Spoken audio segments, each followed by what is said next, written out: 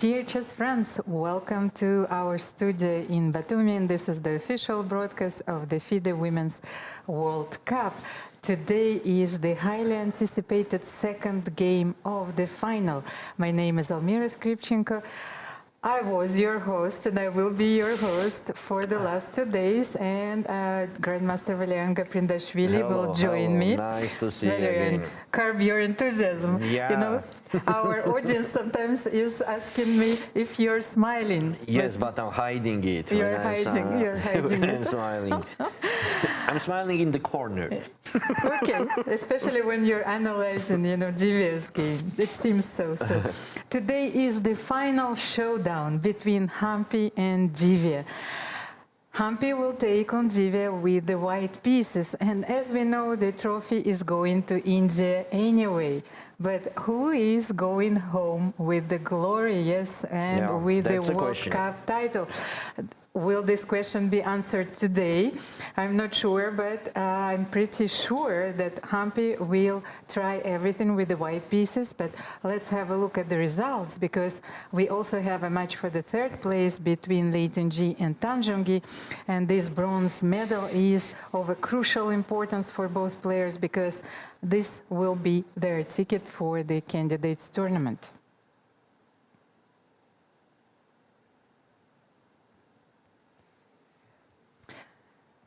And Humpy is already sitting at the board. So yesterday we had 2 draws, Valery, but such different draws. Yes, absolutely different, because the game between Divya and Humpy was too complicated, with a very dangerous position and moments for Humpy, but in the end she survived. From other side, Lei and Tan was playing quite game, and in the end they just agree on draw. Yes. Compared to Divya and Humpy, it was not even agreement when they repeat the position 3 times. You remember that? Yes. So it means that they are too motivated to fight. Yes, it was a very maneuvering game between G and Tanjong. I am expecting another draw today, and I think that they will put the emphasis of this match on the rapid tiebreaker. And Valery, there is one question that I wanted to ask you, because I was thinking that maybe it's time for a different narrative in women's chess, because this tournament already showed us that maybe it's the beginning of the golden era, yes, for India's women's chess, because they are the winners of the last Women's Olympiad. All the Indian players have been performing very well.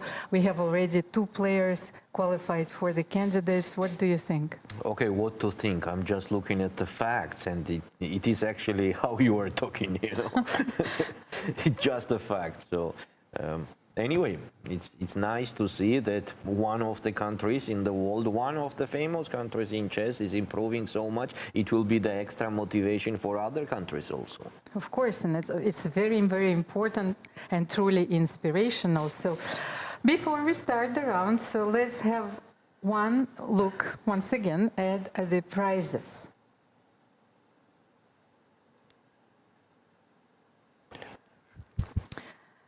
And here we are.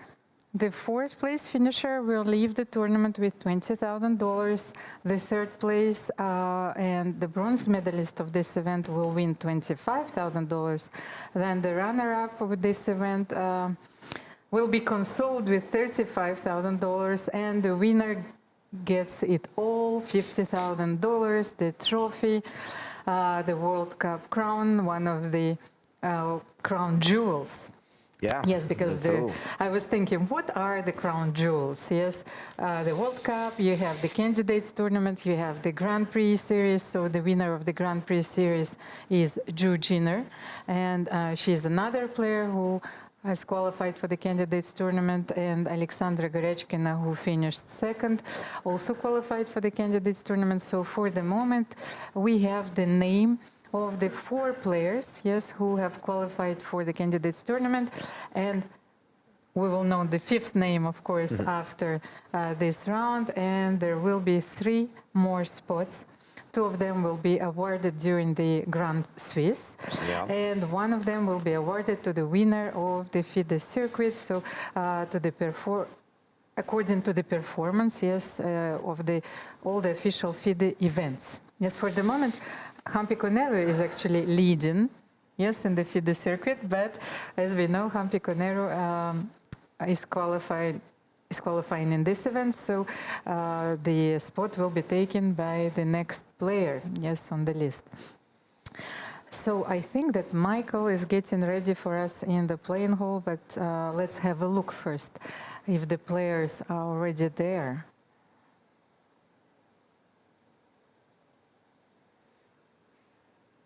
Okay, Divya is sitting there, so does her banana. The banana, the silent companion. So the banana, you are saying that banana is only for the second control, time control. I think so, but it's also like, I think it's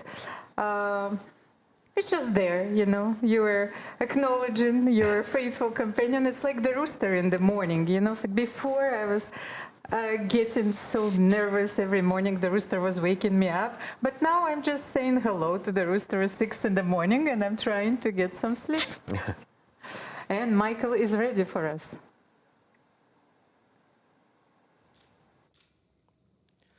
The stage is set. The players are ready. The cameras are rolling.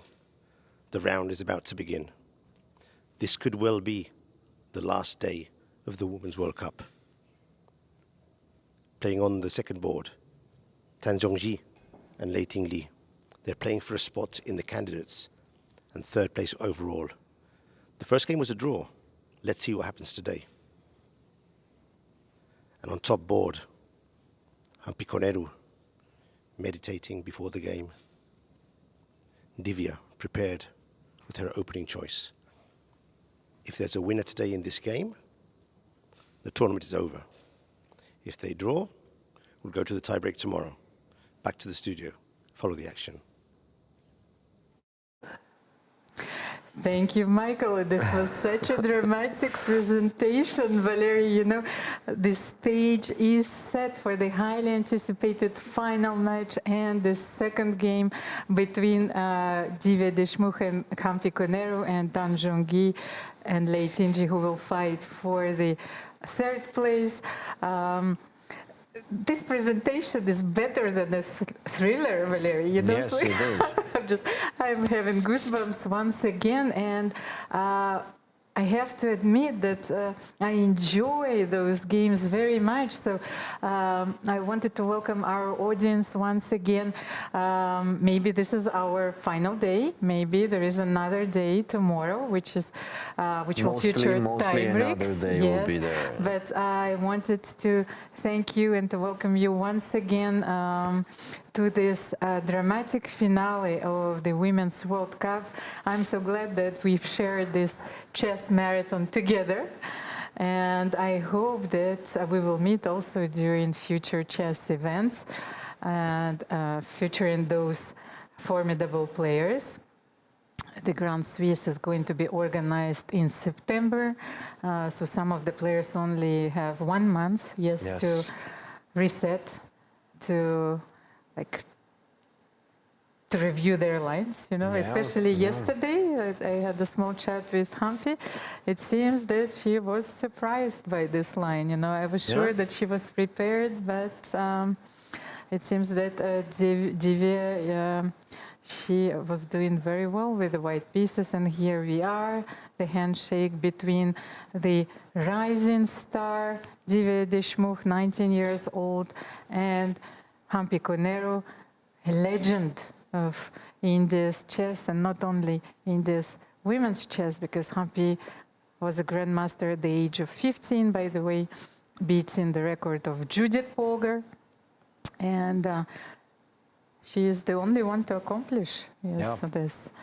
Knight f3 and d5, e3. Okay, once again, we are witnessing a tricky move order. Valerie, what do you think? Will Humpy play d4, c4 I think c4 here? c4. Mostly, this is what we have to wait for. from Humpy. And actually, after these moves also, knight f3, 3c4, b3. Huh? Let's see. So Let's show, we yes, are. maybe c4 here.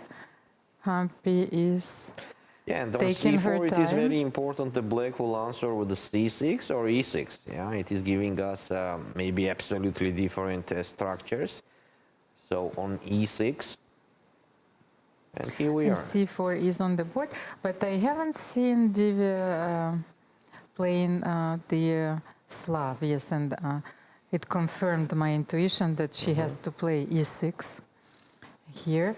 And will we see b3 on the Or board? d4, Or d4, honestly. yes, one of those. But anyway, I think Humpy will start with b3, and she can do d4 later.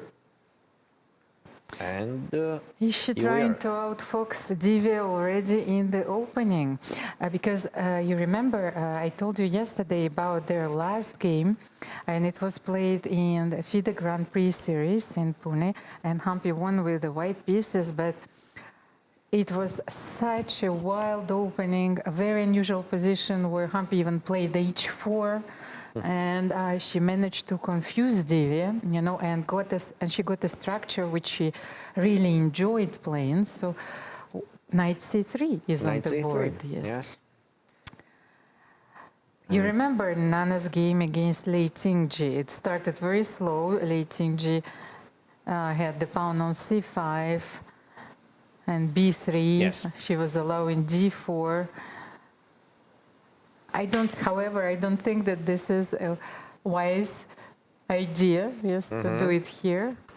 After knight c3, c5, maybe Humpy will take on d5 and then play d4, depending, of course, on Divya's So you choice. mean this line? Yes. I still like to capture here on d5 with the knight. Yes, of course, we can explore several options here, knight d5, but I think White's reply is d4 anyway. Yes, here, so let's try d4 while the players are still thinking, what are you going to do here? Knight c6, yes, maybe, yeah. or c takes d4 is also possible. Then you have the possibility of playing three moves, bishop d3, which is the most natural, bishop c4. Yeah, okay, let us maybe refresh. And Divya goes a6, by the way. a6. So Yeah, she's very prepared to interesting take move. on c4. Yes, let's maybe refresh. Yes, our computer. Okay. So here we are, and let's just show the final idea here. So if you take, maybe let's just get back to the position, and of course, then we will analyze the current So, position. c5, c takes d5. take. If you take knight d5, then d4, knight c6, and then of course you can play bishop d3, and then you will play this position with the isolated pawn. You can play bishop c4, which may lead to similar positions than in Queen's Gambit accepted. By the way, we can also have them in the game because Divya just played a6. But you can even play bishop b5 here, by the way. And I think this move forces black to take on c3, and white will have this pawn structure. Yes, b takes c3. So a lot of interesting options here, of course. However, Divya decided to play a6 here. So a6 is a useful move. Of course. Black mostly needs that move to do.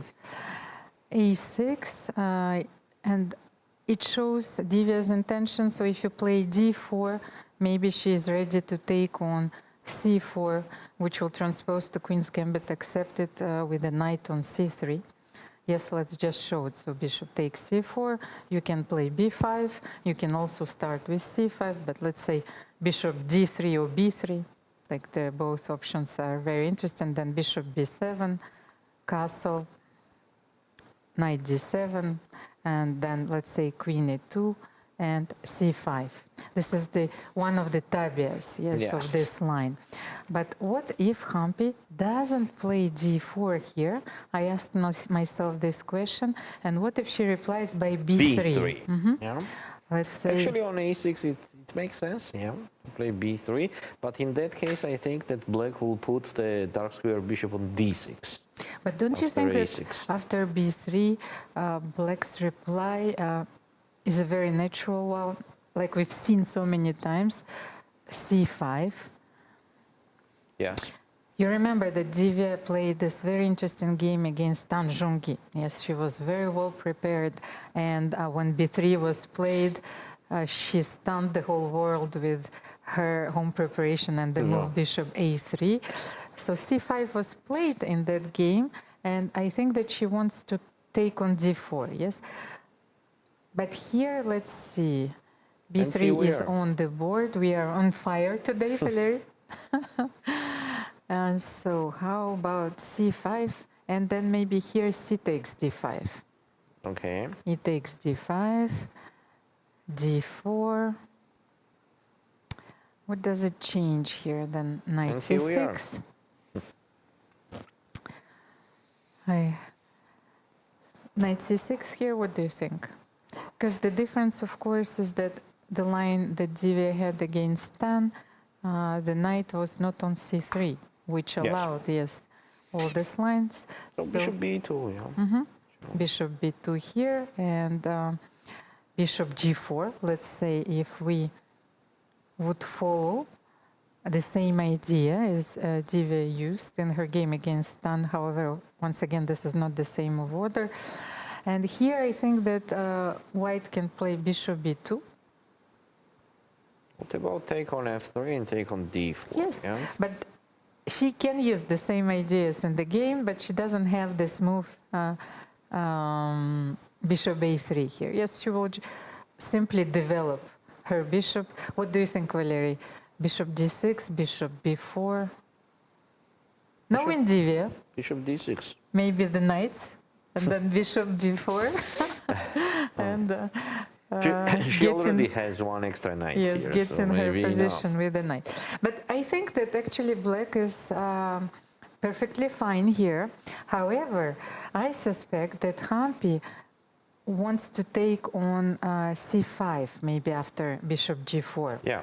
that What do you makes sense. think? That makes sense to keep the isolated pawn, but I don't think the black has any troubles. Also. But once again, this structural change does not really favor white, but maybe it's like slightly more comfortable, yes, to play this position for white. At least like we have to take into account all the aspects of their preparation, and the psychological aspect is also very important. By the way, let me check if I have a few games in this line after bishop takes c5 and let's say bishop e2. Yes, Valerie, because we know that d4 is a very important idea for black to get rid of this isolated pawn. And oh, it's a surprise. Arjun Erigashi actually plays this line with the white pieces. Rapid games, but still. Arjun Erigashi against Daniil Dubov, castle, castle. Let's see how this game can develop. We should explore, of course, a few possibilities. Rook e8, a very natural move played by Daniil Dubov.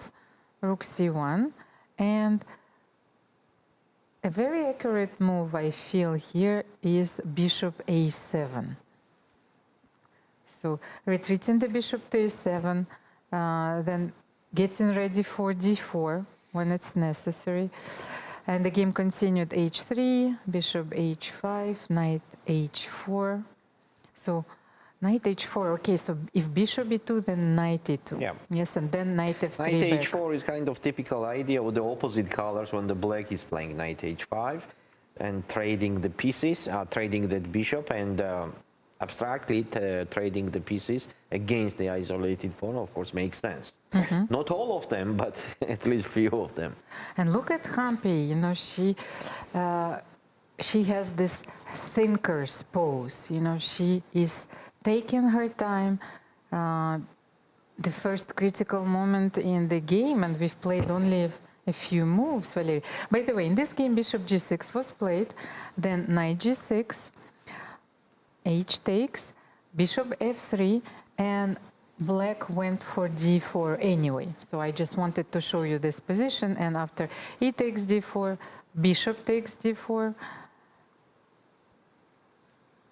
with no, quite a balanced position here. Yes. What do you think, Valeria? I think that Yes. Knight a4 maybe. Huh? yes, knight a4 was played, but I was thinking maybe it was good to keep the bishop pair on the board. Actually, I was thinking to take on c6 and then knight a4. That makes sense also, no?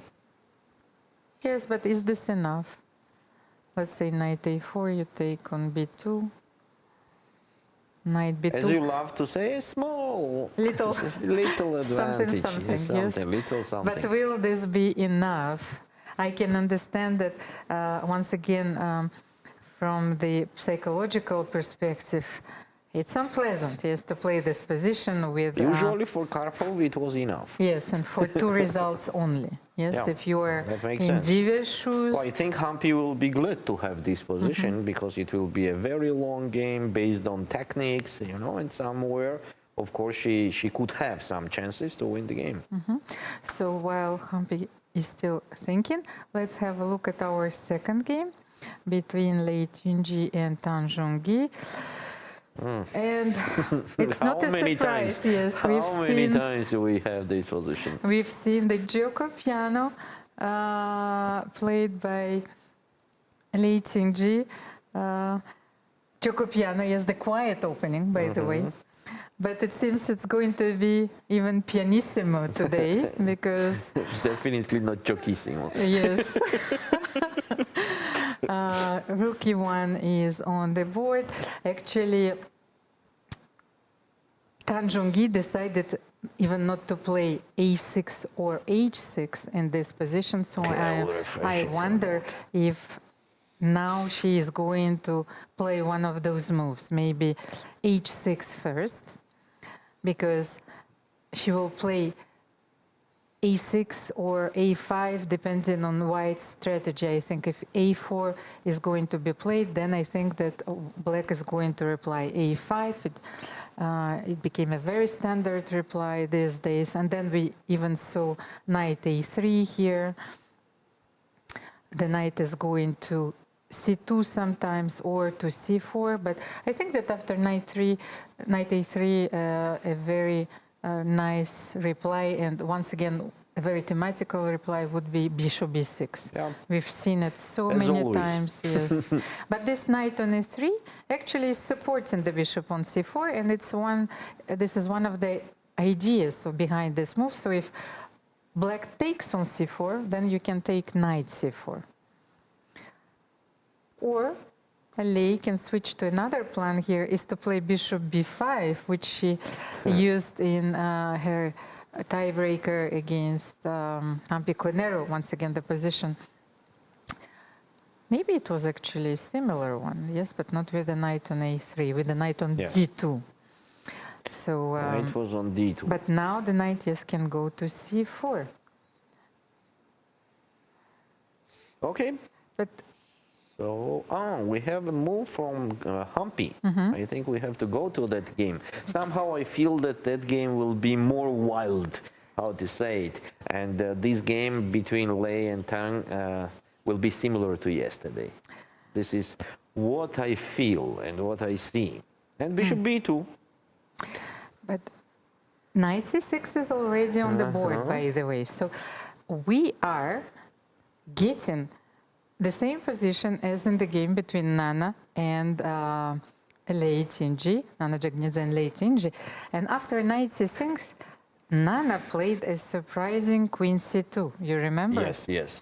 And then Lei continued after very, very, very long thought.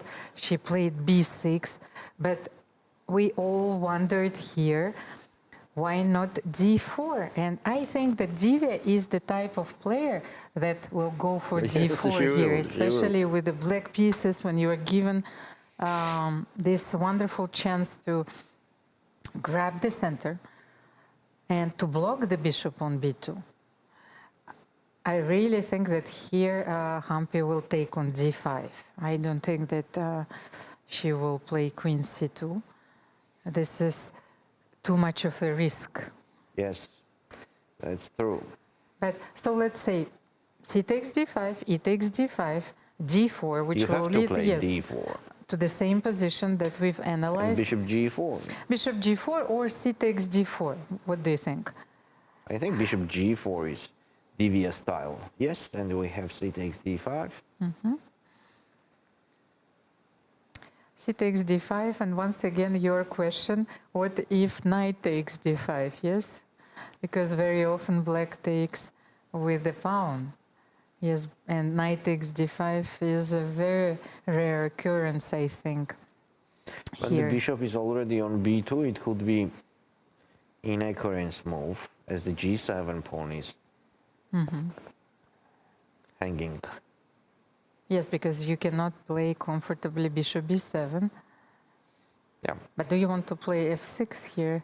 But the moment you play f6, and with the idea, of course, of establishing this Marozzi bind, yes, let's just show this, of course, for the bishop sake of the e2. truth.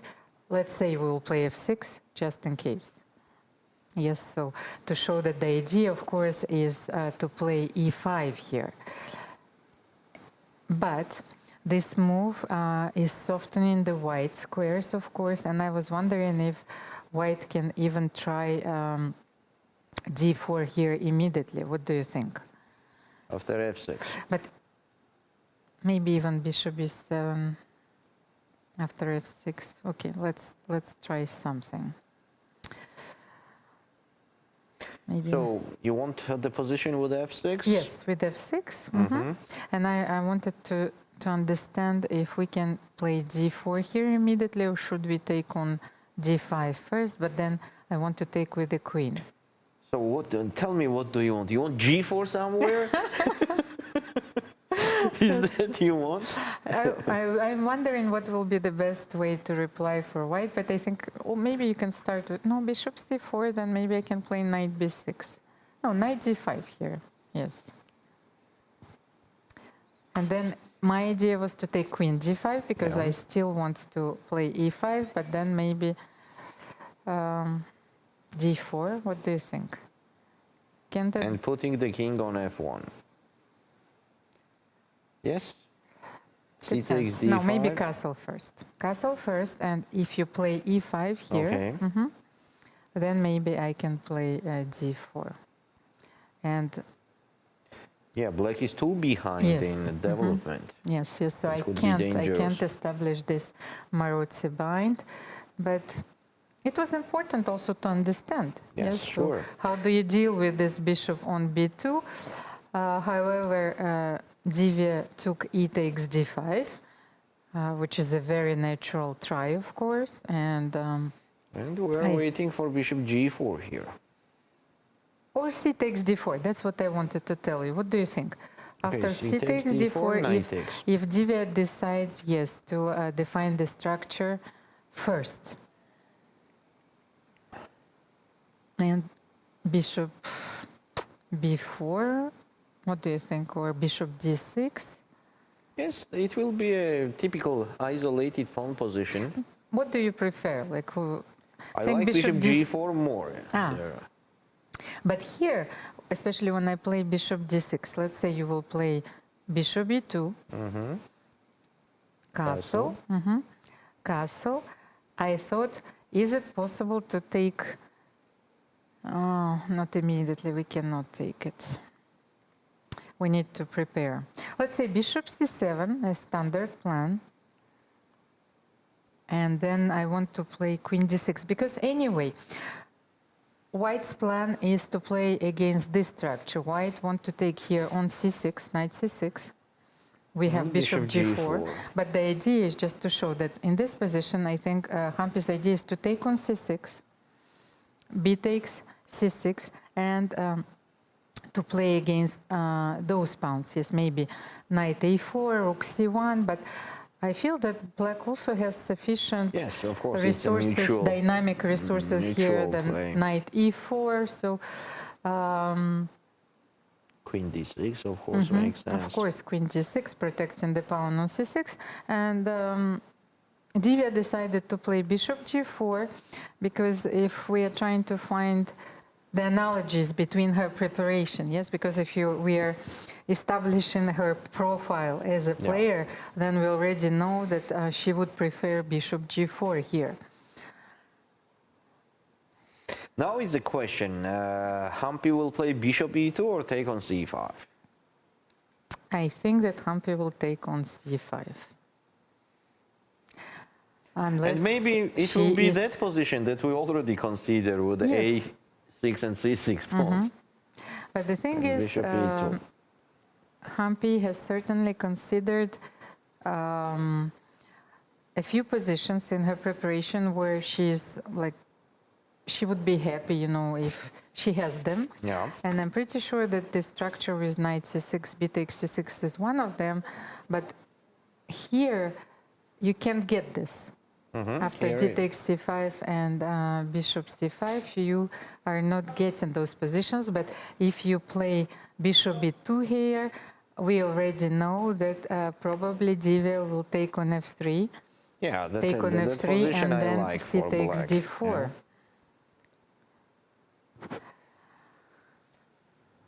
It has to be equal. So what is Humpy looking for? D takes c5, bishop c5, and then bishop e2, or bishop b2 here. Yeah. But okay, let's have a look once again at this position after bishop f3, like after bishop b2, not d takes c5, then c takes d4. By the way, let me check. It's the moment where I have to ask the oracle, the database, if we have a few games in this position. And by the way, here we are. I have Nakamura Carlsen, and Carlsen has played bishop b4 in this position, and I was right. The idea is actually just to give the second bishop, to trade the second bishop for the knight. And Magnus Carlsen drew against Hikaru Nakamura after bishop c3, yes, so castle, bishop c3, castle.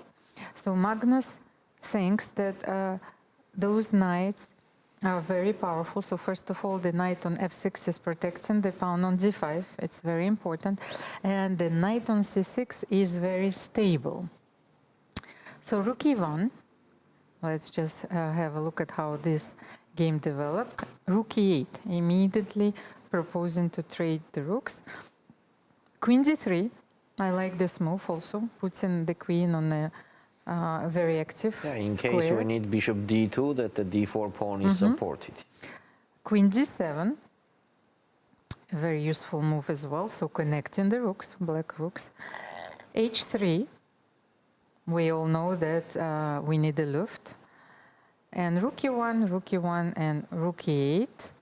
Rook e8, queen e8, and Magnus Carlsen has successfully defended.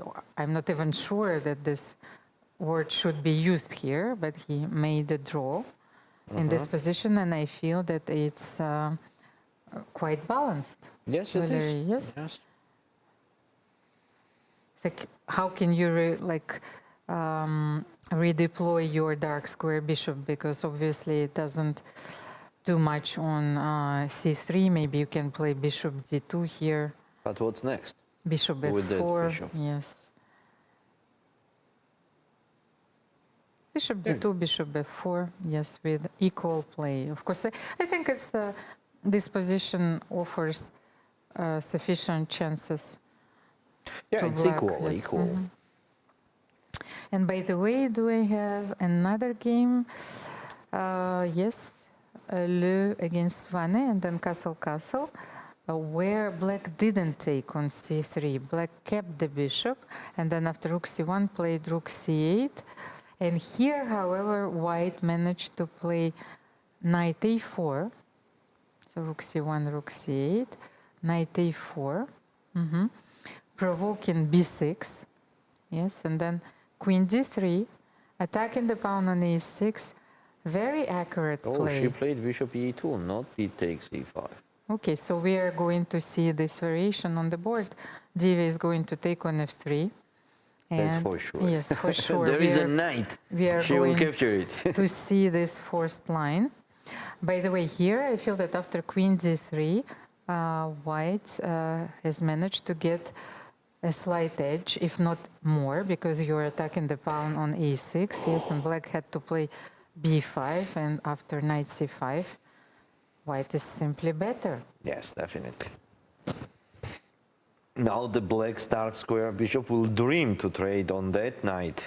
as on c3 it was much better. And here we are. Here we are. Divya saw the knight on f3 to capture, and she did it. Definitely, I think that's the best move for black there, to take on f3, and definitely she will capture on d4. And it's very interesting. She will do bishop b4, and I think she will do that. Of course. She will do that, and will capture another knight. And here we are. We will have another philosophic battle. Yes, bishops against knights. Bishop b4, we are expecting Will this it be move. immediate answer? Yes, here we are. Here we are. Told you, we are on fire today, Valery. And she will capture another knight.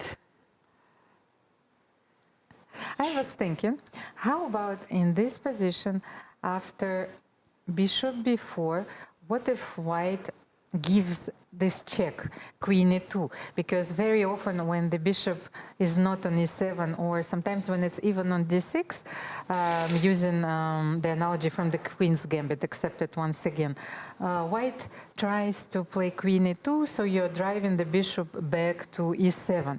But how should black Queen reply e7. here? But if you play queen e7, then what if queen e7? Are you going to take king e7? That was my question. I think so. Because the same analogy exists once again in the position that I'm talking about. So you have to be ready for this.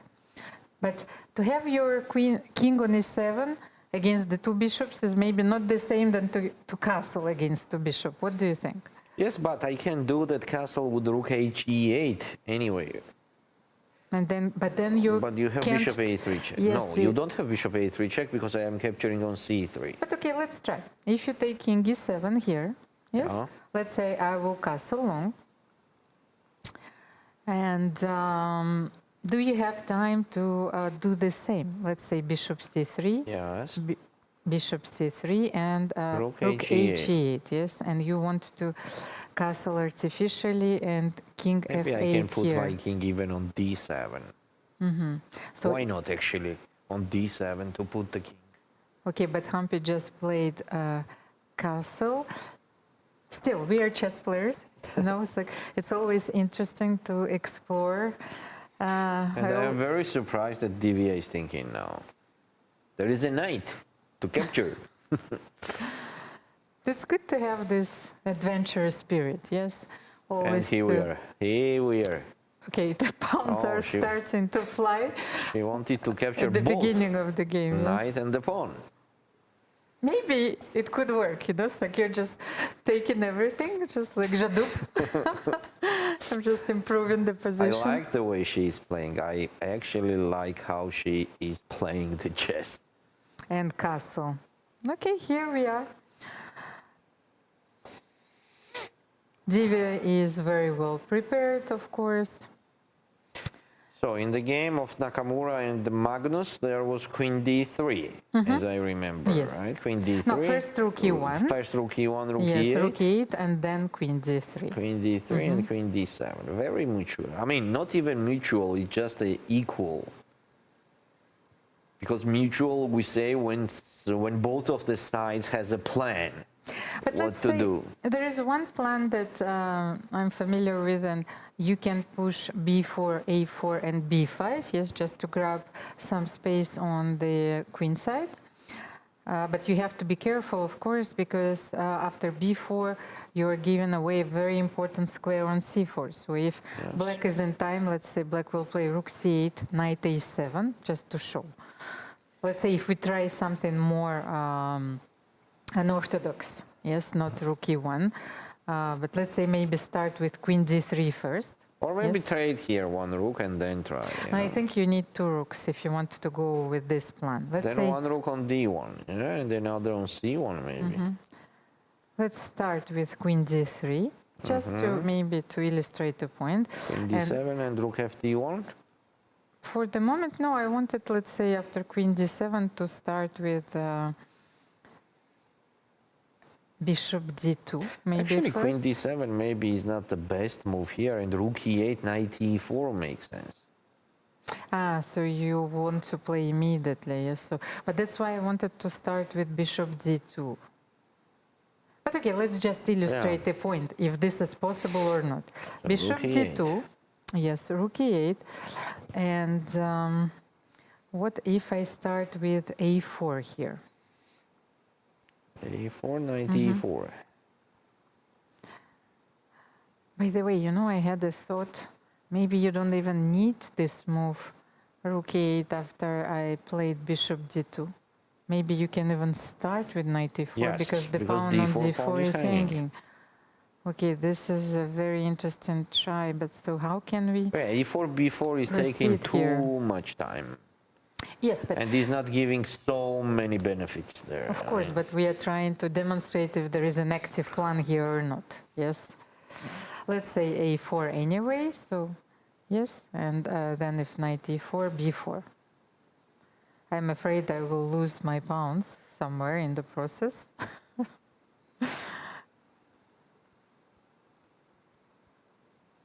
So how do you reply yes to this? B4. Maybe actually Queen D6 was a better move, don't you think? Then I can't play B4 anyway. Because let's say you take this dark square bishop here, Queen D2, Queen D2. Then immediately A5. Oh, A5, okay, because I To thought ensure maybe the B4 square forever for the knight. I thought maybe Rook C8, yes? So You want me to get in the bad position no, with I black, want right? to show something. So let's I say know Rook you're B1. something, then you lost. Then what are you doing? No, I wanted to show here, actually, the Okay. idea is that Rook C8, Rook B1, yes, to push B5, and here that's what I was talking about, Knight A7. Yes, and this Knight A7, first of all, protects, of course, against D5, but you also can put the Rook on C4. And the E4 pawn is also Yes, hanging. and the yeah? E4 pawn is hanging. So this plan, which seems active, yes, and the only active plan, may actually backfire. Yeah, yes, sure, if white sure. overpushes. Actually, that's what I wanted to Yeah. show. Yes. So here we have the simple rule. You have to play active and aggressive moves when you have advantage. So if you don't have advantage, that A4, B4 could be dangerous, definitely creating the weaknesses in our own position. So, who is thinking here? Whose turn is it? Divya?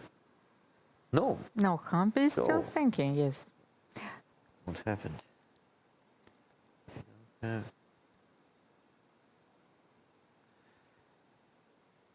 So take on C3 castle, and this is a position where Humpy is thinking about Queen D3 or Rook E1. Yes, these are What else? both moves are very natural, of course, but maybe you can start with Queen D3 and then play Rook E1, as we saw, or start with Rook E1 and then play Queen D3. So both moves are actually directed against this Knight E4 idea. Yes, Yeah. so white is controlling the E4 square. So does it mean that we are going to the both of the tie breaks there?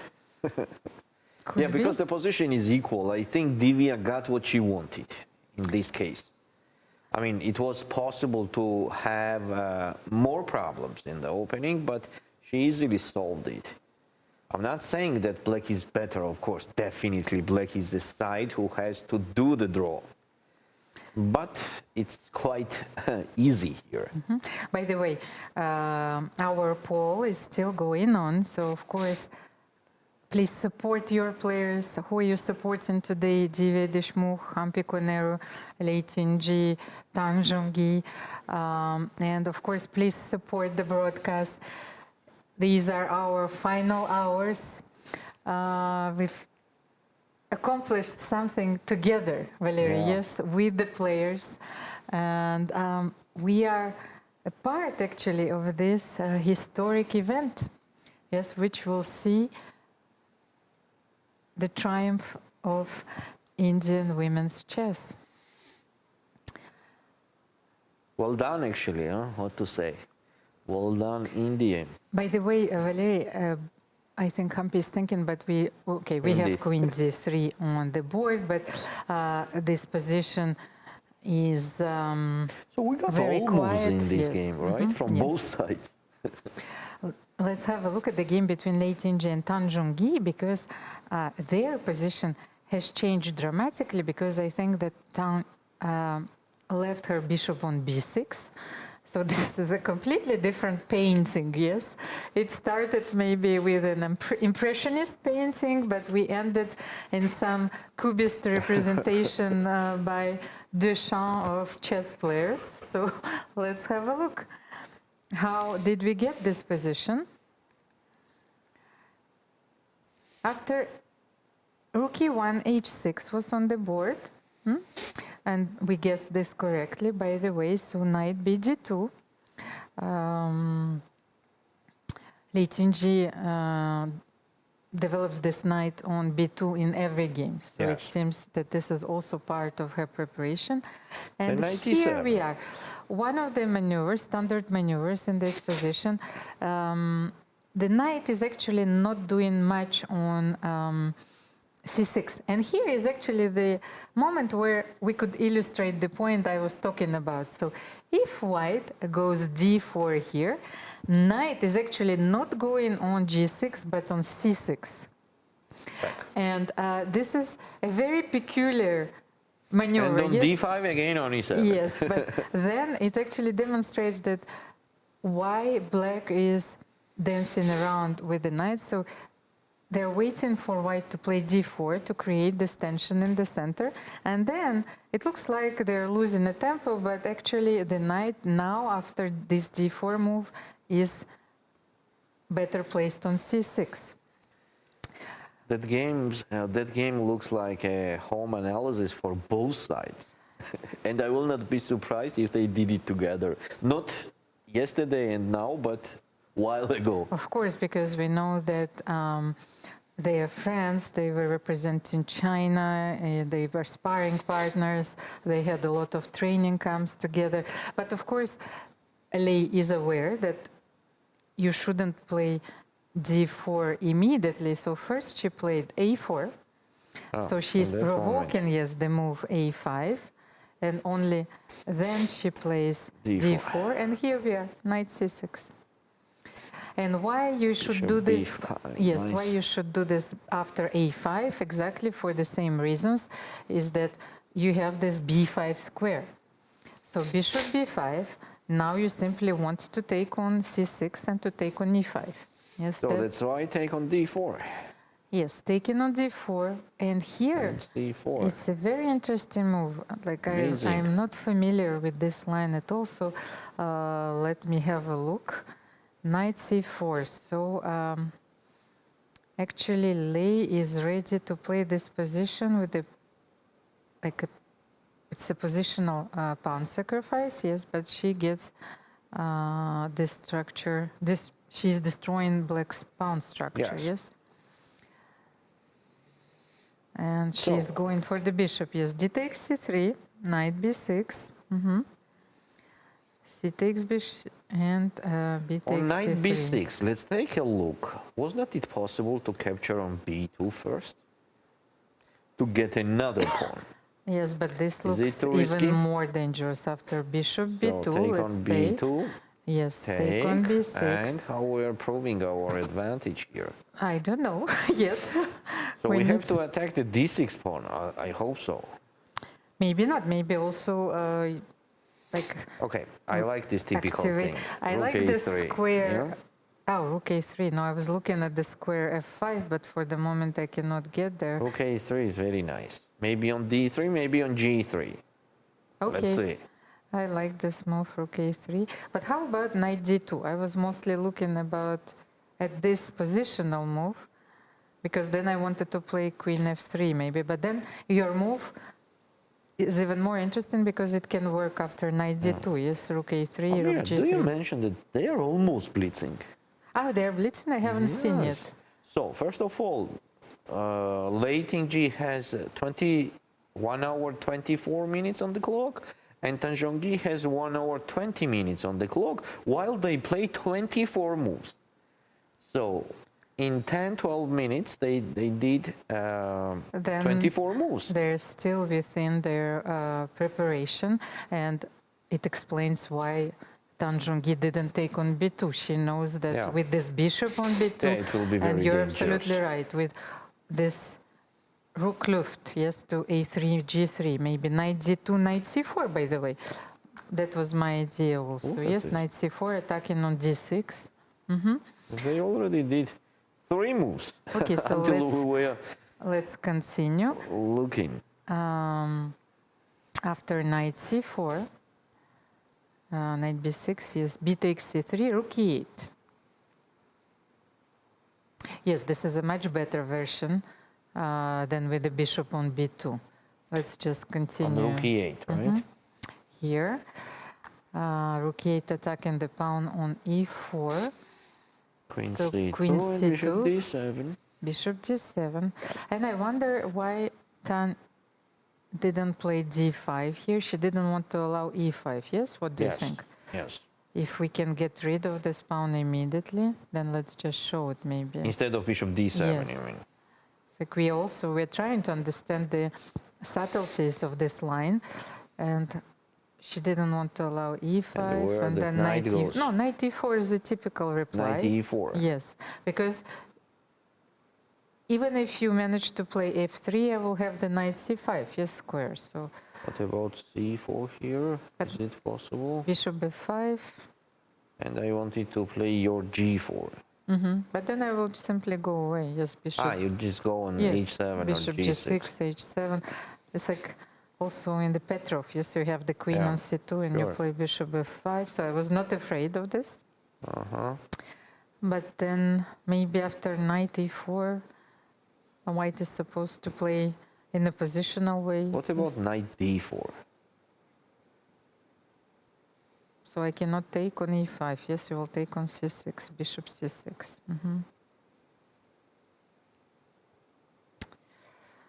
Maybe now bishop d7. Yes, it was played in the game. Let's just show maybe that after rook e5 we had simply bishop c6, losing the house. And knight c6. But I feel that black is fine. However, of course, I understand that Lei Tinji can claim that she has sufficient compensation because this dark square bishop. Okay, what was after rook e2? may support, e8. I think she yes. played d5 anyway there, right? After rook e8. Queen c. Yeah. No? I don't like. I haven't seen the no, moves she yet. did not. She played d5 the way later. Oh. Bishop d7, bishop f4. And d5 was later. Okay, maybe let's go to the current position. Anyway, which if is all very this interesting. is It's their already the home past. analysis, of course, yes, we cannot live in the past. And What's what the do we have unusual here? position? Maybe knight d6 for white makes sense. Yep, somehow we're pawn down, and maybe we'll take back that pawn after knight d6. The b7 pawn is hanging, so rook e7 seems like the... Thing is, you're not losing after knight c7. Yes, I was looking at this knight c7, but you have rook e2. Knight c7. First of all, okay, we need to that's yes, even we need to dangerous, answer right? this question. But how about rook e2, and then maybe something like queen d3, and I want to play rook d8 check. I was thinking, how about this position? So queen d3? Yes. And I want to use this moment where the queen is on h5, and I want to play, and my knight is on c7. I'm not allowing you to play rook e8. Yes, so I want to play rook d8 here. What do you do here? And what's going on after rook d8? If I play just rook c8, for example. Yes, you have to run for your life, by the way. So rook d8, or you are changing your mind? Let me see, rook d8, then king h7, and what do I have? And if I play f3, just to check, Where are you on going? rook c8. Yes, where are you going with your rook on e2? First of all, Maybe rook b2. I'm not allowing knight g4 also, just in case. And here after rook d8, you simply take rook d8 and then queen d8 and then king h7, and I have a lot of problems with my king. Knight h4, yes, is coming. Yes. No, I cannot play this. Queen c5 check also unpleasant. No, this is a very dangerous position, so maybe knight c7 should be avoided. But then what is our next try? It's knight d6, yes. But what So if still rook e2, knight right? e2? And how And about queen b3 to attack the f7 pawn. That was my origin idea. this is more subtle. I agree with you. So you're attacking on b6 and f7, but then maybe not rook e2. Yeah. Yes, because b7 is also attacked, and Maybe rook e7 straightly. by the way, this rook on d4 is stabilizing the whole position for white. Yep. For once, we're not saying it about the knight, but about the rook, you know, that this is a monster, you know, just controlling the fourth rank and supporting the knight on d6, protecting the pawn on h4. When I learned the moves when I was very young, and somebody was explaining me how the rook goes, he was always putting the rook on d4 or e4. you know? Really? Yes, and I This remember is so all unusual, the time, yes. yeah, that it has a lot of squares to go, you know, left, right, ahead, behind. But okay, let's try then maybe after knight d6, rook e7. Protecting on b7 and protecting on f7. Seems natural. What is your follow-up in this position? Because the knight on d6 is actually controlling all the squares. e4, you cannot Seems jump good. knight So e4. rook b1, yeah, to get in the game with another piece. Rook b1 and rook b6 and rook b5 is a threat. Rook b5 is a devilish threat. Second, I'm losing after rook b5. Is Maybe the you have queen- queen e2, but Yes, but then rook b6 and rook Yeah, b7, b7. yes, with a much better endgame.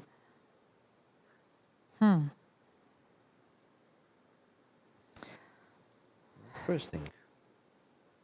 So maybe rook e7 is not the best option then. And if I play, let's say, Maybe rook queen b6 is e2, can I play then maybe queen e2? No, I cannot. Rook d2. Maybe on knight d6 it's better to play rook e6. Okay, rook e6, and then if queen b3. Now f7 is not hanging, right? Yes, but maybe I will have knight f7 and rook e1. That's why rook f8, Okay, just to protect everything there. but now I can take on b6, and this is fine. This is a very nice position for white. So the problem is that Lei Tinji in this line, she managed to restrict all black's pieces. Yes, the knights, the rook, the queen, and if you have to play rook f8, this means that this is wrong. Yes. Maybe there is a concrete line, a very straightforward line for black where she knows how to hold this position, yes, and how to draw. I think she knows. but When it- you are getting to this position in 10 minutes, you definitely know what to do next.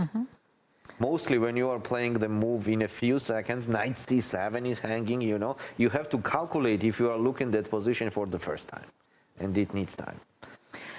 By the way, we have a few moves in the game between Humpy, Koneru and Divya Deshmukh, but Oh, exactly the same the position. nature of this position is completely different. Yes, today it's actually, we have those games reversed. Yeah. It's a more quiet game in the final match and a very unbalanced, chaotic game between Lei Tinji and Tanjong. So we had queen d3, rook e8, then rook e1, was Yeah, played, that's a and position of Queen Nakamura and D7. Magnus Carlsen, right? Yes. So Divya once again showed excellent preparation. So in that game that we review, it was rook takes e8, right? Rook Yes. takes e8, rook takes e8, and rook e1. And did they agree on draw or they continue No, playing? they played for a while because I feel that it's sort of a moral duty, yes, that, and it could be something which might confuse Humpy because you feel that you have two bishops, you're playing with the white pieces, and somehow after 15 moves, there is nothing to claim on the Yeah. board. Yes, it could be so frustrating. Yeah. And that's You still why, have a feeling that you still have to do something. of course, and that's why I'm It does not have to be So- the end of the game. those are the nuances which are going through their heads, but which have to be taken into consideration. So will Humpy say, okay, let's call it a day. There is not much, even though if I have here a pair of bishops, or she Actually, may try you know what I was something. thinking about right now? I agree. I completely agree to the both tie breaks. That will be super match. Super exciting to watch. Yes. Yes. With a lot of dramas, for sure. With a lot of, and I will be, just glad to see, the sacrificing. It will We're be this- missing a little bit. Okay, there was some sacrifices, mostly from Divya, but a lot of them will be very nice point of the last day of the tournament. And it will be the ultimate showdown, yes?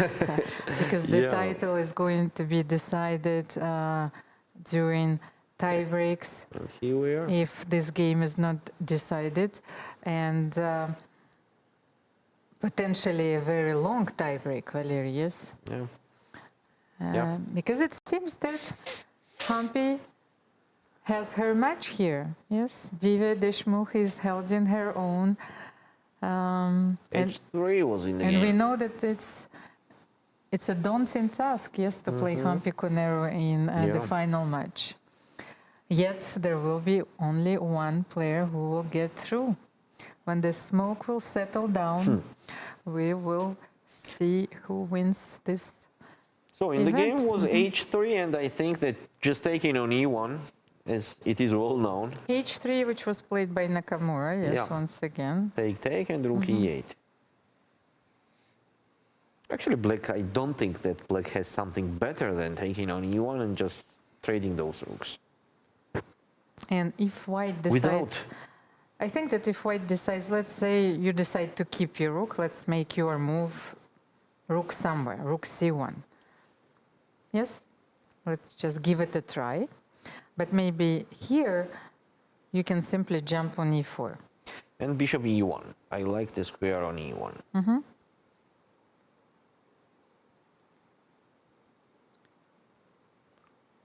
So what Is do you it think about interesting this to play position? knight G5 and knight E6? Huh? Wouldn't it be an interesting try? So knight G5.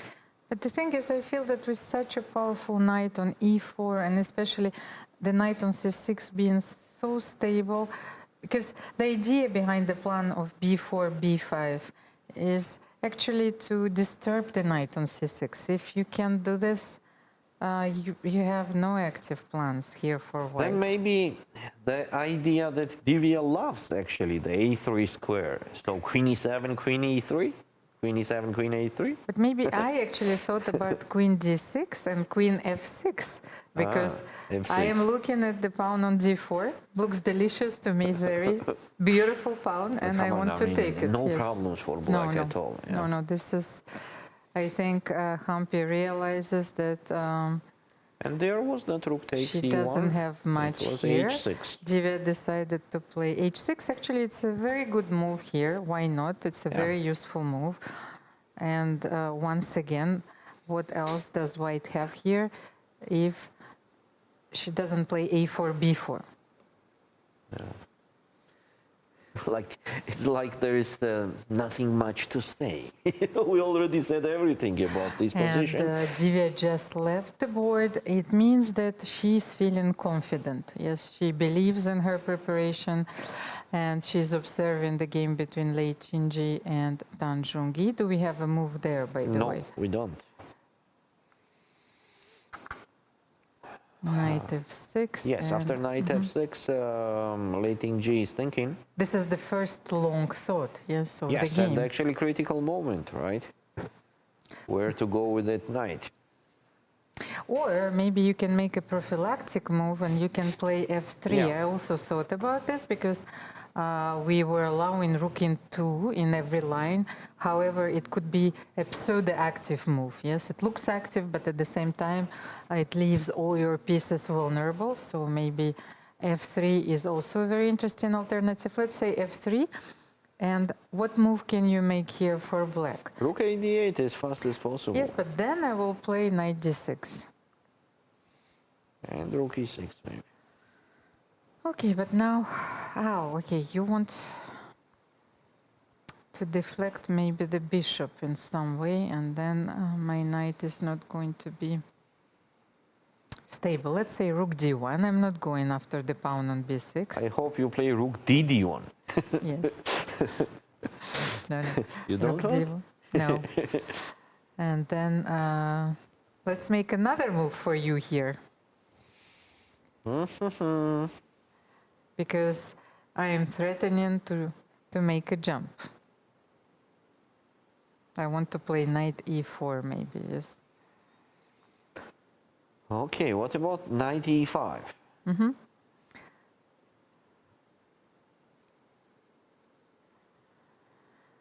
Knight e5 and I'm not winning anything, yes. So what if knight e4?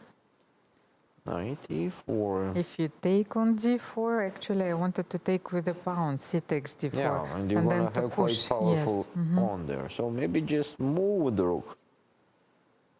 Move, where to move? Maybe you can play simply rook e8, no? Rook e8. And then if knight d6, you can go back to, but if rook let's try e8, rook yes, e8. then maybe, Actually, why not? yes, I don't see why not. Okay, knight f6. How do you take here, by the way? With the rook. Yes, but then I will play rook d8. Then you have, okay. Maybe okay. I have some play I got here. your point. Okay, I will take with the pawn that, okay, I'm okay with the double pawns. Oh, but maybe there is something here. Maybe rook b1 now, okay, but even though, okay. Actually, I have I the song understand this. ready now to sing, and that song is I Will Survive. Ladies and gentlemen, Valery has finally revealed himself, his true nature, it's like, so he is going to perform I Will Survive by Gloria Gaynor. Well, actually, And I can this add, is something I am actually more excited to witness than maybe the tie break, Valery. really? Yes. Okay, so maybe this will be our first break because both players are in deep thought. Yes, after h3 and h6, we don't have a move. So we will take a short break. And of course, stay tuned. There are a lot of videos, a lot of material that has been prepared for you to enjoy. And we will be back in a few minutes.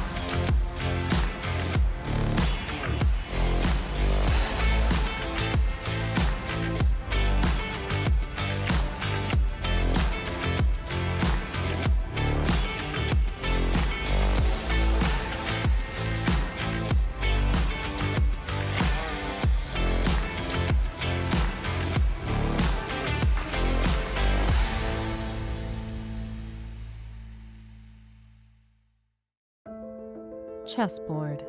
64 black and white squares. Or is it more than that? It's a battlefield. A stage where strategy meets instinct. This is where women play their own way. Playing with fire. Playing with heart. Playing with emotions.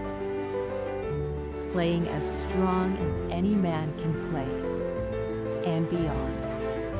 Every move you make breaks the old rules. Every game you play redraws the map. No ceilings, no labels, no limits. This is not just a game. This is your arena.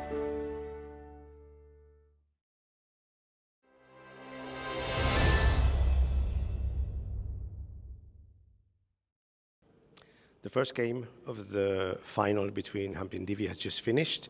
A very exciting game, and we're live now with Humpy. I'm going to get her thoughts on the game. Humpy, first of all, congratulations on the draw, on the performance. I have a few questions because the game was very exciting. First of all, it seemed to me from the outside that you dodged a bullet today. Would you agree on that assessment? You dodged the bullet.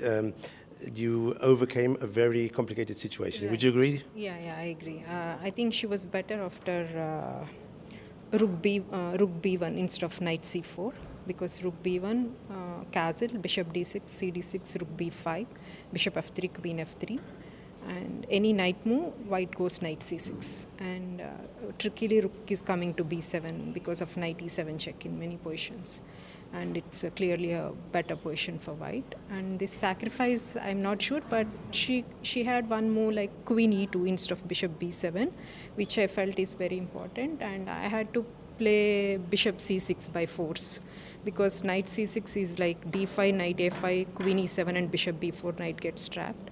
So bishop c6, maybe rook b1. I'm not sure what was going on there exactly. Like rook b1 was one of the possibilities to play, and it's quite a complex game. Humpy, your calculations are spot on. I can confirm that because we were following the game with the help of the computer. It's unbelievably impressive that you can come out and give those lines without any help. My second question is a very specific moment of the game. We were surprised that you played king f8, allowing the pin, instead of king d8. And I wanted to get your thoughts so that the viewers can see the game on the board. Why not king d8? Is there something you saw there that you didn't like? No, I felt king d8. I don't remember exactly, but I felt this was the wrong move. Okay. It was more intuition then. Yeah, right. Okay. Yeah. We were using the engine, of course, and we found out it was the correct move, but of course... King d8 is the correct move? Yes, but of course, we have the hindsight. Yeah, okay. You'll see it afterwards. In any case, it was very exciting that moment. And we were very impressed by your very fast h5. Did you think that after h5 you were out of the danger? Yeah, I'm out of the danger. Okay, so that must have been a relief for you then. Yeah. Okay. I had a question about the opening. You don't normally play the Queen's Gambit accepted. You have played it in your career, of course, many times.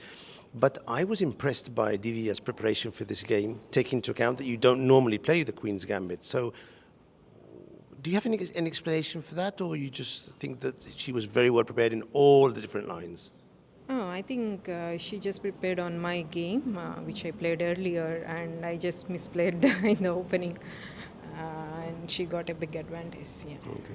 And my final question, and so you can have some rest for tomorrow's second game. Were you surprised that she played King H2 so low on time, avoiding the threefold draw? And in fact, she nearly lost on time. It was not also too risky. Like it was quite okay. Because you always have this queen b7 or rook b8 coming to defend the king, so it was not risky as well. Even so, I was in the room, and I actually saw that the last move, she was left with 1 second. I mean, if she fumbles with the rook, she's going to lose on time there. That is a bit risky, is it? Yeah, of course. Okay. Humpy, thanks for staying with us, and we'll leave Humpy because she has quite a few fans that are waiting for her over there to share your thoughts and have some photos. Thank you, Humpy. Thank you. Washington, D.C. August 4th to 5th, 2025. The Smart Moves Summit, a global education conference where chess meets learning. Held alongside the FIDE World Schools Team Championship. Global dialogue on chess, cognition, and education. Federations, researchers, EdTech. One stage, one mission. Topics that move the world. Meet leading influencers. Timur Turlov, Dana Reisnies, Jerry Nash, Leoncho Garcia, and more. Inspire, unite, transform. Join the international community shaping education. Play smarter, learn bolder. Let's make future together. Don't miss this unique opportunity. Register now and be part of the change.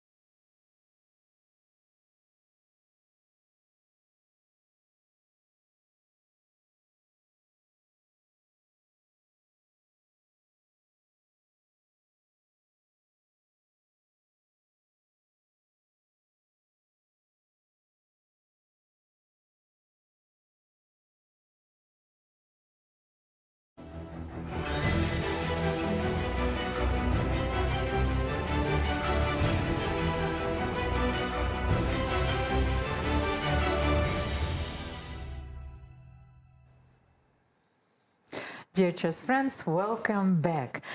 And the game between Humpy, Koneru and Divya Deshmukh is still in progress, but Valery, they have just traded both rooks. So we have a very interesting endgame, but we know that this endgame is very balanced. So with queens on the board, and Humpy is having the pair of bishops, and Divya is having the knights on f6 and c6. By the way, Valery, I found out the bananas mission. Banana is there for the moral support. Oh, yeah. Things can get lonely, yes, sometimes. So, banana is keeping Divya's company. But now, Humpy played queen f5. Yeah, the last move was queen f5. First of all, bishop d5. Yes, it's probably the threat, so we should protect this pawn. How can we protect this pawn? Let's say queen... Okay, for example, queen e6. Queen f6. Is it giving to white any extra chances? So take on e6, take on e6. I feel that it might give Humpy grounds, yes, to continue for a while. Maybe let's say king f1 here, king f7. King e2, bringing it closer to protect the d4 pawn. So the kings are joining the game. Yeah. Yes, finally. The kings are allowed to have fun. That's not very often that we see this, but actually I think that this is the position where Humpy might try something, yes? If I put with black g5 and b5. Yes, but then maybe I can regroup, play bishop d2, g3, f4, who knows? You have to be very sure to put everything Okay, of course, with queens on the board, with like on black the line e7, with the move queen is6. That's what I wanted to say. So, but it's do we easier have, to play. let's say, if we protect in a more obvious way, what if we play queen d8? I just wanted to illustrate another point. Let's say you will protect the pawn by playing queen d8. Humpy can switch to another active plan, and that's what I wanted to illustrate. Does it work? So let's say we start h4 with h4 here, and we need to make a move. What about And then g4. That's what I wanted to say. Let's say you play b5, doesn't matter. I don't think that b5 is a good move here, but just to illustrate the point, can I play g4 here? Or this game is still within the drawing margin, so to play g5. No, but actually you always have knight e7 97 is very protective yes, resource. Knight e7, knight g6 is jumping. yes, no, especially after g4, let's say queen g3 here, knight g6, and if I play g5 here, you will probably win this pawn. Yes, you will take and play knight h7. No. Okay, so if this plan exists, Humpy needs to prepare it. Yes, maybe to play g3, h4, then king g2, maybe then improve her pieces, shuffling them around for a while, and then to strike at the right moment. Because it seems that black has sufficient resources to, not even defensive resources, I would say sufficient resources to counter Humpy's plans here. So, but what if knight e7 then, not even queen d8? Can I play knight e7? Queen e5? Queen e5 and then queen somewhere. Oh, you have excellent queen c8, by the way. Queen c8. Oh, okay, you're trading the bishop on c3 against the knight take on e7. e7. Let's check this line. Take on e7, take on c3, and take on b7. Don't I have a draw here by queen c1, queen f4? That's it. I think there is a perpetual because Queen you can c1, play just g3. perpetual. Yeah. And this geometrical motif is well known, of course, so maybe after queen c8, then you don't have to take on e7. Can you do something like bishop d2 with the idea of taking on h6?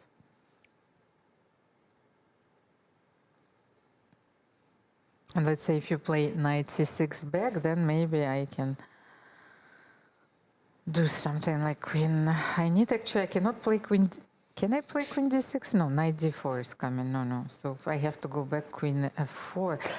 It seems that the white queen doesn't have queen enough e6. squares. That's gonna take a long time now.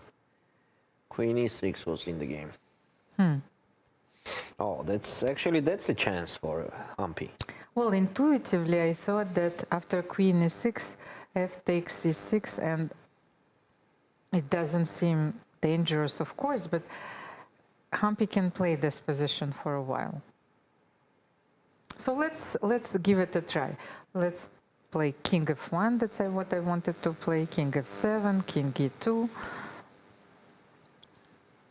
What do you do here, by the way? g5, you want to g5, I think I have to put.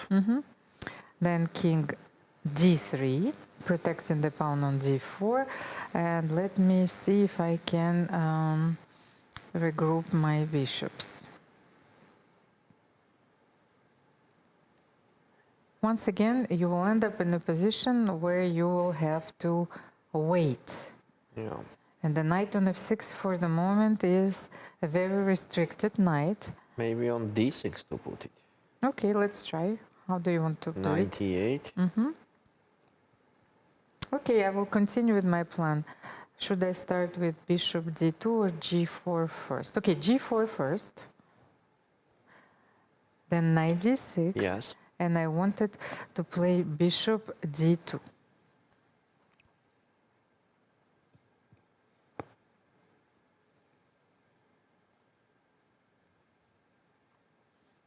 What about knight b5?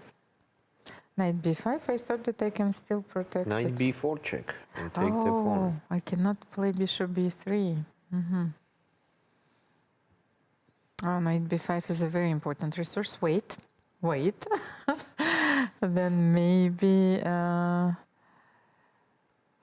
okay, now I understand. Here, maybe I should play a4. I'm not allowing you knight b5. What do you do now? b5.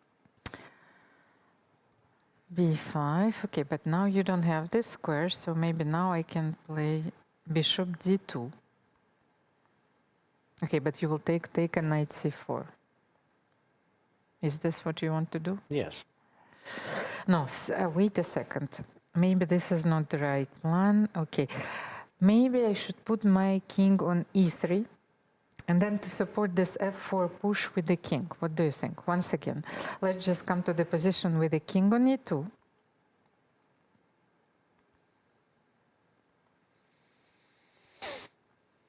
And then I want to play king e3 here. Let's try something like this.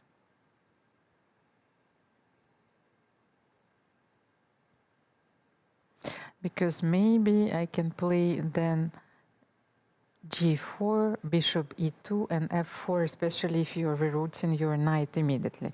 But let's say you do the same thing, especially that... Now, yeah, 98. Yes, let's try. So g4. Actually, I like my knight on g6 more, you know? But maybe let's just okay. check this line, if it works or not. Let's say bishop e2. So I'm not allowing maybe knight b5. Let's say you make a passer move like king f6. So, and I wanted to play f4 here. Does it bring me something?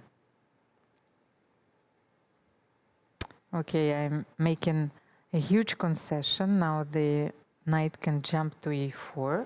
But then I wanted to play bishop e1. Bishop where? No, first I need, yes, first I need to take, check, and then bishop e1.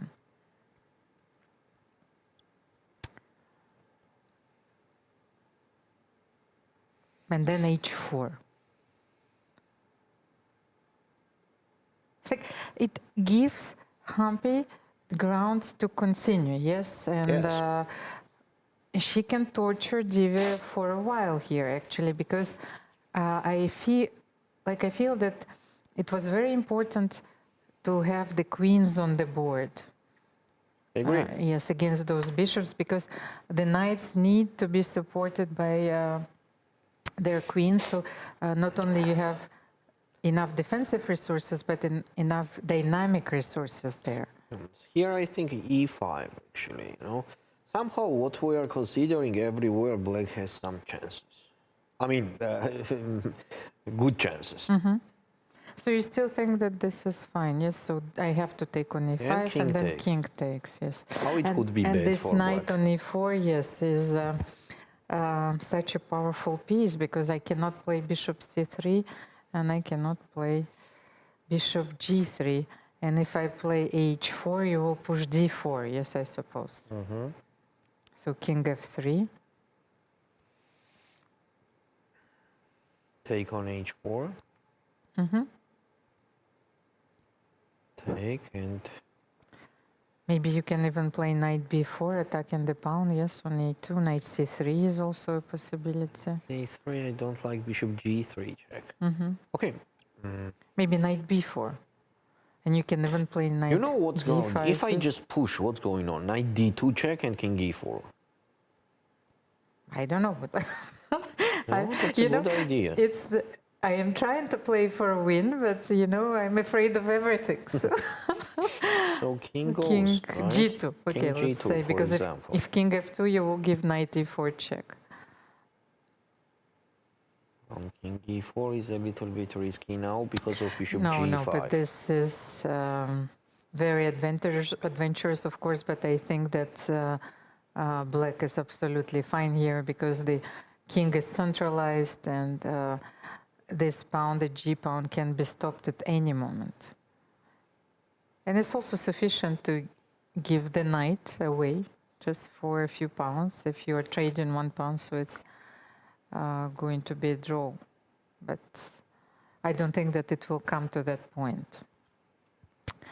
And Humpy Koneru is still weighing her options. So how about the game between Late in G and Tanjong E? Do we have a move there? By the way, we had knight d6, rook e6, so they're following our line, and then queen b3 is on the board. And what are we saying here? We were not sure, by the way, after queen b3, so attacking on b6. Maybe black has to simply leave the pawn, yes, protected, because there is no way to protect it. We are talking about rook f8. Maybe not rook f8. By the way, if you protect it with the queen c5, I think that white can simply take on b7, yes, and then play knight d6 back. What do you think? Yep. It makes sense. Such a strange position, yes, because I'm by the trying way, to activate the knight By the way, g6. since I moved my queen from h5, some knight h5s appear there. Exactly, right? that's what I wanted to find out. So, for Can example, we if do I go something queen here? e7, So maybe the queen should be replaced, yes, also. so you have to play knight d6 Yes, and knight h5.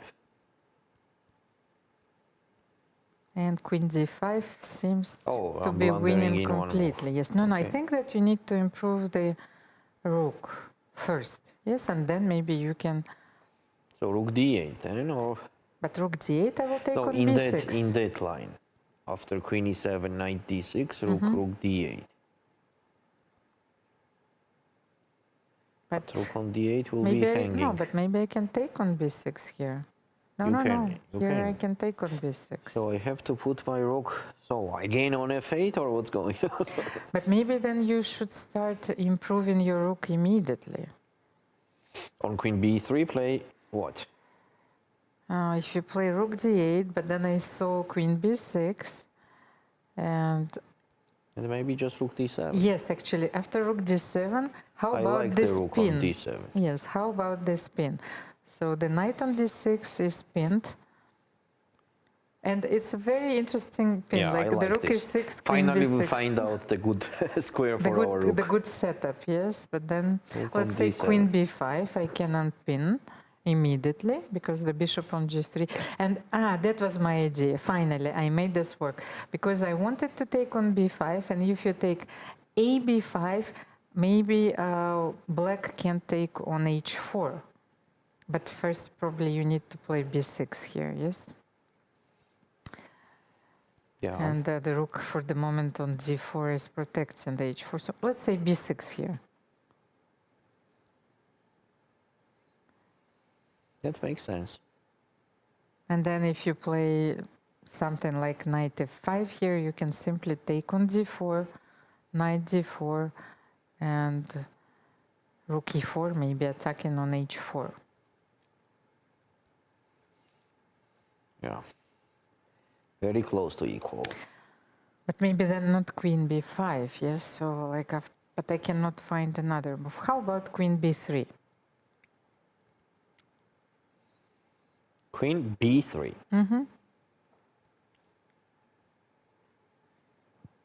I'm probably threaten.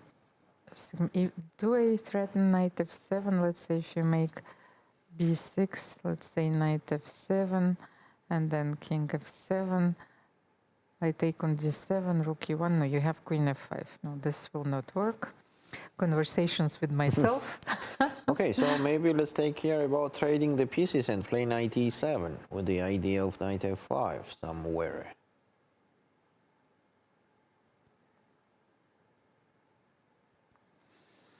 Knight e7.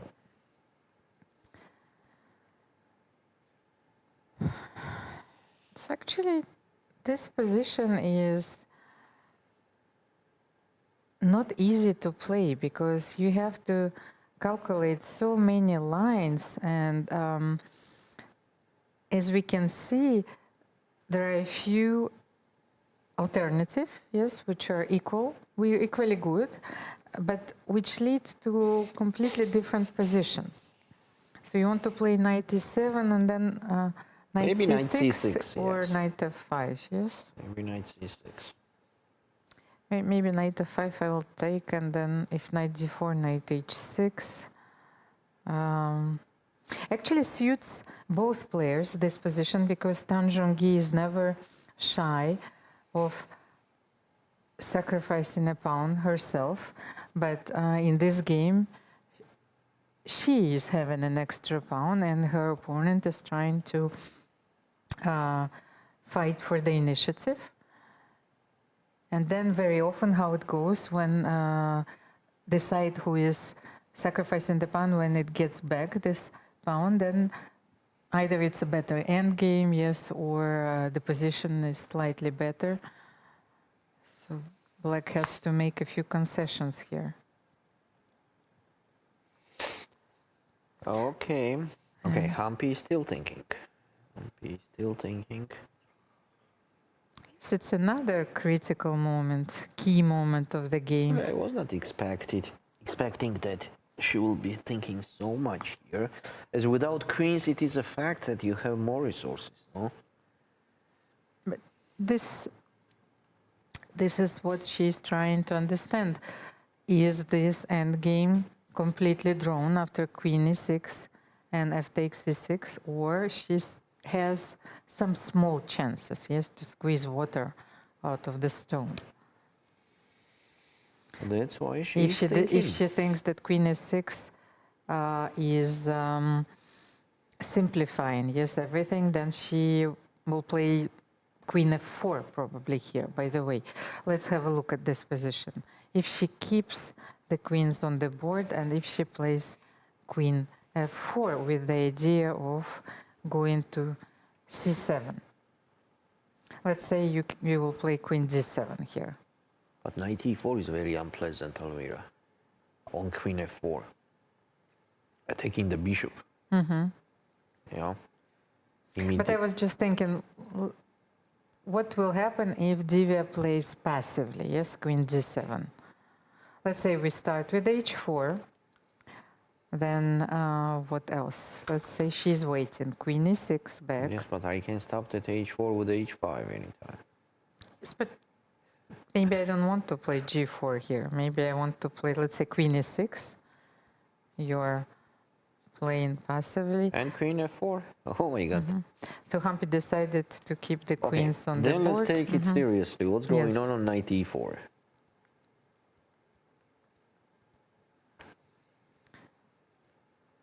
And okay, but maybe you need to calculate a very Okay, straightforward line. and So, take with the pawn. yes, and the same idea. I want to play queen c7 because now you don't Okay. have the knight on f6 to play queen I will d7. play just on the light squares, b5.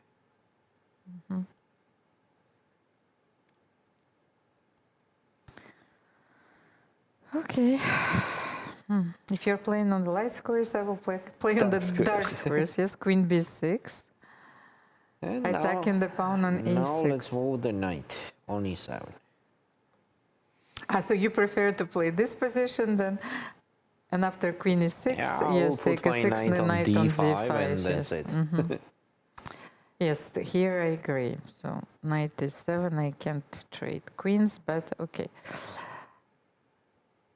And you will put the knight on d5 anyway. Anyway, then it could be even dangerous for white somehow, yeah? If white is not changing the queens here, and I put my knight on d5, then it will be even super good for black. Valerie, while we still have a chance, let's have a look at their tournament road. Yes, let's remind our viewers. How did they get here? Let's go. So that's the tournament road of Humpy Koneru. She won her first match 1.5 against Afruza Hamdanova. By the way, Afruza is constantly progressing, and I've seen her latest results. She is way better than her rating suggested here, and she's over 2400 now. So it was a very difficult first round for Humpy Koneru, although we know that the top seed started this tournament from the second round, and the bracket was a bit different. Then she won 1.5 against Claudia Coulon, and she survived the scare in the first game with the white pieces. Then it was a very difficult match against Alexandra Kostyanyuk. So the first 2 games were drawn, and then this match was decided during tie breaks, but it could go either way. And that's what I wanted to say, that Humpy's road at the beginning was quite bumpy, but then she won convincingly against Song Yuxin. And if you still didn't have a chance, please have a look at their first classical game, where Humpy won quite in style. And then the dramatic match against Lei Tinji in the semifinals. It was not decided in the classical portion, and then actually 8 games were necessary to decide the winner of this match. Let's have the tournament road of Divya Deshmukh.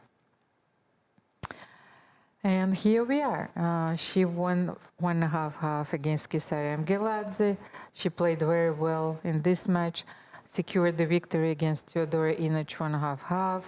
Then she defeated Zhu Jiner, one of the tournament favorites, 2.5. And then her fellow compatriot Harika Dronavali. In these matches, the tie breaks were necessary. And then she won against the former world champion Tanjong 1.5. And it clearly showed that Divya is capable, yes, of defeating the best players in the world, but also that she is doing quite well against the Chinese players. And as we know, Zhu Wenjun is holding the crown. So it actually shows that Divya is ready for the candidates tournament. Of course, this is one of the most difficult tournaments to win. Yes, the best of the best, la crème de la crème of the chess world is going to participate in this event. You have to show preparation, stability, resourcefulness. You have to show everything. Yes, because at the you end, have to be the best. I think the winner of the candidate tournament really deserve, this shot at the title. And here, is their lifetime score. They haven't played a lot of games, so this includes the draw from yesterday. And Humpy is leading by a very narrow margin, one win with white pieces in the Pune Grand Prix. And they actually have played quite a few blitz and rapid games. I was prepared, yes, fully armed. So if the tie breaks will decide this match, then I will reveal their score. But for the moment, Divya is still contemplating the position after Here I Queen have F4. one question. After knight e4, is not it possible to play bishop somewhere? Just to move the bishop. You should. To don't take on e4. But the thing is, the pawn on d4 is hanging, so maybe you should play Bishop b2. bishop b2. But then, there is... do you want to play this position with the bishop on b2? No, I don't. Mostly when there is knight g5 coming. Oh, knight g5, and then grabbing yes, you're something. grabbing. And actually, if you want to give the bishop, this is not the light square bishop that you want to give. Yes, you have to Definitely. give the dark square bishop. No, the Oh, knight. then knight e4 seems quite forcing, Almira. Yes, okay, Yeah, then it seems once like again, white has to capture. bishop b4. What about bishop g4? Is it an option to play bishop g4? Is it giving anything? But you forget about knight c3, no? And knight e2. Hello? Hello? But let's show it. Yes, it's like it's easy to blunder, of course, because psychologically also you lose all sense of danger in such positions. Yes, and this is where Divya's knights come in handy. Knight c3, knight e2, game over. So of course you have to be careful. Okay, so knight e4, white has to capture. Bishop b4, then. The only important moment here is that black cannot take with the queen, I feel, because then you will have this passed pawn, and that's what Humpy wants. But after d takes e4, queen c7, you can simply play b5. b5. Yes, this is... It's quite simple, by the way. And then simply knight e7, it's just forcing. What else can we have here? And if I play queen g3 with the idea to trick you once again and to play d5, you will simply establish the blockade, yes? No, I don't want to play, maybe leave the pawn, yes, on b7, queen g3. And if you play queen d5, now maybe I will go queen c7. I don't know what it changes. But knight takes d4, is that Yes, it? but it's forced, yes. So then I will take on b7, and then you will give checks, yes, and it's Or a draw. e3 also. No, but I will always have queen c8, queen f5. Draw, yes. I mean, yeah. Okay, as we see, knight e4 seems quite forced. I mean, forcing for white. And this is actually, I think, that what Divya wants, to have the concrete line here with two knights on the board. We need some more concrete Yes, options. if you can have this transformation. Yes, you don't want to play this game for hours. Yeah. And if knight e4 works, then she should definitely go for it. And as we saw, after knight e4, bishop e4, d takes e4, she simply needs to understand that this passed pawn will be successfully blocked. Yes, if you are establishing the blockade on the light squares with the knight on e7, knight d5, then maybe black can claim the advantage why yes, not? at some point. Why not? So Why white, of not? course, has to be careful.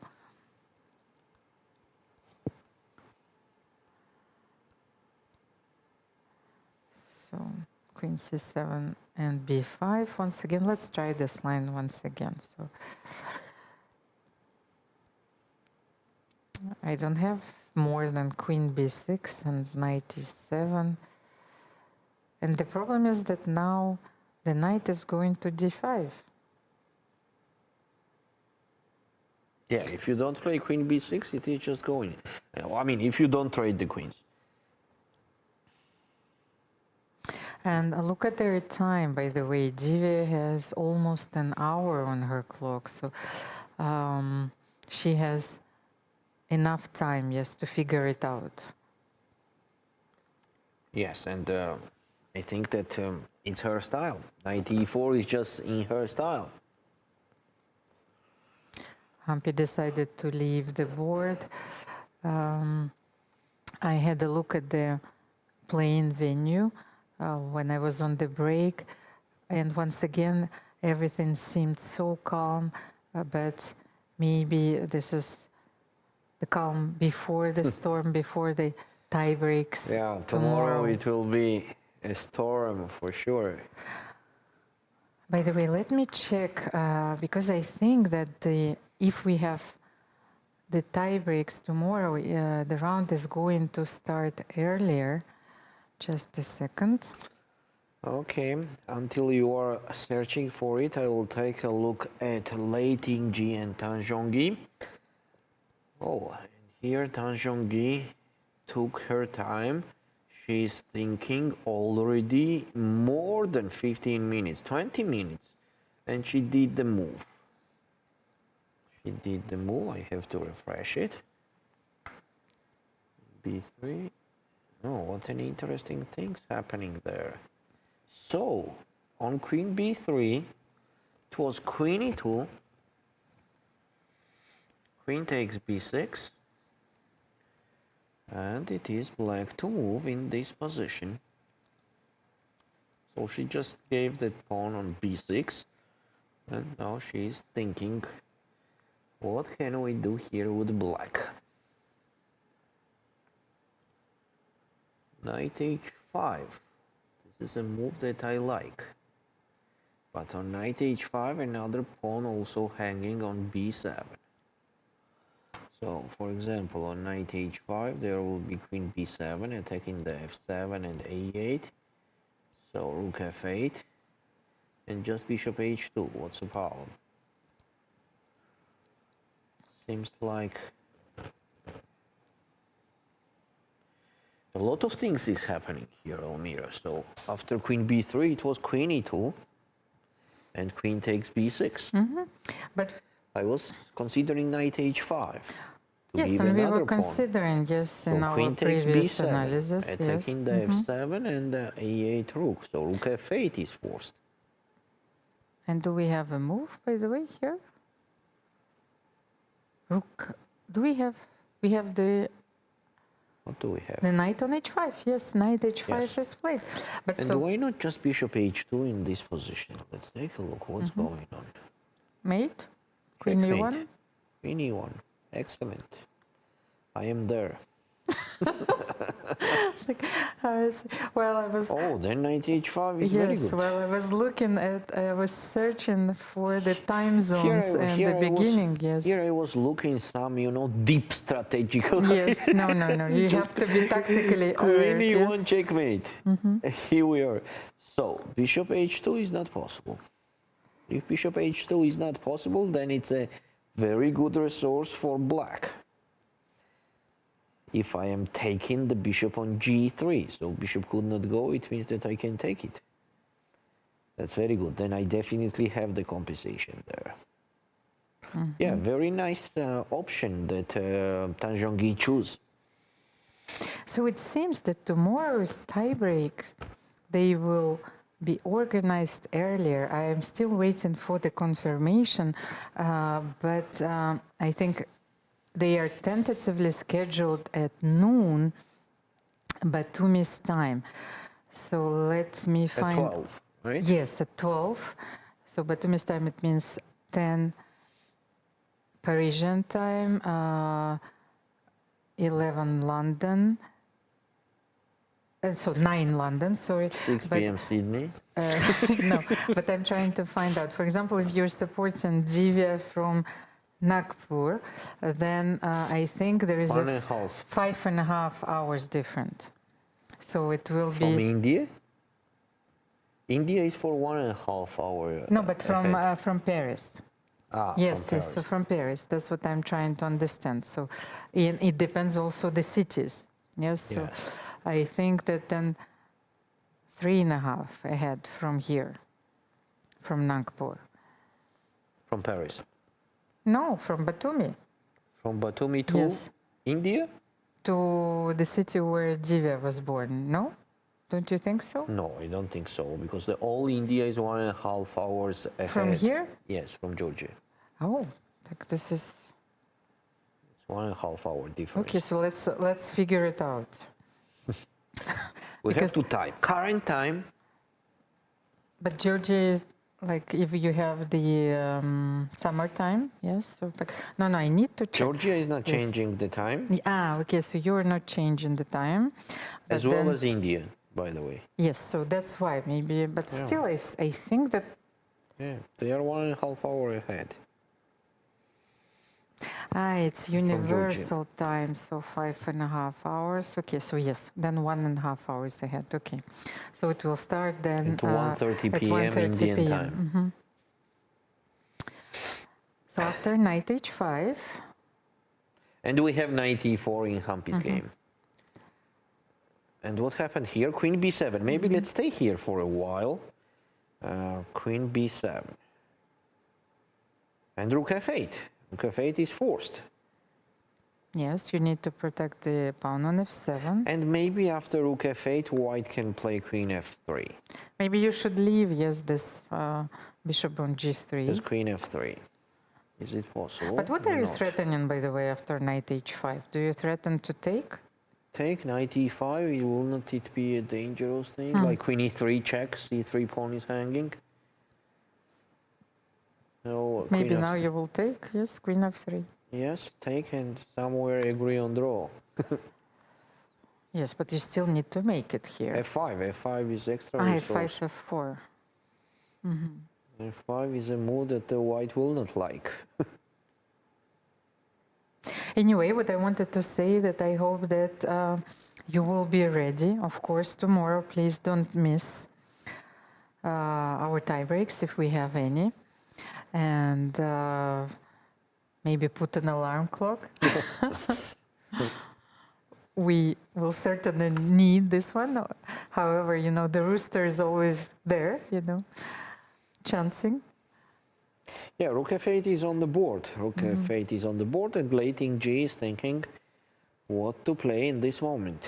What about king h2? Is not it quite solid to play king h2 to support everything there? But knight e5 is Yes, coming. because That's after a problem. yes, Yeah. that's the difference with the king on h2. Then maybe you can take on g3 and then to play knight e5. Knight e5. Yes, Yes.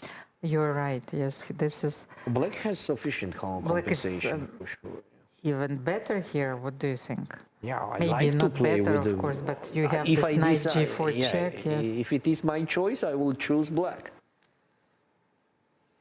and you have to parry a few threats here. Yeah. And Well, we I have think- the results of our poll, by the way. So 69% of our viewers are supporting Lei Qingji because they think that she will be the one who will win a spot in the candidates tournament. And the poll between between Divya Deshmukh and Humpy Koneru is actually, it's very balanced, but it seems that 52% of our audience think that Divya Deshmukh will win the FIDE Women's World Cup, and 48% voted in favor of Humpy Koneru. And By the way, the very interesting things are happening there. Very interesting. You love it. So the last move. Take a look at the last move. What Humpy played. The position that we are considering, but we did not end it up with this move. no, but that was my idea, but I think Humpy has the same idea. So if you take on d5, she will attack she will play queen g3 or queen g4. I Queen don't know. g4 and then queen c8. Maybe queen g4 is more accurate here, yes, because, and it's on the Yes, board. but after queen g5. Just Yes, queen queen takes g5, e4. maybe you take on e4, and then you But, will yeah, play this position, that. queen c1, queen e1, yes? Okay. Because queen g5 just I cannot play queen c8 here. Yes, queen c8 because not king possible. h7 and then h7, you're if we take threatening on queen b7, c1. there is Yes. just queen c1 and then take this. Okay. But how about knight d4, by the way? And this is exactly the line that we analyzed. Knight d4, very Yes. interesting. Because I like this you move. remember when we took the pawn on Yes. d4, it was exactly the same line. I like So it. I like after, it. Definitely knight d4. Why not? so if you take, we'll have the same geometry and the same draw on the board. Yes, that's right. And you cannot play queen d1 here. That was my devilish trap, because I will play knight f3. And I know that you are tired. You are blundering mates in one, so I was really hoping for this move. So I am staying alert till the very last moment. Yeah.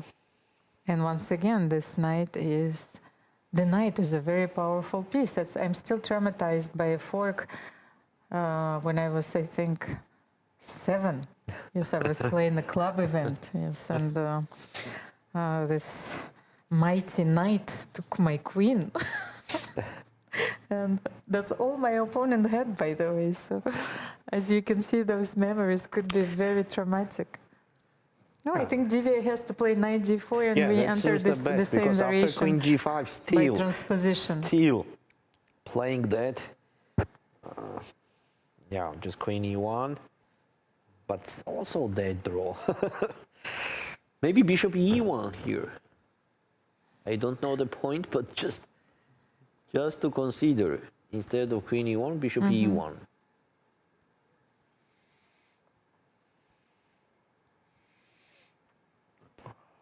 Knight d4, king h2. Maybe. But there's queen b2 is, no, queen e8 check is hanging. Yes, but why would you enter this line? I mean, I'm saying that it's not so, I mean, it's not,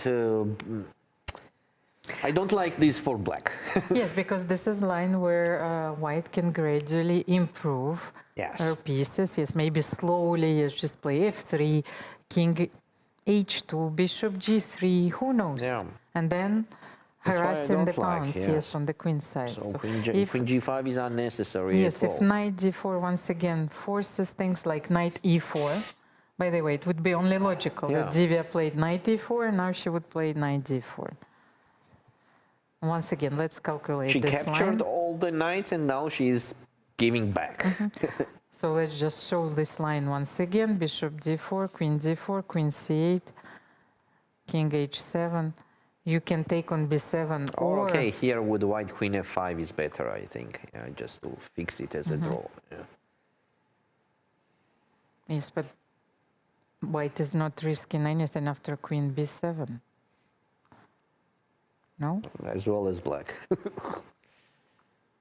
Because now with the king on h7, if you play, let's say, queen b7, yes, queen a1, king h2, Is queen a1 necessary? I'm just showing. So queen a1, king h2, queen a2.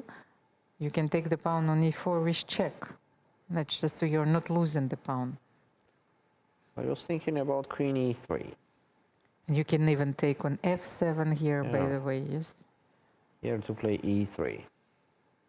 Yes, I understand, but I wanted to show that white is not risking anything. So So I'm saying as well as Yes. black also.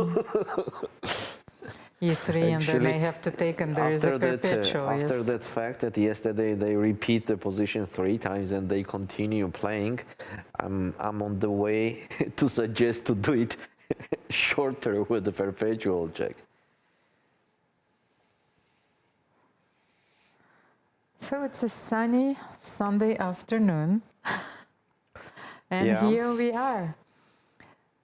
The history is in the making, actually, in front of our eyes, but it seems that the winner of this match is not going to be decided today, because Humpy has a very a worthy opponent, yes, in the Yes. name of Divya Deshmukh, and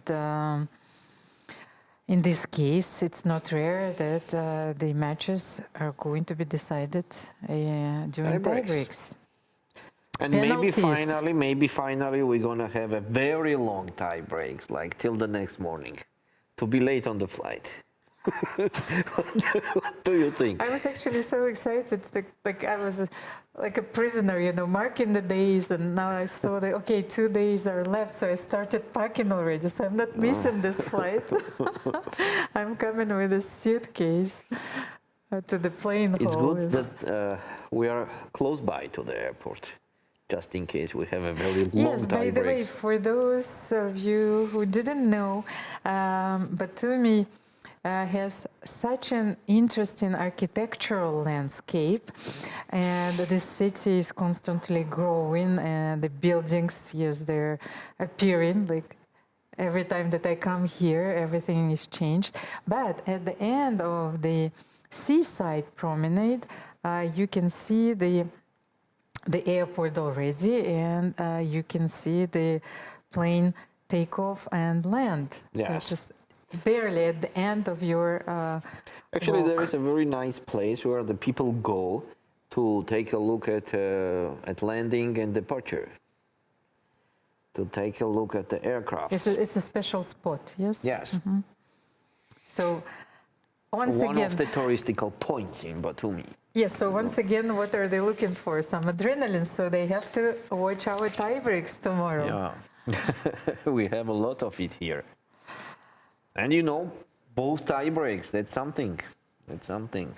Featuring the best players in the world, and make no mistakes, even for the battle for the third place, you have the former world champion Tanjong. Her friend Lei Tinji was the winner of the candidates tournaments. She is currently sitting at her peak rating, 25.57, and after this tournament, let me check if something has changed. But I think that after this event, she is going to overtake in the ratings June. Okay, so we have no change here. Yes. After... By the way, yes, okay. I'm not sure, just a second, because for the moment, she is having the 0.6 point ahead of June. But if she draws Tanjong, she will lose like 0.4, which actually will bring us to a situation where they're going to tie for the second rating spot in the world. So Lei Tinji and June will have the same rating if June haven't played games, but it seems so. She didn't play a single game in June and July. Okay, so Divya is still And thinking. Humpy is climbing, but the first 3 spots are still taken. Hui Fan, Lei Tinji, June. Then we have Jujiner, who is climbing also. She won 3 points. Tanjong 6 points, maybe even 7 points. And Humpy Koneru, after this draw, however, I think that, okay, she was performing very well, but it's not easy to win rating during the KO format, so she will stay on 25.36. And Divya won 14 points, probably 15 points after this game, if this game is going to be drawn. So Divya has secured the Grandmaster norm by qualifying for the final. I think that she already has a few norms under her belt, but actually winning this tournament will bring her the title of Grandmaster, and she was already a 2500 player, so this will mean that she is going to be India's next Grandmaster. Yeah, it seems like that. So we have the same positions and the players looking like they are not going to do the move. The same is in late G Tanjong's game. After rook f8, late G is taking her time, thinking how to solve that problem connected to the bishop on g3 that the black is going to capture. Okay. It's like they have to make a few moves, like to make the position more clear here. Like 27 minutes for Lei Tinji and 54 minutes for Tanjong. Yes, but actually they already did 28 moves, so I Yes. don't think that it will be a time pressure in this game. So what more we can consider than Queen f3? So for example, Let's just say rook a... rook d1. Yes, Yes, rook a supporting the d1. knight on g6 once again. But then knight g3. Yes. Yes, you Pawn wanted to take takes, there and Queen anyway. e3 check, right? Yes, and then you can take on c3. And just agree on draw. And also you can play your move, knight e5. Maybe with the idea of playing rook g6, h5. But I like to take the pawn back, just just ensure.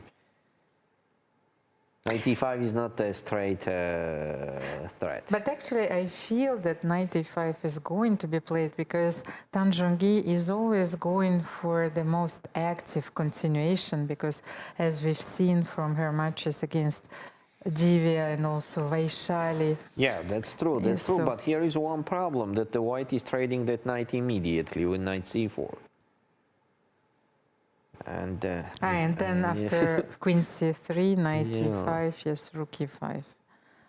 And Yeah. maybe rook d8. And you will play rook e8. Nice try. But rook e8 helps. And the queen on c3 protects the pawn on a5. Okay, so eventually we will get short, yes, of all resources, yes, dynamic resources.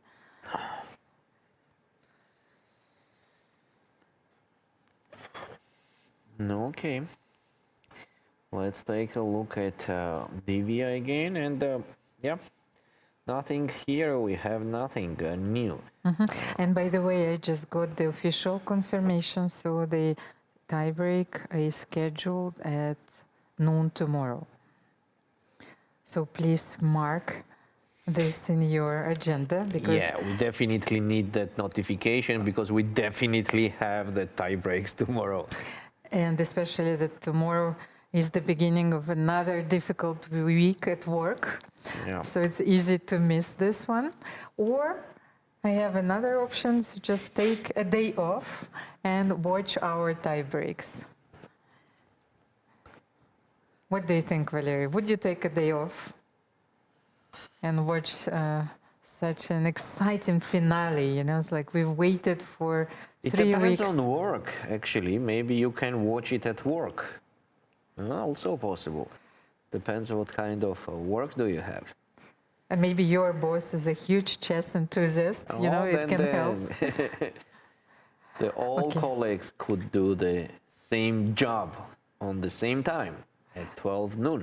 You know, by the way, I remember there was such an interesting situation when Magnus Carlsen was playing one of his World Championship matches, and this match was followed greatly and everywhere. So first of all, sites were going down, television programs were always on, you know, at work, at home, everyone was following it. So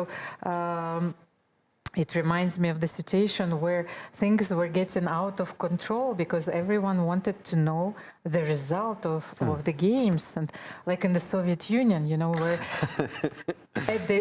at this moment, the information took quite a while, you know, to Yeah.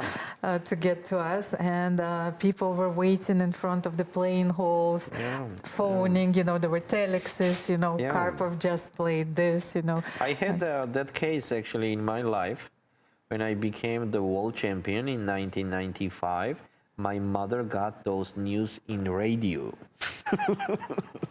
She did not know any result before the last result. I mean, she did not know I was winning there, I was losing the games until the tournament was over, and there was an announcement in the radio. But it's such a, like a joyful moment, such a happy moment, of course. So it's worth a wait. Yeah, yeah. And how old were you? In that moment, Yes. 13. So it was under 14. It was yes. under 14 'Cause in Brazil, San Lorenzo. Oh, yes, it's at that time, yes, no internet, no phones, nothing. Yes. nothing. Even the flight was once a week from Brazil.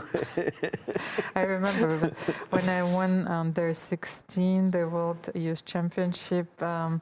It was such a big festival, but it was organized in Germany. So it's like, and so my parents could actually come with me and to witness this moment. But it took us maybe 36 hours to get there. So it was another time. Yeah, that's true. But the passion of the game is still intact. Yeah, sure. Yeah. Okay, Valeria, I think that this is our last chance to take a small break. At the same time, I think we have no choice. Yes, we have no choice because, let me check, because I think there is no move in the game between Lei Tingjie and Tanjong. We will take a short break. Please stay tuned because we are getting closer to the time control in one game, and maybe Divya, Deshmukh and Humpy Koneru will trade the last minor piece, and this game is also headed to a draw. See you in a few moments. Chessboard. 64 black and white squares. Or is it more than that? It's a battlefield. A stage where strategy meets instinct. This is where women play their own way. Playing with fire. Playing with heart. Playing with emotions. Playing as strong as any man can play. And beyond. Every move you make breaks the old rules. Every game you play redraws the map. No ceilings, no labels, no limits. This is not just a game. This is your arena. Washington, D.C., August 4th to 5th, 2025. The Smart Moves Summit, a global education conference where chess meets learning. Held alongside the FIDE World Schools Team Championship. Global dialogue on chess, cognition, and education. Federations, researchers, EdTech. One stage, one mission. Topics that move the world. Meet leading influencers. Timur Turlov, Dana Reisnies, Jerry Nash, Leoncho Garcia, and more. Inspire, unite, transform. Join the international community shaping education. Play smarter, learn bolder. Let's make future together. Don't miss this unique opportunity. Register now and be part of the change.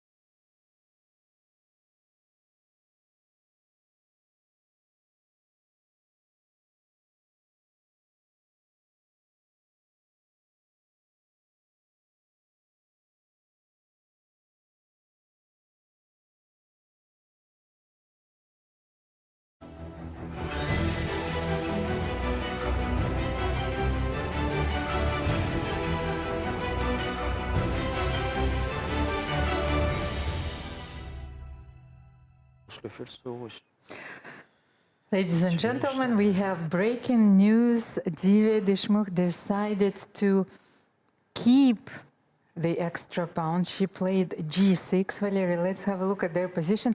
Like, I didn't even think about this move because it weakens the dark square, you know, and I like, intuitively, like Humpy explained yesterday, she didn't want to play this move king d8 because it feels wrong. But at the same time, if you calculate everything very precisely, then why not? So let's have a look, because after queen g4, Divya decided to play g6, queen c8. Yes, this is check. So g6, queen c8. So one more time here, we are suggesting knight d4 move. Yeah, this move. Why risk everything? Yes, if knight d4 brings black the much needed draw, and once again, you have two rapid games first and another two rapid games. So for me, it's a risky decision, but let's see if it's supported by accurate calculation, because Divya has this sharp tactical vision. I know that Humpy calculates very well, but yesterday Divya had Humpy on the ropes because Humpy misjudged the position. Yes. Yes, in the opening. So let's have a look. Queen b8. By the way, here I was looking at the line. Which line? I wanted. Instead of queen b8, queen c7 maybe. Yes, I looked at the queen c7 because my idea was to play queen c7. Let's just show it. And to play queen e7. And I feel that your pieces are going to be overextended, yes, overloaded, because the queen on d5 is not, can't protect the pawn on e4. But maybe here still the same that Divya did on queen b8, queen g5, queen g5. Sorry. Okay, so there is no way that I can win the pawn on e4. Can I make a quiet move? So what will be your next move? Because the knight on d8 cannot move. Let me make a quiet move, something like bishop b2. I want to play knight e6. But then But maybe not here, because you just take on Yes. b7. So after bishop b2, my idea is that this is a quiet waiting move, and black has to make a move. Maybe it's time for e3. Okay, somehow we managed to have Some crazy things could yes, happen here, right? a wild position once again. And 3 moves ago, the position was very balanced, and we were talking that the players have exhausted all the Yeah. resources. This was not true. And Divya found a way to Make it complicated. yes, to make it complicated. So what? But for whom? That's the main question. Complicated for herself or for Humpy? So if I take here, I take c3, queen f3, and I am going on h2. Yes, you have to go queen g5, Yeah. unless there is a draw there. And how can I wait once again here, Valerie? I need to make another move. What about queen c3? It's not winning, right? No, but maybe I have a check, and then king f8, or even king f8 immediately. I was not sure. After queen f4, where King do you h1. go? But king h1, queen f1. Yes, queen f1. So king g1 has to be done. If I want to continue No, maybe it's not necessary. Let me play king f8 immediately. on queen c3. And if you play bishop a3, I will play king g8. Yeah, king f8 is an extra resource here to just run away. Maybe in some variation it will be useful to have the king on h2. Yeah. Okay, so anyway, in the game was queen b8 and queen g5. What to suggest here for white? So Humpy wants to play bishop b5, bishop c7. That's why she didn't play queen c7. I understand this. Let's try this. Bishop b5, and I simply want to win the piece. And I think that here, this move e3. E3 here. Can we try it, by the way? No, Humpy, she plays bishop d4. And maybe that's why, because she doesn't want to allow stop e3. e3, and she wants to play bishop b6. So king h7 maybe is an option. Yes, but then bishop b6. I can move my knight. Yes, and then I will take on b7. You'll say knight e6. Yes, knight e6. Queen b7. Queen b7. Queen c1 check. And the thing is, we don't have a draw because the bishop on b6 protects on f2. Yeah. So after queen f4, anyway, I think you need to play this move. Yes, to protect on G3. f7, g3.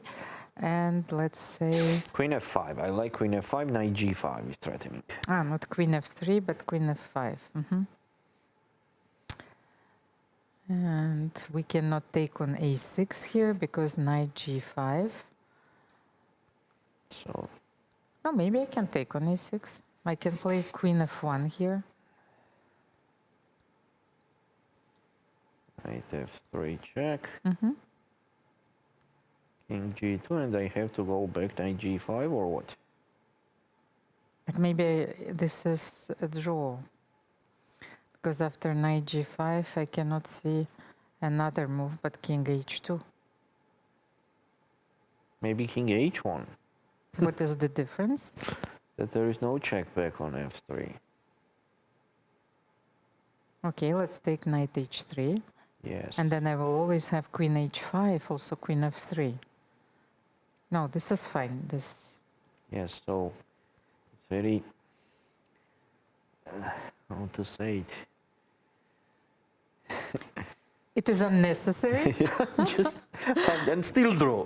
But Some I unnecessary have to praise the complications. fighting spirit.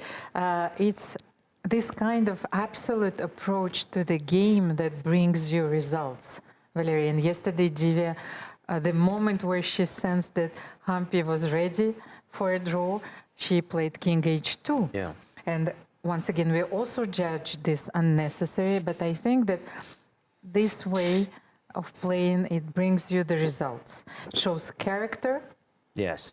And that's why Divya actually played g6, because if she's confident in her abilities to calculate things precisely, then she knows that she will be not on the brink of defeat, yes, here, even with the squares, dark squares weakened, softened, but she will be able to make her way through, to navigate these dangerous waters. But maybe knight d4, like I have a feeling like that knight d4 was still a safer Yes, option. because you know what, if we say just shortly, Black is not risking to win this game. I mean, how and where to win? Nobody will trade the queens here, that's a fact. So, then how to win? What's the best option for Black to win the game? And anyway, Humpy will be able to play bishop b6, and then even take on d8, take on b7 once again. Yes, so we're coming to this same line where Black will have to give a perpetual. Yeah, actually, still, Black is doing draw. That's the important thing. So, if the Black is doing the draw, then why not to do it immediately? Yeah, but character of the fighter, you know. She's sure that she has no problems of doing the draw, and maybe the opponent will do the inaccuracy somewhere. So she's thinking in this moment, what else more than king h7? I don't see anything else here for Black more than king h. Of course, king f8 is possible, but it is again unnecessary complications for Black. No, it reminds me of the song of Katy Perry, yes? I got the eye of the tiger, a fighter. And they are gonna hear mirror. So, louder than a lion, 'cause I'm a champion. Yes, I think this is a very important moment, and I have to praise both players, but especially Divya, because she wants to give it a try. Yes. Yes, she is doing her best always. We already see it multiple times that she's not doing what to talk about when she's not doing the draw even in the 3 times repetition position. Just imagine that she's just motivated to. This is a shark mode, you know, that you are hungry all the time. All the time you are hungry. That hunger makes a big sense in sports, not only in chess, right? We have a lot of examples where the hunger is winning the battle and not, for example, the experience or knowledge. You're absolutely right. And we have Divya Deshmukh searching, but she knows another complication. Yes, but she knows that she needs to defend her knight or to get away. By the way, I found out I think the best option here to play with black. So no king h7, no king f8, but king f9. Getting out from that pin and try to attack from behind. Ladies and gentlemen, I think that we need the paramedics here. I hope that they're on the premises because we are losing Valerie. And I think that we need medical help here. This is her style. To do impossible things, you know, just to create something. So that's why I got this idea with king f9. You can also kick your opponent under the table. Things are about to get dirty. The fist fight, yes, is expecting us. But we know that the tie breaks is already such a difficult moment for players because nerves are getting tested, their mental fortitude, and kudos to all 4 players, yes, who have reached this final stage of the event. Leitinji, Tanjong, Divya Deshmukh, and Humpy Koneru. They played very well. And when I heard that Leitinji said in her interview that she's so happy that she doesn't have to change her ticket, it actually meant that she booked her ticket just in case from the very beginning till the end. Cool. Okay, when I was playing those events, I was thinking, okay, 2nd round, 3rd round, but somewhere like there, yes. It was just, you're always doubting, of course, and we know that this format has its own specifics. A lot of favorites have been knocked out of this event, and a few names come to my mind. Yes, Alexandra Kostyanyuk, Georgina, Anna Muzychuk, Maria Muzychuk, Alexandra Goryachkina at the very early stage of this event. The first game, she lost the first round for her. Yes, it was like the first round for her, yes, but the second round of the tournament. So this is also the moment for younger players to shine, and one of those young players is Divya Deshmukh. She reached the final of this Women's World Cup. Please remind me, she started with the first round or second? No, Divya started from the second round, yes. Yes. And at this stage, we only have the players who were seeded from the second round, yes. And once again, we see that any ounce of energy that you still have is very important. And when we saw Song Yuxin, who played one match more, showed the signs of fatigue. And those players, they played from the second round. By the way, Tanjong is one of the players who is yet to play her first tiebreak because she also has this absolute approach for the game, maximalistic approach. So she was playing, and she's always playing, by the way, very long games because she is trying to decide everything in classical format. What is going on in their game, by the way, Let's take a between look. Lei Tinji and Tanjong, because Divya is still weighing her options. So we had Rook F1, by the way. Rook F1 instead of Rook AD1. Oh. So Rook F1. And Divya just played King H7. You know, when I just one last comment, I thought that when we were not even considering this move G6, it's because we are having this sort of positional filter. Yes, we just dismissed this Yeah. move immediately because this positional We thought filter, it makes no sense, you know, Exactly. to play for win. it helps us Okay, so this to position, navigate. Yes. Yeah, sure. This position, I think it's very close to draw. I don't think we have to stay here, right? Just a Because, second, let's have a look. So knight c4 was Queen played. takes c3 has to be, yeah, most obvious move, and just queen d5. Because knight c4, you simply take rook c4 and you keep the extra pawn. Okay, let's just show it. And queen c3. Then the rook has to be protected. Yes, queen That's d5. why queen d5 to centralize the queen. And then and, knight c4 and rook c4. Or and queen or rook or queen. you And we know, have the it's same just a position. draw. But I feel that rook c4 attacking the queen is a bit more precise, but you can't win the a5 pawn because you Yeah, can queen play e5 queen also e5. Yes. possible. Yeah, okay. Nothing much to consider. Here it Yes, seems we like a feel draw. that here both players have exhausted the necessary resources to win the game, and king h7 is on the board, played by Divya Divya. Deshmukh. So bishop b6. Yes. What else? What right? else? Bishop b6. Unless you can wait and make my move, queen c7. Okay. And Because- after queen d5. Queen c7, I wanted to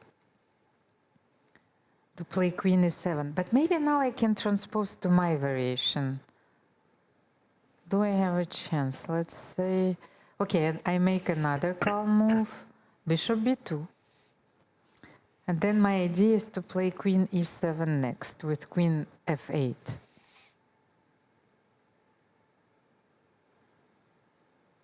What do you think, Valery? It makes sense. And I'm if you actually play thinking. knight c6 here, Then queen then takes then I b7. can take on b7. This is actually what white is trying to get. So let's have a look. If I'm not playing bishop b6 immediately, I think that Humpy can try this move, queen c7. Let's say you play b5.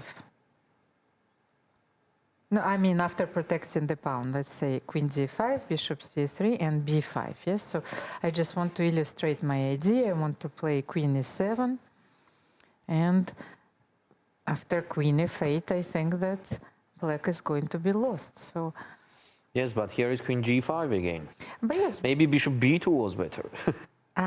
okay, let's try bishop b2. Yes, so you don't have queen c1. Bishop b2 and b5, queen e7, and now I think that, Game over. yes, game over. After queen g5, I can simply play queen f8. That's it. Time to resign. Yes, let's show it, of course, because That's it. queen f8 Okay, and so white is instead of winning. b5, what defensive So resource bishop is b2 there? is better, yes. So maybe then you have to play knight c6 and it's And forced. give that pawn? Yes, but this is the only way because queen e7, you cannot stop it. Okay, you take on Knight b7. c6 is the only way to stop queen e7. And how are you protecting the pawn on a6, by the way, here? Oh, I have some tactical resources here for the perpetual check. e3. That I think it's already necessary. It's just a unique chance to use. You're And when you going take just queen d1, queen queen d1, d6. queen d6, and I cannot play. But in this line, if the bishop is on c3, you don't have this perpetual, but you Yes. have queen g5. Yes. Okay, and because I cannot play king f2. Yeah, it's just queen d2 check, right? See? Things are getting tricky after queen c7. Divya has to make the only moves to stay in the game. And once again, was it all necessary? Yeah, that's a good question. And that's exactly, that was my point when I was talking about the positional filter, which allows us to spare time and dismiss the move like g6. But for example, the younger generation, which is used to calculate everything, of course, and which is supporting their decisions by very accurate, precise calculations, they are not afraid of making those moves g6. But at the end, I feel that the distance is so long, so you need to keep your energy levels. Yes, so if you can save 1 hour, maybe, yes, and Okay, be I'm ready always for the tie suggesting to breaks. complicate the things on the board, but definitely to complicate for the opponent also, right? I think white has an easy life here. Black is struggling, not white. So that's why.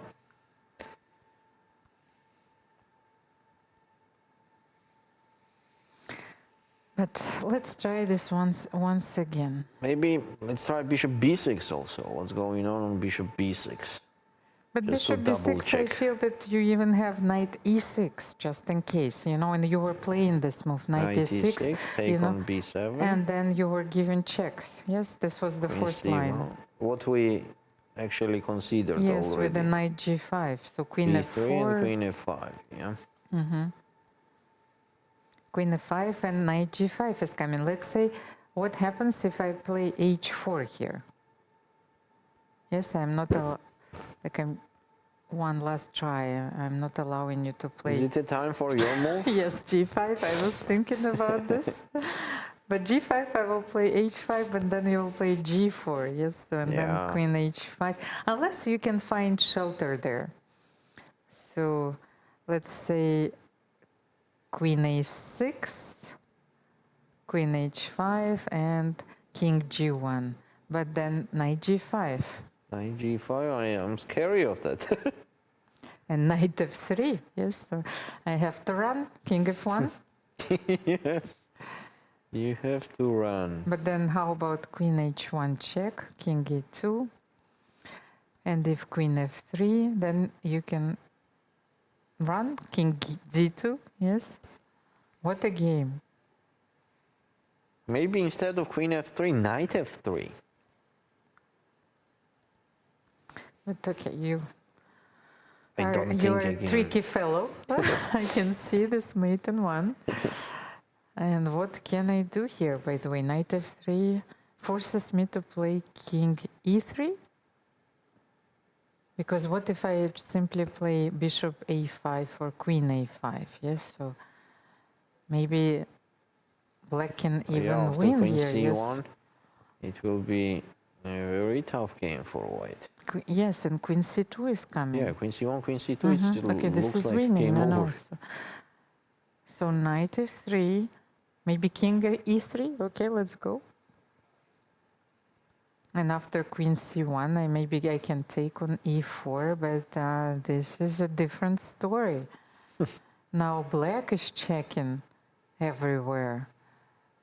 And white can blunder. No, we should Definitely Humpy will not go we on should this not line. enter this line, of course. So queen a6 was a very dubious try.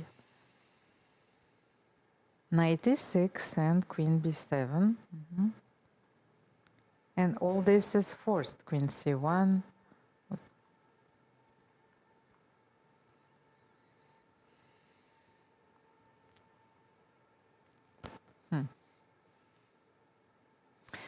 Once again, h4, if I don't want to allow knight g5.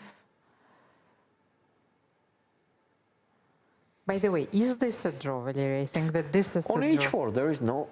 Sorry? I think that this is a draw. Knight f4 on h4. And if you take queen f4, and I can give checks from g4 and d1. That's correct, yeah.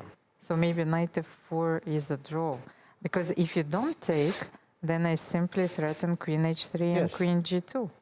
So I cannot play h4. the only problem of this line is that Divya will not do the draw like that. She'll play g5. Okay, then let me try something else. Okay, but what did I try before? I think I tried queen d7. No, maybe I didn't try it actually. No, I took on a6 and you were playing knight g5. Yes. But what if queen d7 and depriving you of this very active plan, knight g5? Yes, but now the pawns are equal. Queen And c7. we have queen c7. You see, Humpy is choosing the most difficult line For black. Yes, queen c7 with this very powerful idea. Queen e7, queen f8. And as we know, probably the only move to stay in the game here Queen d5. is queen d5. First of all, protecting the pawn on Both pawns, f7 yeah. and freeing the knight from d8 and attacking the bishop on d4. And if the bishop goes to b2, then we have this surprising idea is that we can play knight c6, and if queen b7, then we can play e3. But all those moves are the only moves. And once Yes. again, if the evaluation of the position depends on the only moves, that means that the possibility of making the mistake is very high. Divya has to be very careful. By the way, Valeria, I had another move here.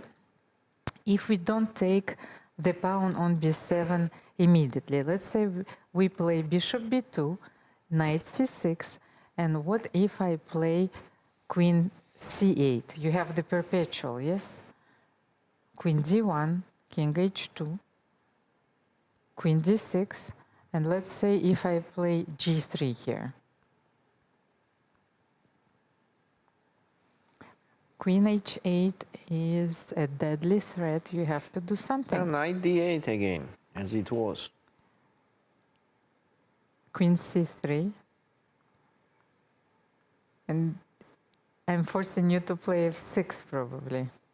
Queen, I will put queen f8. Oh, queen I will f8. stay like that. And do you want to stay like this for your life? Like for your title? You What to see? do? Divya made me do that. No, but here I can simply play queen d4 and queen... f5. No, f5 is losing immediately, so I hope that you understand this. Queen d4, knight c6, let's say, or knight e6, and then I will take on e4. And here we are, the material balance is restored, let's say knight e6, queen e4, and white is still playing for a win in this position, and Divya will have a lot of regrets. Yeah. That's true. And as you can see, the time favors, which was favoring Divya before. She had more than 59 minutes, like a few moves before, but she is also entering the time trouble zone. Humpy has 16 minutes on her clock, and Divya has now 18 minutes on her clock. And Humpy knows that she has this chance to complicate things. Yeah, actually, excellent chance. Connected to what was before, and mostly after knight d4. Now white is not risking to lose at all, right? That's a fact. Once again, can we try something else here? More than queen d5? Yes, queen d5, let's say we make... We don't have a lot of moves. Yes, but Let's play just b5. a passer, yes, let's say we will play b5, and we are not allowing queen e7, but maybe now queen d7. Bishop b6 is also. By the way, that's we right. have a move, queen d5, so she made the only move, it seems Yeah. so, but Queen d5 is on the board.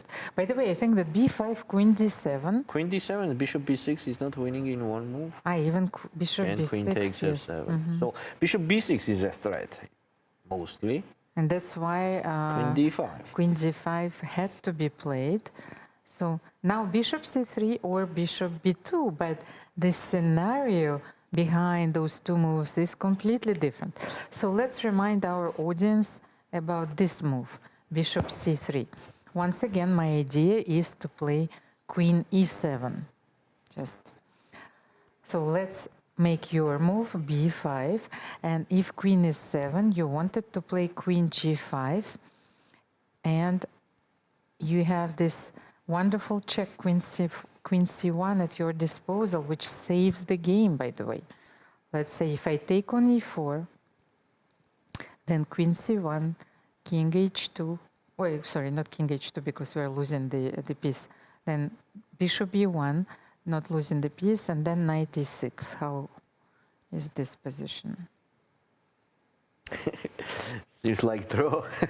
No, but Humpy is going to play this one.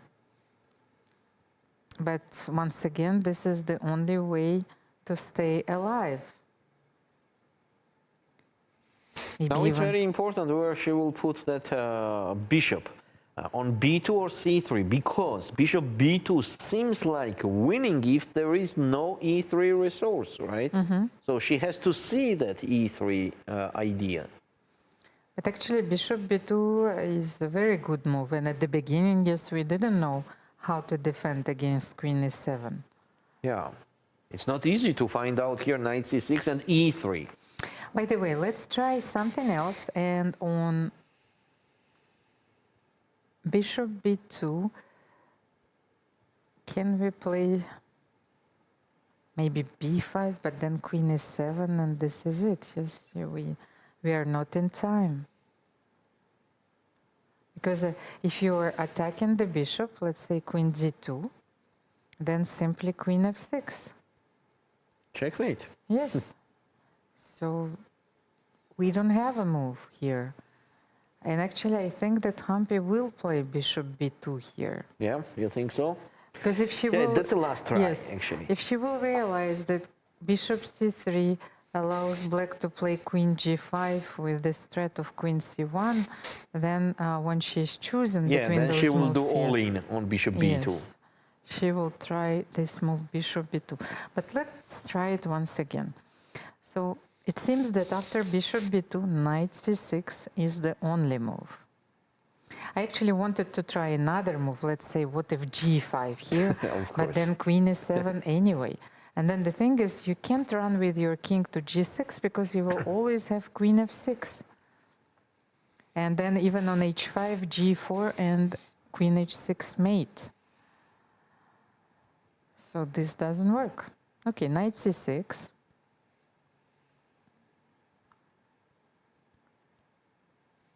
And we don't have queen e7 here. Oh, Bishop b6. Okay, pardon? but this forces knight c6. Actually, bishop b2 was a more like disguised Yeah. move, but bishop b6 forces knight Yes, so c6. what's going on now? Here, So Divya knight cannot c6? make a mistake. Yeah. Yes, she has to No play way, knight yeah. c6. Queen takes b7. And we had this check, the perpetual. You forgot about it. Queen d1, queen d6. Because otherwise the knight goes to e5. Wait, on queen d6, g3? Yes, but then the knight goes to e5. Okay, let's try. So queen d1, queen d6, and actually we stopped our analysis here because we saw the perpetual, but maybe after g3 I can play knight e5. Ah, but we can actually get the same position. Only the queen is on d6 and not on f5. Because let's say queen e4 here, yes, after knight e5, you can simply take on b6, and then after queen e5, you can... Wait, it's even... Yes, it's even better Yeah. for black, but it's need to be shown. And by the way, knight c6 is on the board, so Humpy forces this move knight c6. Queen b7 is on the board. Do you think she will play g3? I don't think she will play g3. After queen d1, but I also have another try for black here, but it's a more complicated one because will the knight be better here if you play knight b4 here? Yeah, what a chance to win the game there with the knight against the Yes, so let's try queen d5, knight d5. and bishop d4. Maybe f5, yes, and who is better in this position? It looks dangerous because maybe we can create the passed pawn, but let's say a4. But definitely black is not better, right? Yes, yes, but let's try and see if black can hold this endgame. Okay, we have queen d1 on the Okay, board. let's take a look now. What's Let's going on there? have a look. It's She will repeat. a very Humpy critical will moment. repeat king g1 or not? no, I think Humpy will play g3. Yes, but after g3, knight e5, do you think that white has any chance there? Okay, the thing is you want to play knight f3 and knight e1, yes? Let's say I will play king g2. On king g2, queen d3, everything is protected. Ah, but it's a very important move. Okay, this is the moment of truth. Yeah. Will Humpy play g3 or king g1 and then g3 or king g1 and king h2? Let's 13 see if it minutes. will be the 3 times repetition here. Yes, we are going to that. And somebody will change her mind on the 4th move. No, Humpy is going. Okay, let's see here. King g1 or g3. Because of course it's important if you want to continue the game. Wait, where is she to going? gain a few extra seconds. Well, she's leaving because this is the moment where it's offers draw. it's becoming unbearable to wait for your opponent's move. It's becoming simply unbearable because the burden of all these moves throughout the tournament is on her shoulders, of course, and this is when she wants it to be over. She wants Humpy to make this move king g1 and force the tie breaks. Yeah. I understand this. So from the psychological point of view, it was always very difficult for me to wait for my opponent's move. So I was always walking around. And Divya is having a look at the game between Lei Tinji and Tanjong. By the way, it seems that Tanjong is winning. Let's have a look. What? What happened in this game? I don't What understand. happened after knight c4? Knight c4, queen e2. We thought that the game is going to be drawn. So rook f4. Yes, but actually we didn't even consider this move queen e2 because we were automatically Yes. taking the pawn on c3. Rook f4, g5. g5. Here you are. Yes, I can. And rook e4 was a... Rook f e4 was a blunder, but then what were you supposed to do here? Take on e5 with the knight. Yeah, just But take then on I will e5. take the rook on yes, and I f4. will support that knight with g takes f4. Yeah, that's minus plus. Okay, we are in the game. 2 pawns should be enough compensation. What a strange moment. You know, everything seemed under control after knight c4 and queen a2 completely threw Lei Tinji off, yes? So what's going on in the current position? Let's take a look there. But knight f3 check King and... h3. Okay, you cannot play king h1 because It's a it's a checkmate in one. checkmate, but did she blunder? Like King knight h- f3 is such an easy move to blunder. So king h3, And queen f1 is winning. queen Oh f1 is winning completely? No. Yeah? You have to run with your king on g4. Wait, and the rook also hanging on d4. Yes? That's it. Just that's it. King h3, queen f1, and I don't know here what move to suggest for white at all. And lays down to her 6 minutes. So king h3. Queen f1.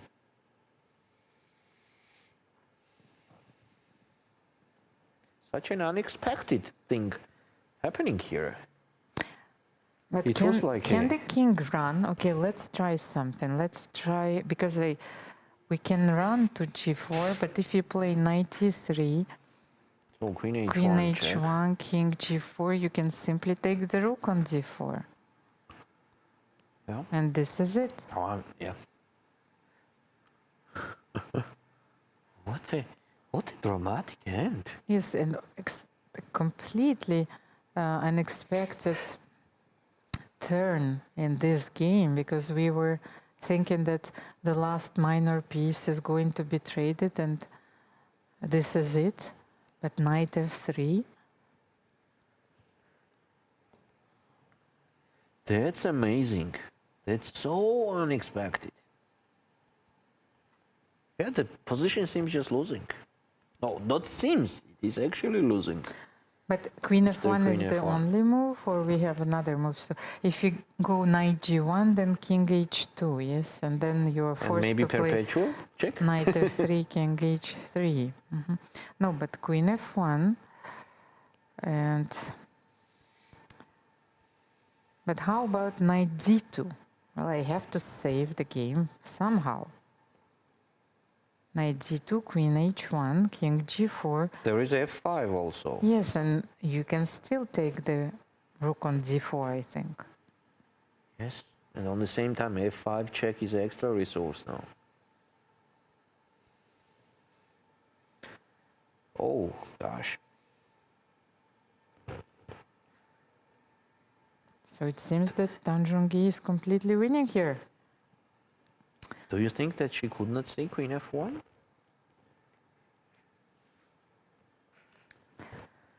A By very unexpected thing is By the happening. way, Humpy Koneru is still thinking after queen d6.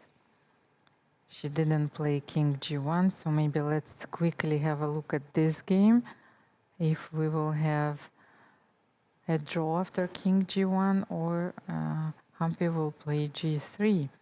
And both players are very combative, extremely resilient, and it will not surprise You know, me. I'm not sure that if Humpy will play king g1, that Divya will repeat. I'm not sure. Yes, but then I will take on a6. Okay, anyway, let's play. So, for example, on king g1, knight e5.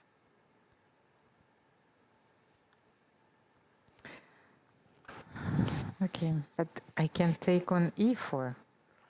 If you take on a6, you already get, right? Yes, There's yes, a pin. no, but I can take on e4 here. So if you take on b6, it's not the same line, and then I can take on e5. Okay, let's play that position. Let's play that. Well, they're combative. I said they're not suicidal. So you always No, of have course, to, it's just a joke. yes, to keep the game within the limits, yes, of the draw, especially in the second game of the final match. So, no, you have to play queen d1 here. But Humpy is still hesitating. g3 or king g1? That is the question. To be or not to be. I still think king g1 because after g3, Humpy is also not risking to win that position, as the black is activating the knight, the queen is active, king is safe. So what to look for? It's just unclear for me what to hope there. I mean, I understand that both of them want to fight, but they can fight tomorrow. Yes, and they have more games. They have Because much more once games again, than only one game today. Mathematically, the best decision is to make a draw, because you have 2 more games. And that's why knight d4 was a better move, by the way, because you cannot risk everything in a situation where only a few moves are left. Yes. And then if first two rapid games are still tight, you have another portion of the rapid games, then blitz games. And if you want to play these kind of positions, for example, in the rapid and blitz, it makes more sense, right? Because time travel, so on. Here in the classical game, when both of the opponents has plenty of the time, making any mistakes, and king g1 is now Divya to decide. But okay. No, I think that this is it. Queen d1 has to be played. But not yet. Otherwise, she will lose the pawn on a6 or e4.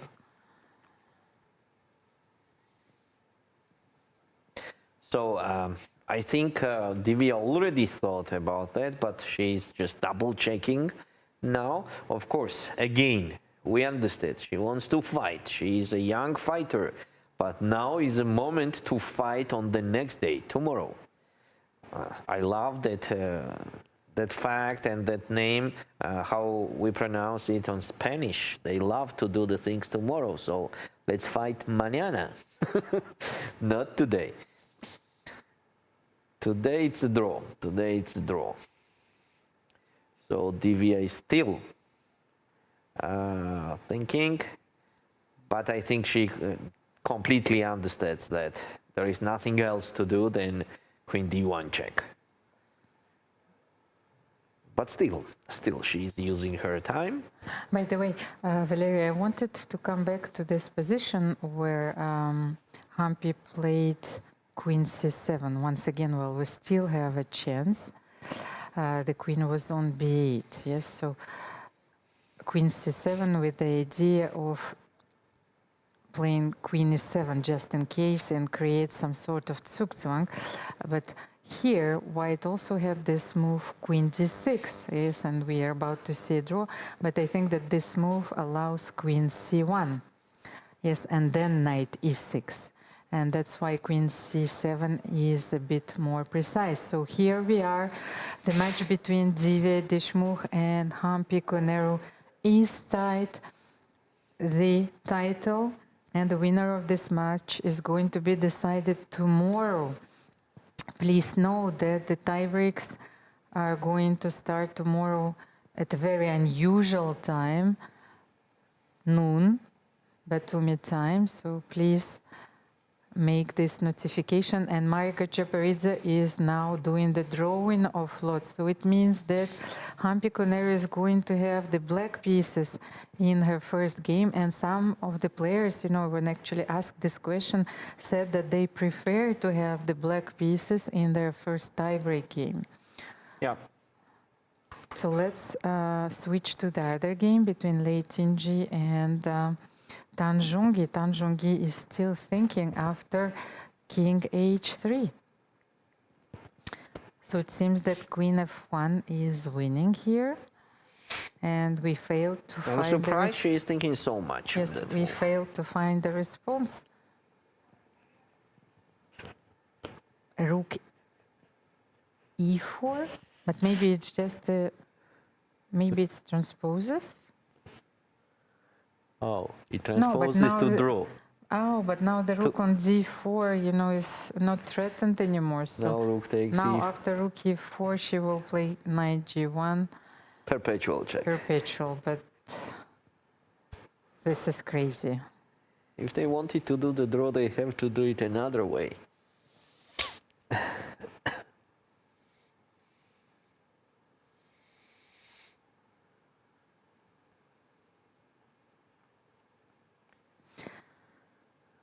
Okay, so it seems Tanjong was so close, so close to the third place. Just one move, Queen f1, and that's it. That's it. You are taking the bronze medal, and so on, so on. Now there is another day and another competition. The name of that day is tiebreaks. it's very strange that Tanjong missed that queen f1. She was in absolutely winning position. But okay, everything happens. Maybe we missed something as well after queen f1. I don't think so. I think they missed. Because knight d4 is actually the threat. I don't want to mate you. Yeah, just... We have Michael live with Divya Deshmukh.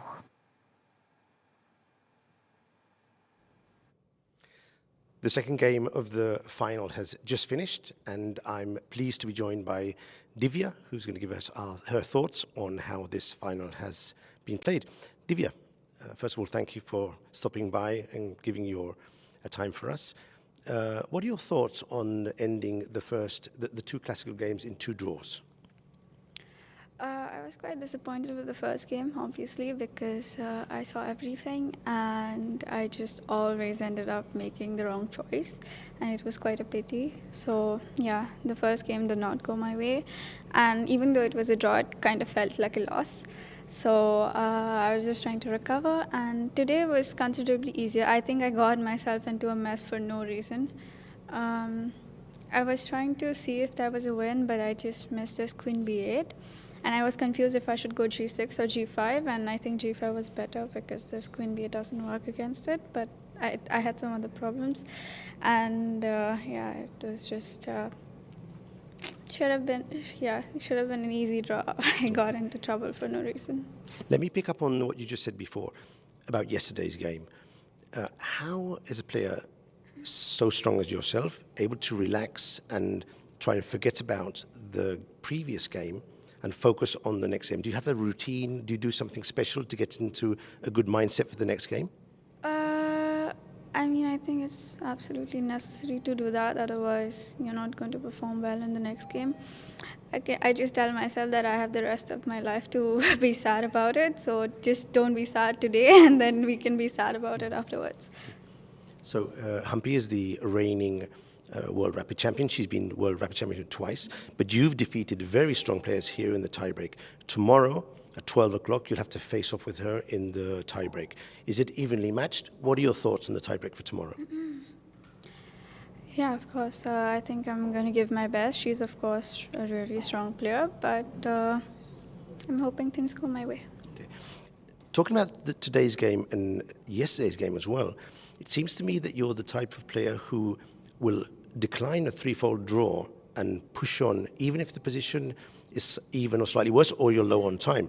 Very ambitious. Gukesh does this as well. Will we be seeing this more from you in the future? Is it your style of play? I've been doing it for years now, so I think it's just embedded in me to push. And I think I'm trying to balance being realistic and being practical along with, because this has often led me to quite a few wins, but also quite a few losses. So yeah, I have to learn to balance it. 2 fun questions to finish off with. Yesterday, you were smiling during the game, and you've probably seen the video where you're smiling just before playing bishop to b7. Everyone was wondering, we were wondering, what's she smiling about? Could you give us some insight in that, please? Yeah, I was getting spammed on my phone after the game because, yeah, everybody was like, why is she smiling? I got so annoyed, I deleted all the apps. Like, I didn't realize, first of all, that I was smiling. I think it must have been some inner joke that I thought of first. Yeah, I think I was just so into calculations, and at that point I was honestly a bit frustrated because I saw queen e2 and my problem was bishop c6. I saw queen c4 and I thought that queen d7. Here I didn't realize that d5, and I misevaluated it. So yeah, I don't think there was a reason for this one. That position with queen d7 and d5, it wasn't so easy to see. We were checking it here, and on the broadcast, we were unsure if it was easy to see, because the computer says, but in the game, it's not so easy.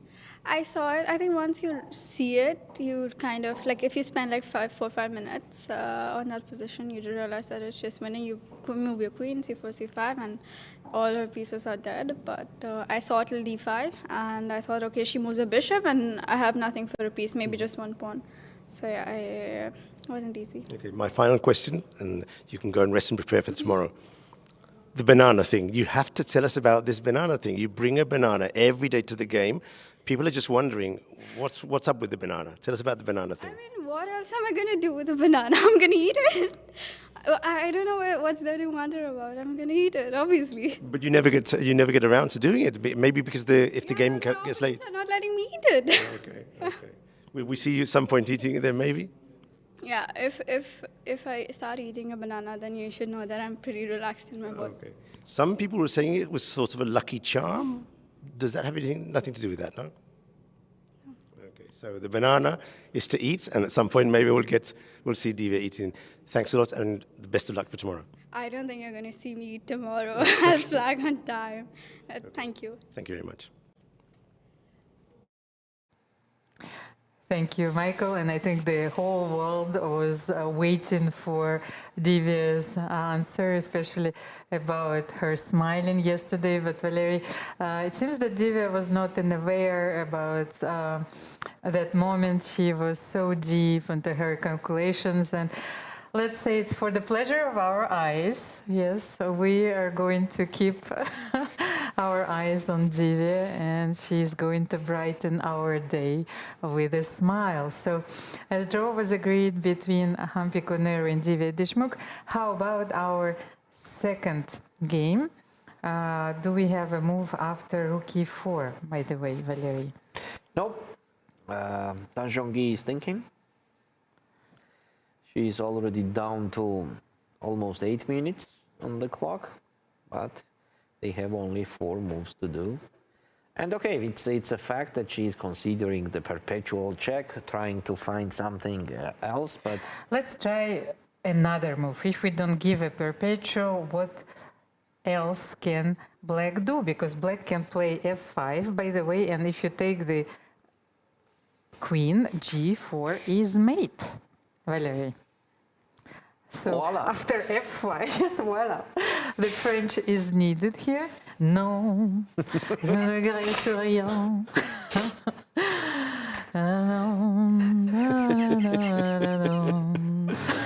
This is it. This was my moment. But what should we do after f5, by the way? So, queen d5 check. And let's What are you say doing? king somewhere. Okay. Don't know where. King h8. King h8. You still cannot take my queen here. If I can't take your queen, I will take your knight. And, so you have the perpetual. If I check on, if I take on e4, then you have queen e5, queen f6. Okay. But then... And you are forced to do that, yeah? Or I can give queen f1, king h2, queen f2, and king h3. Do I have something here? No, g4 you simply take. Yes. Queen f1. So, but f5 is a spectacular move. Yes. So f5. Let's say you're playing a bullet game, and after rook e2, you are getting mated by g4, because you are making all those pre-moves, and this is so unexpected that this move even exists in this position. Yes. By the way, if f5 exists in this position, so can I try here h5? Oh my gosh. By the way, h5 is even more interesting because you don't have queen d5 check. So what do you do here? You're forced to take on f3, and now the rook is not attacked. Okay, so this line is even simpler. But g4?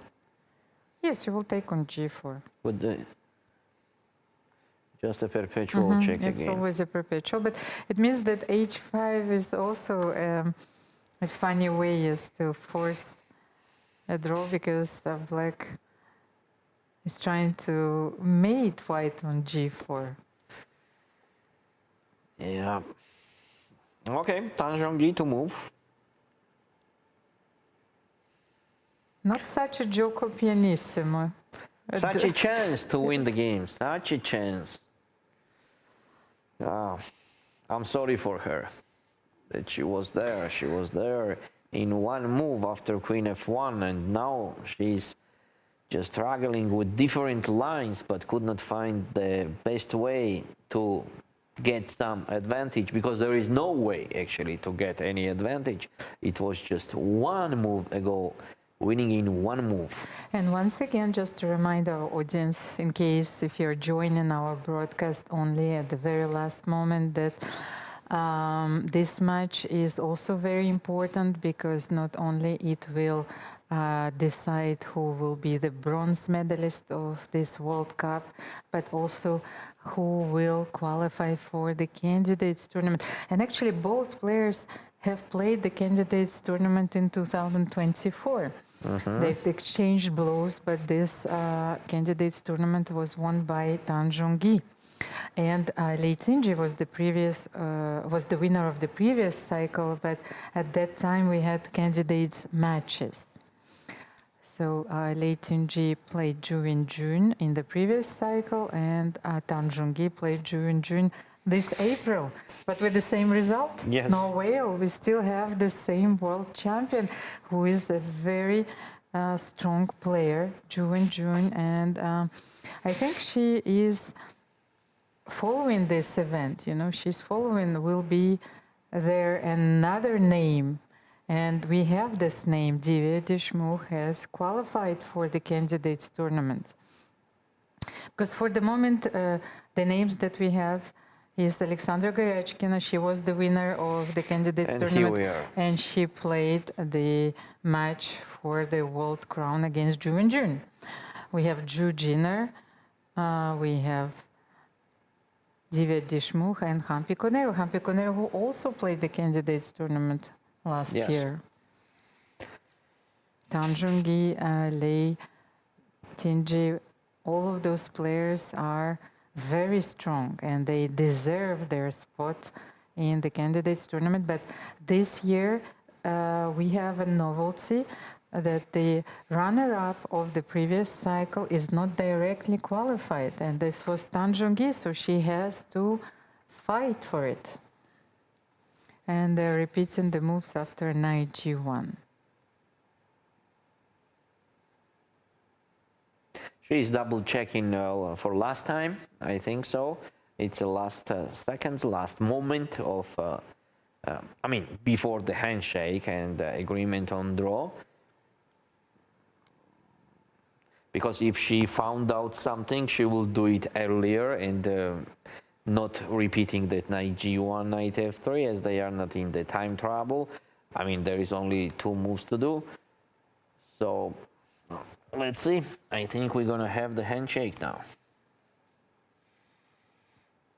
I'm refreshing it. Yes, and now it's a current position.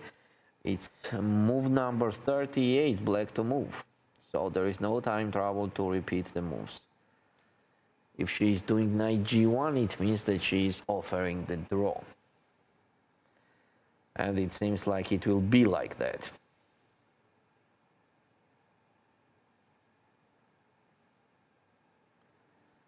Three minutes. And it will be the first tiebreak for Tanjong in this event. By the way, Lei Tinji, she played the only tiebreak against Humpy Koneru, and she lost it before she also decided all her matches in the classical time control.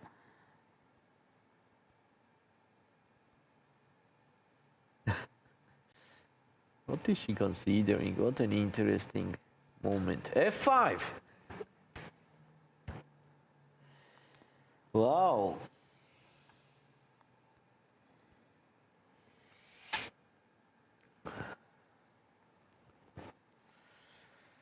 So, F5 is a move that we considered, and here Queen D5 makes sense. Yes, because I think that here, if we don't play Queen D5 compared to the variation with H5, if you take on F3 immediately, then I can play G4. And actually, Lei Tinji just played Queen D5, but just to illustrate the difference. And if you will take on G4 here, I can even take Queen E4, and there And is game no over, draw. actually, Yes, yeah. game over. So queen d5 was necessary because, let's say we compare this line once again. So king h8, and if you take on f3 here, g4, here rook g4 should be played. Yes. By the way, maybe we can. We didn't analyze Yes, this but it's line. losing still. F takes g4. King g4. Ah, king takes. Oh. No, but what was the line that we calculated? Ah, it was after h5. Yeah. Here we are considering f takes c4. F takes Yes, c4. f takes c4, but there was a perpetual. But let's give it a try. So g4. So the same. If f takes g4, then I can take on e4. Yes, and that will be winning. That means that you have to take rook g4 And king takes g4. and king takes g4. What a game! Too many pawns. No. But then rook g8 check. King h3. No, king h3 you're losing after queen f1. Ah, yeah. Yes, of course, this is it. So you have to wander around with your king King here. f4 then. King f4, so protecting the pawn. Yeah, on- but the good thing is that I can go to the end game. I mean, I'm threatening to trade the queens, queen e5, and I'm not worse at all. And maybe here after rook f8 we have a perpetual, because I think that if you will play queen h2 here, then white is given the perpetual. Once again, it's the same drawing mechanism by queen d4 and queen d5. But this is a very strange game. Really? It's just a tough game. Just a tough game. So g4 does The exist. game of yes. nerves, the game of pressure.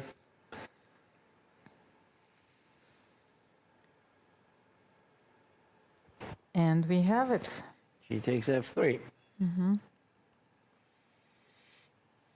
And what? g4 or taking on e4? Taking an e4, of course, leads to the perpetual, but I think g4 has to be tried here. Wait. Queen f1, then just king a h2. perpetual yes, like that? Yes, just a perpetual. They reach the 40th move or not yet? But yes, but I don't understand what is late in G thinking about. There is only one move, king h2. Or physically, there is no more moves. What a strange thing happening with the players in No, this but game. the thing is, after king h2, queen f2, okay, she just got back to the board. You cannot play king h1, of course. You have to play king h3, and maybe this makes a difference after g4 here. Yes, so if you take rook g4 here, f takes g4, But then I will start doing checks, right? yes, but then rook g8. By the way, now you're losing the g3 pawn, and where are you going with your king here? On h5? Wow. But then how is it a draw? Then queen g3. This game is unbelievable. So after queen g3, I'm threatening mate on 1, queen g6, So queen f5. queen f5. All good. Knight e5 is coming. Okay, let's wait for this moment. Yes, you want to play knight e5, but what an unusual position we may get with the king on h5. First of all, the material balance is a bit unusual when the rook is cutting off the king. Then sometimes these 2 pawns for the exchange, they do not really mean anything. But here, it seems that after queen f5, you're protecting everything. And you want to play knight e5. By the way, what about g4? Rook takes g4. Is it possible? I mean, f takes g4. Rook takes g4 and then f takes g4. Yes, but And queen g2. And c4 is hanging, yes. So Queen queen f1, f1, queen g2, and c4 is hanging. It's not possible. So on g4, there is only one line. yes, and if you take fg4 once again, maybe here you can even, well, you can always take queen e4, but maybe there is something more. Let's say queen f1, king h2, and there is no longer perpetual, by the way, after Yeah. f takes c4, Just take. because I can always play queen f6 or rook f6. Okay, so this is a moment of truth. One more time. After g4, take, rook g8. And is it king h5 the only move? Because king f5, does it make sense to play king f5? Also possible. But the I same, don't see the checkmate. I will take on g3 anyway. And if king is safe on h5, then you should play king h5. You know what? I wanted to do that queen e5 trading. I mean, just You wanted as the to be idea. closer, yes? But the thing is, you're... And when you take with the king, Yes, but you have That was my 4 point. island of pawns, yes. that was my point. I'm a bit afraid, yes, to... So Maybe queen queen e5, yes, is and king takes. drawing.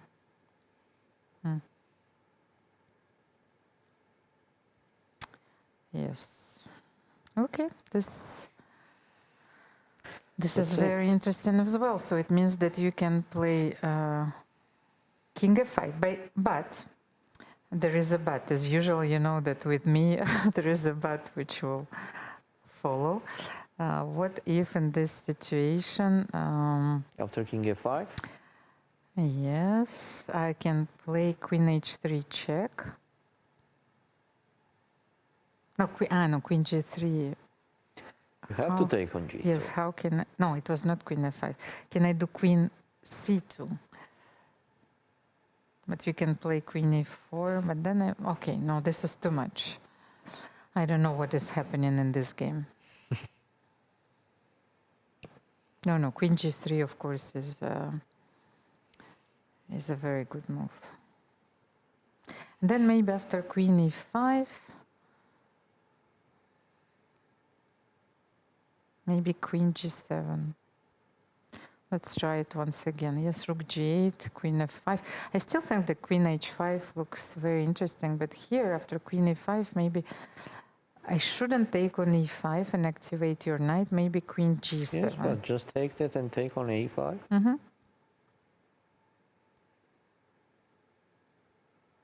Just take on a5. But are you sure? Yes, because I will collect, I think, the a and the c pawn, because after Yes, you will. rook c8, yes, I will start collecting the pawns, and you have a lot of And pawn here we islands. are, g4. Yes.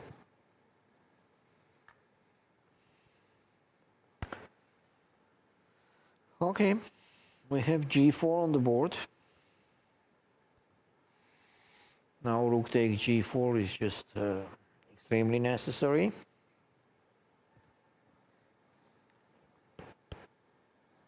I think it will be a long game, Elmira. After g4? Yes, Yes. definitely. Okay, First well- of all, letting G will take a time to think. Later, she will take a time on king f5, king h5 moment, that's for sure. Another 5-7 minutes. Okay, so let's take a short break, and we will come back to this very unusual and very exciting finale, and very unexpected, by the way.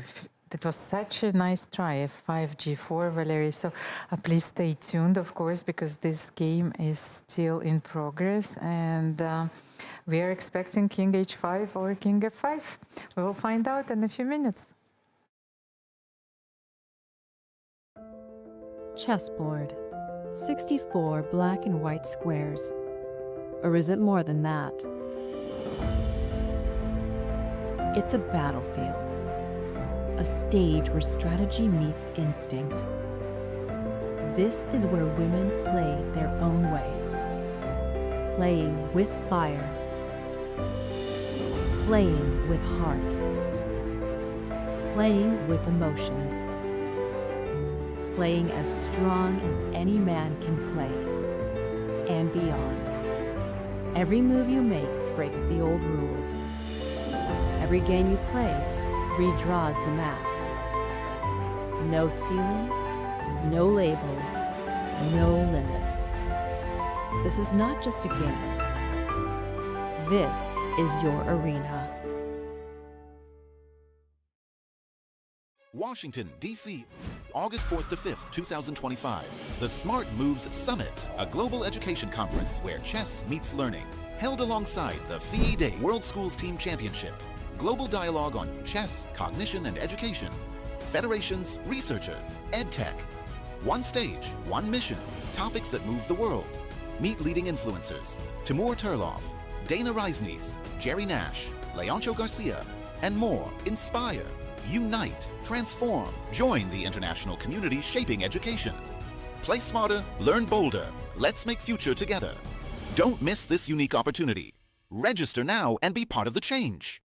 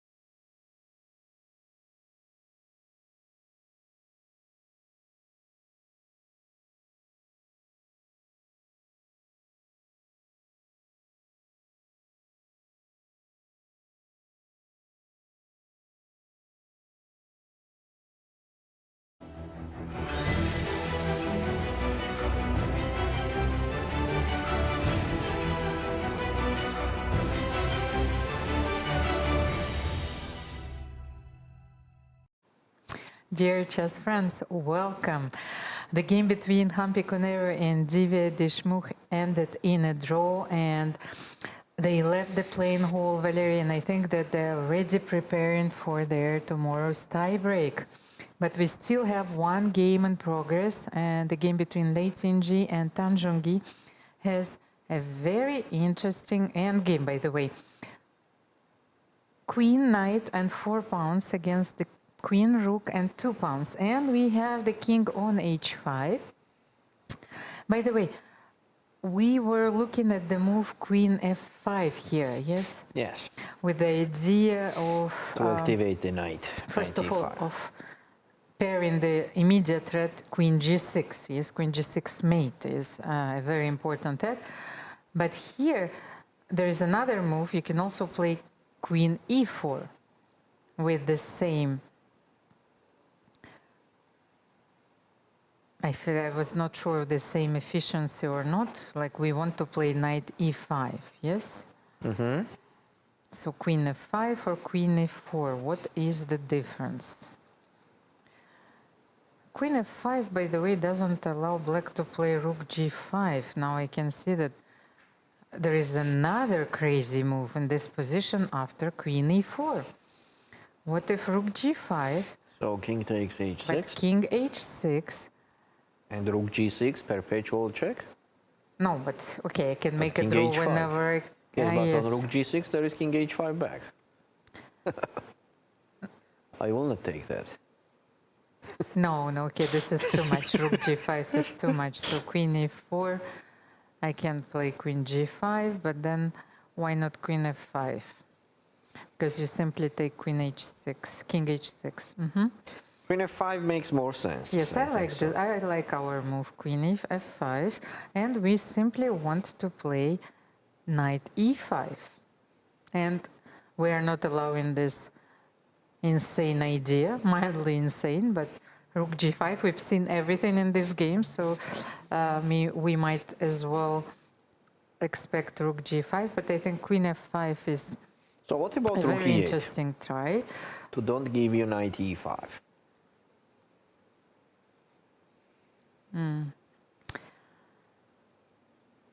And queen f6 check, you want to play queen g7, yes? And once again, if you will manage to keep your a5 pawn alive, and here Yeah. actually you can see the difference. So let's say queen g7, king g7.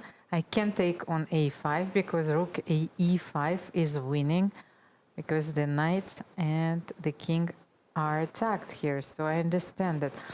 The thing is, you have to win the c3 pawn and to keep the a5 pawn alive. So here I cannot play queen f6. But what if queen f7, attacking the rook?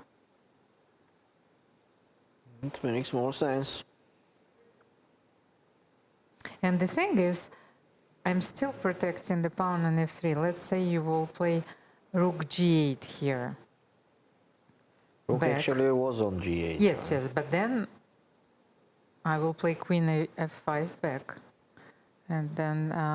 Okay, let's consider rook e8, queen f7, and rook c8.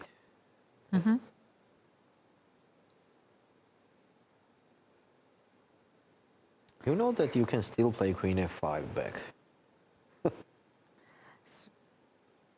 But how am I winning the rook? Queen f5, and if Take rook on c4, c4. yes, how are you winning the rook back? So, queen f8, queen g8, and queen f6. So I cannot play king h7. By the way, it's a very nice moment. But let's just show it. Yes, of course, for Queen our h6. pleasure. Yes, Checkmate. queen h6. So it means that you have to play queen g7 here. And then queen d8, and you cannot play king h7 because queen d3 wins this rook back. And maybe the game. But I can see a very, very interesting finale for this one. So king h8, by the way, And this is it. Oh, stalemate. Yes, Queen F7. stalemate. And Queen Queen F7. F7 stalemate. Wow, Wow, what a wow. beautiful position. But those stalemates ideas were already in my head here. And here we are, we have Queen F5 on the board, but this one is really beautiful. So Queen F5 is on the board, and White wants to play Knight E5. Yes. And if Knight manages to play Knight E5, I think that late Inji will be better, Yes. even much better. White is of not course. risking anything at all if the knight activates on E5. So Rook E8 seems forced here.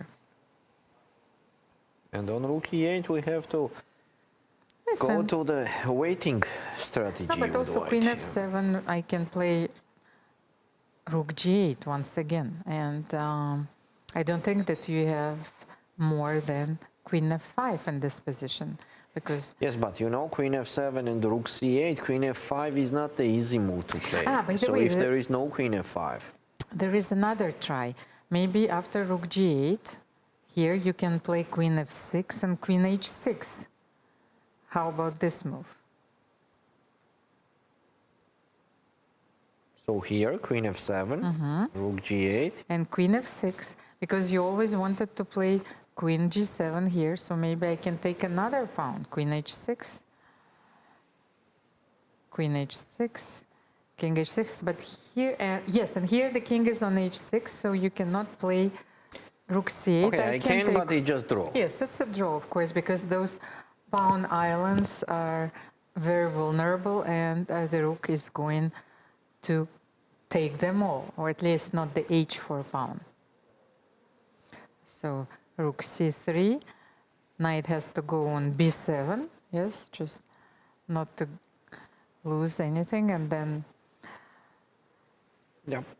by the Just a way, draw. no, you can play knight C5 here, yes, knight C5, and then Rook F6 and King G5 simply. And then the knight gets closer to the king, knight E4. What an interesting position we're analyzing. No, this is it, of course. We've exhausted all the resources, but I think that this is a very interesting moment, and if Black will play Rook E8 and Rook C8. Yeah. Are you sure they know that tomorrow tie break starts at 12 noon?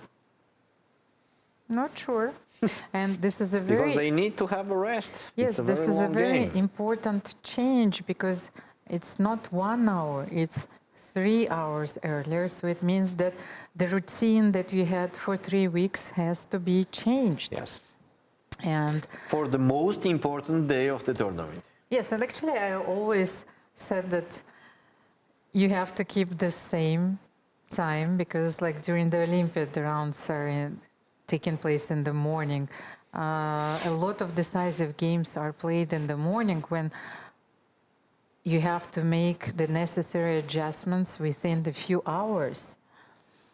Of course, we know that the closing ceremony is planned for tomorrow evening, but 3 hours is a lot, Valerie, and you know this as a Yes, of professional course. player, of course, because you're barely awake, Yeah. you know, and then you have to play one of the most important games in your life. And then I think that you need to wake up at least 3 hours before the start of the game, so you can be fully alert.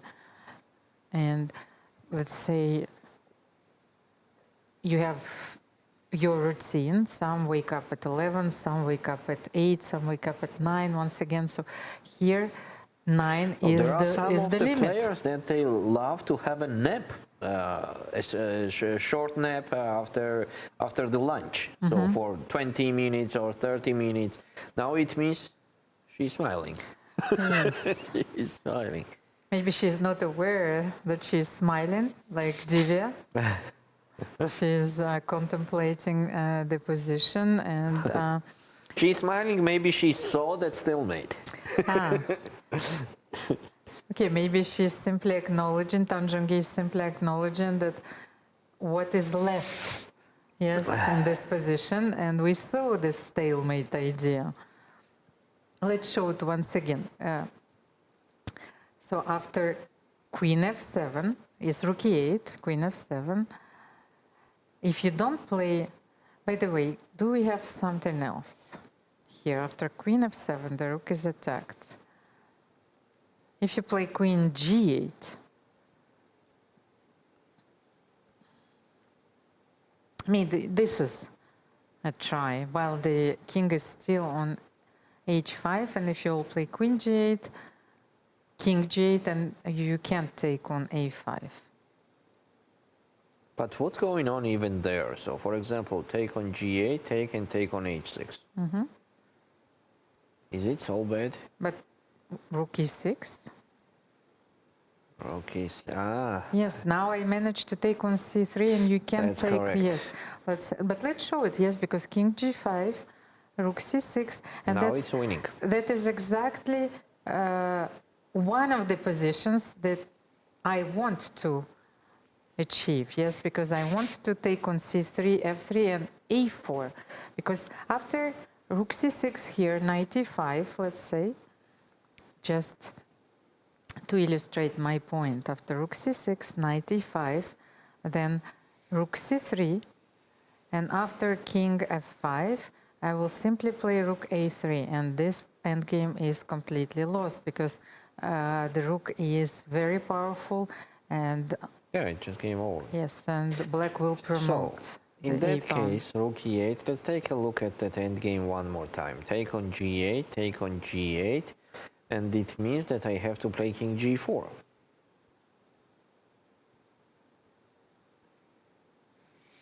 Now I'm attacking the a5 pawn. Yes, so if I play Rook c8 here, now You have to, yes. yeah, because Rook a8 makes no sense to stay on a8 with the Rook. I will push just f5, f4, f5. Maybe, like it's an interesting Rook try. c8. But Rook c8, then you simply take on a5, and Take. we don't. It has to be draw, Yes, right? we don't have much here. Then you will take on c3. Okay, maybe eventually it will come to this position where you will have f and h and the knight, and I will have rook and h, and they will play this position for a while. And we have a move, by the way. Rook e8.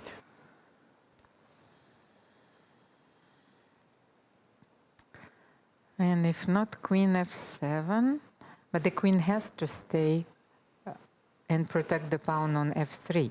What So- about Queen g4? The So same. Huh? the same. No, but is it the same idea? Queen g4, King g4. Yes, so it's the same as Yeah, we f trade. Yes. g4 does not make sense.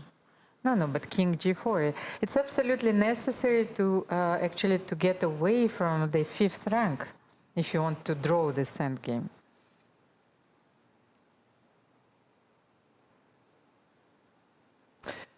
So what about f4? Is it possible to play f4? No, but then you can always check, I Queen think. f3 no? Yes. check, and if I take on h6, there is Queen c6. And Is it? So for example, King takes h6, Queen c6, Queen g6. Rook e6, winning the queen. Thank you. Ah, wait a sec, knight e5. Ah, I'm pinned. No, Oh no, my you're- god, I'm pinned. I'm pinned, No, otherwise what a nice thing. Knight g6, King g8, and I Knight wanted e7, no. knight e7. Yeah. Maybe if the rules of chess, are changed at some point. If you take Yes. my king, I will take your king. Yes, maybe you can make two moves in a row, and yes. No, this was a very nice line, of course, but Rook e6 is winning.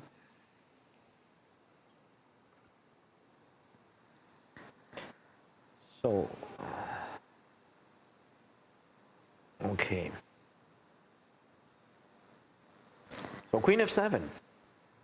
Queen f7, Queen g8, and do we have here anything else then going to the end game? Well, I don't think so, because we tried Queen f6, so it will be just We the did not try Queen transposition. d7. I think Queen d7 makes sense. Why? So Queen f7, Queen g2, don't trade the so- queens. Yes, but like this. this What about can be rook d8? dangerous because this position, of course, is very close to a draw. But after queen d7, you leave the queens on the board. And then what can we do here? Okay, you want to give queen d4 check, yes, and then maybe to take, or maybe you want to take on h6 here. I don't even know if it's possible after queen g7. Let's say we make a pass move. But you don't have pass A pass move, okay. No, I need to make a move which doesn't change the position. The rook But is how? under attack. How? What move to make? Let's say I'll make the move rook e1. Oh, I just want to find out if king h6 is possible, but I think it's too much because then you give rook e6 check. So yes. I cannot, and then you will mate me. Yes, so it's not possible. But then it means that after this sequence of moves, maybe you can even play rook e6. I still don't know what are we doing against queen d4 check. Queen g7, okay.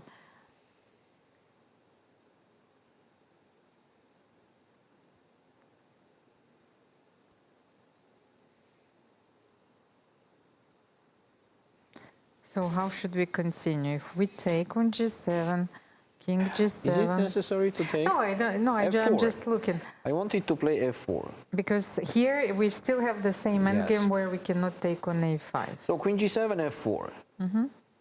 It makes more sense. Okay, so what? But why didn't you want to give check queen d8? How am I replying Okay, to this let's do check. Yes. Yeah. Because of 4, I didn't even Yeah, it's consider too because much. I understand that you want to play knight e5, but after queen g7, Yes, okay. it's Queen very d8 check. tempting to give queen d8 check. What do King you do? h7. Then queen d3 check. Queen g6.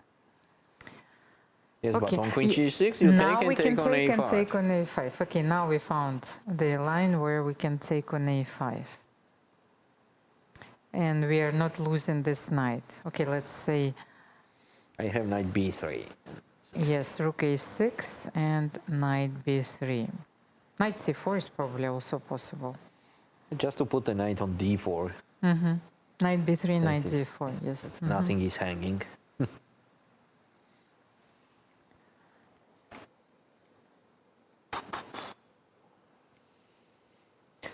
Okay, Leiting G is thinking on rook e8.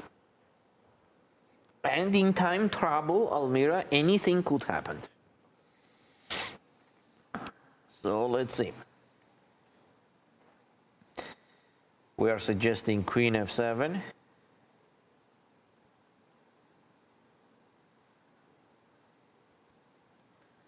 As a Well, here we don't have anything else. We already tried queen f6, queen f7, queen g4.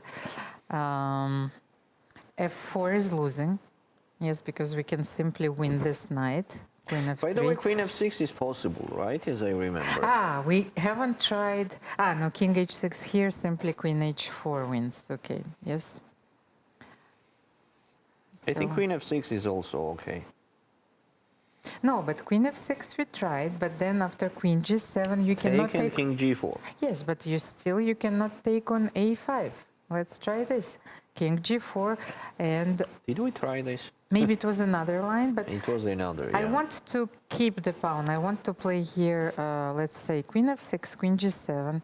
We tried so many lines, and what is the difference? Because here I want actually to keep the pawn and to play rook a8. Because now my K8 king and F4. is a bit closer here, so And king f6. king f6, yes, and maybe then I will play rook c8 and rook c3, and your knight will not have enough squares. So That's true. let's try. For example, here, let's make a H5. move h5, of course.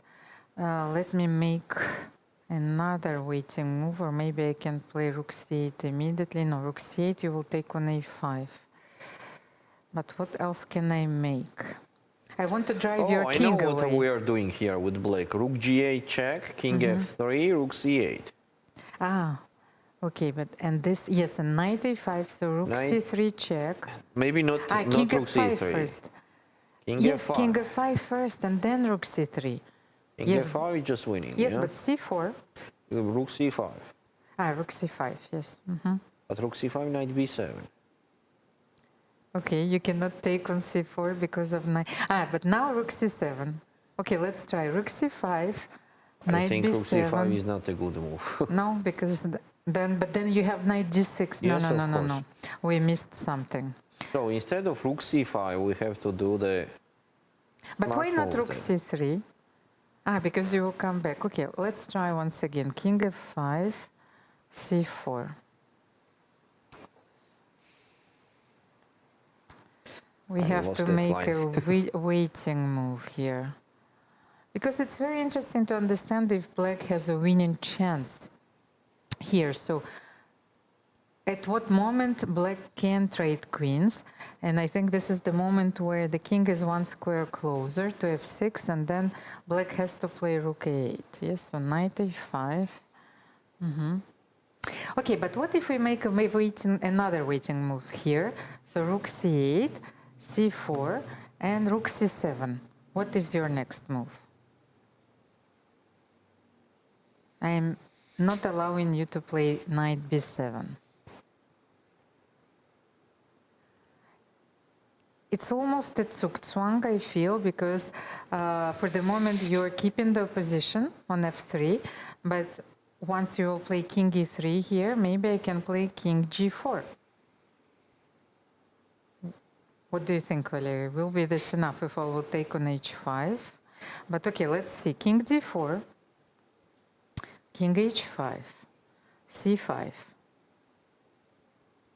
King Then g4. king My g4. pawn will be too fast here. Yes, c6, h5, and still king c5 once again. h4, Oh, that's crazy lines. king b6 or d6, I don't know. Now you survived.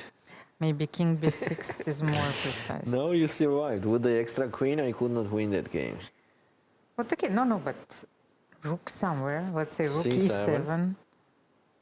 Why g7? Rook e7. C7. No, I said c7 with white. No, but I understand. But why You are rook taking it anyway, right? You have to take. But what if rook e8? Okay. You have time to play king b7 Knight here? c6. Because now I will play h3. But I still don't understand this. Knight c6. So h3?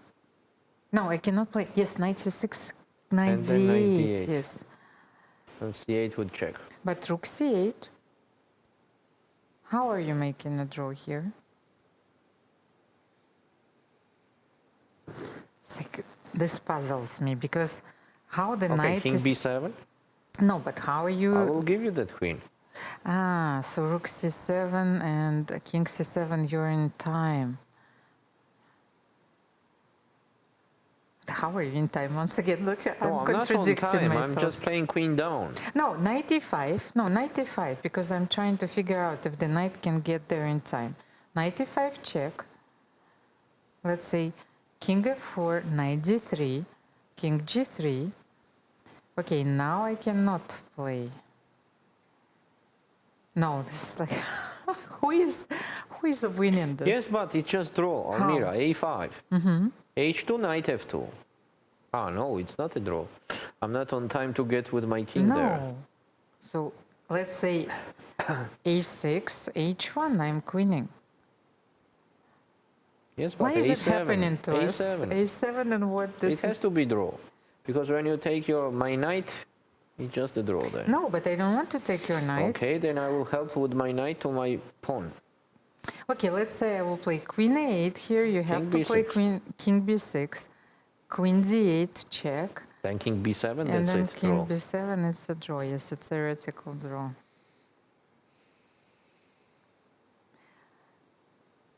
I don't even remember what was the position to start with. It was queen f6. Okay, yes, we were trying to find out if there is a way And for late in black G to has trade 6 the minutes on queens. the clock. But I'm pretty sure that we were losing somewhere along the Somewhere on the way. on the way. Yes, but Yes, but it's okay for us to lose. Even late in G was winning on the way to this position in this game. no, I think it was Tanjong. No, late in G was losing. Yeah, yes, losing. Yes, Yeah. Tanjong. I Yes, said she winning. missed- I'm already Yes. for me now. Winning, losing. But what a wonderful line, by the way. It illustrates that there are so many resources, those hidden resources that we, once again, during the game might not even consider that this line is drawing, yes? Yes. Like it didn't seem so to me, because I am pretty sure that with a few minutes on her clock, Lei will not consider this line. She will consider that she's losing. Because Look at her. It seems she looks tired. She looks tired. We can see it on her eyes.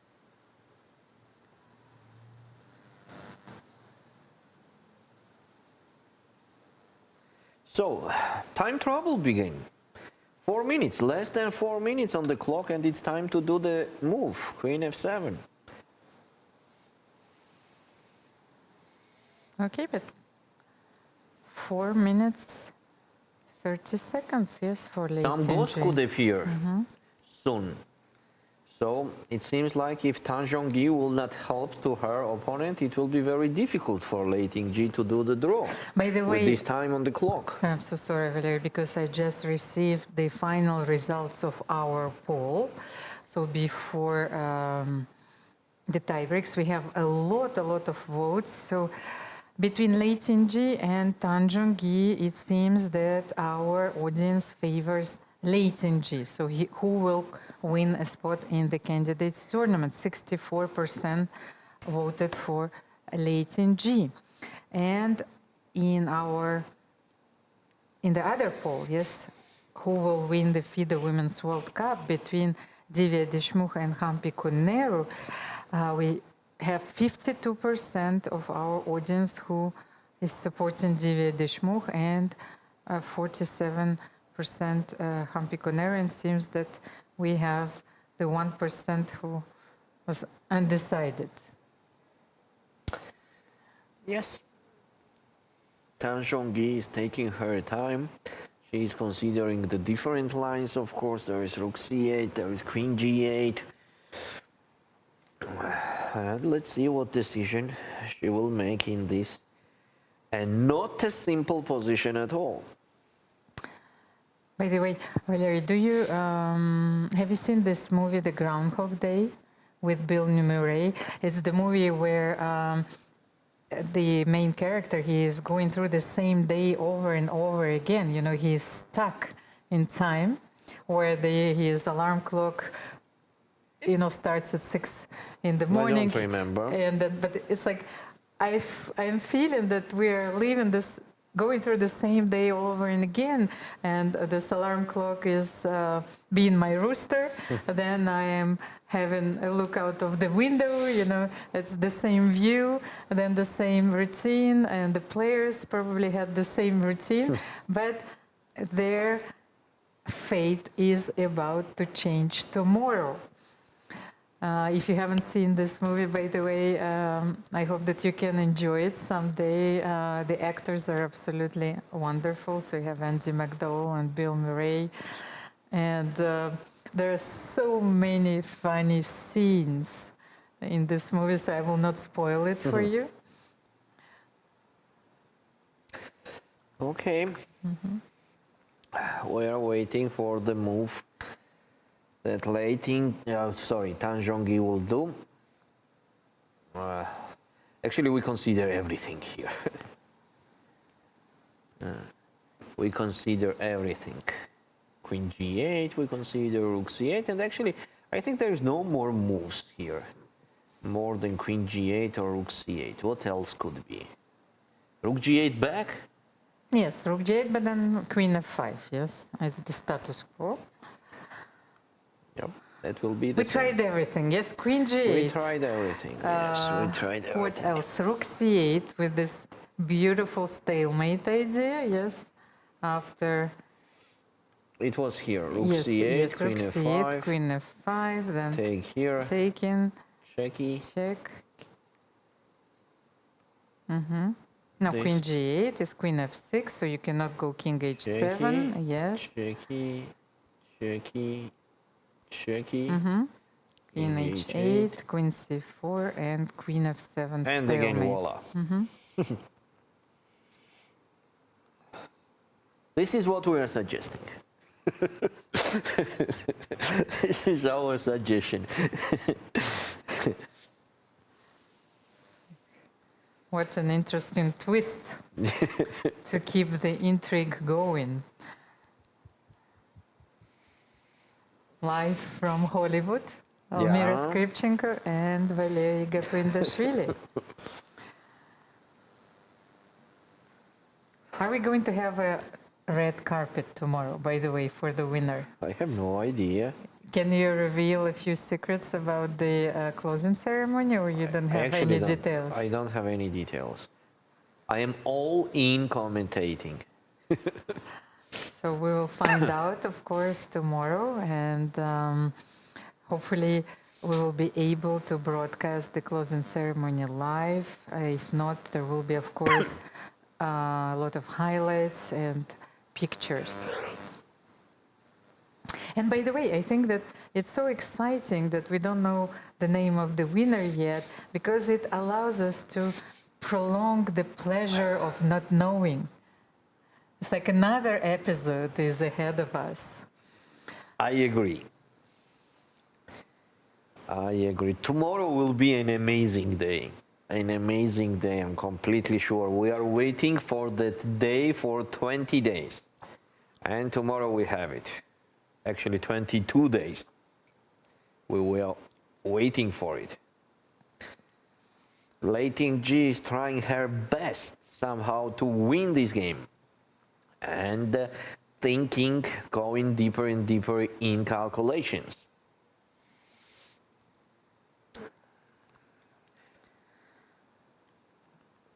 Okay, I have to refresh it. Something went And wrong. we have Rook C8. Lei still has more than 4 minutes, but the clock is ticking, of course, and this move Queen F5 is not easy to spot. It's not. of It's course. not. And just imagine they are playing more than 4 hours. Very tough game, mostly last 15 moves. And of course, they got tired. Leiting G mostly because she was in the defensive mode last 10-15 minutes. Of course, it's not easy to play Queen F5 at all. But if they follow our suggestion, then she will do Queen F5. Do we have something else, by the way, if not Queen F5? Because then the knight is attacked, by the way. So we need to make a move, but at the same time, we need also to keep our queen protecting the knight on c4 and the pawn on f3. So, Rook c5 check, Almira. and Rook c5 is also coming checkmate next, is hanging. yes. So there is 2 moves on the fifth rank with the queen. Queen f5 and queen d5. Okay, let's explore the second Queen d5. alternative. Yes, Queen d5. By the way, we haven't tried it yet. Oh, now I will use the chance to put my rook on f file. Okay, And f3 pawn is but I hanging. still have Queen d4. In that case, I will go to that end game. And once again, I cannot take the pawn on a5. So Yeah. here we are. So after Queen d4, Queen g7, and I still have to play King g4. And she played queen d5.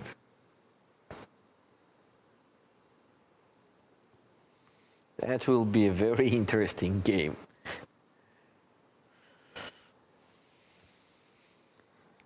Yeah, it's difficult to do the draw, Almira. It's very difficult to do the draw here. If the opponent will not help you, as this is what I was talking about, that a very long and a tough game, the brains not working as it was like 2 hours ago.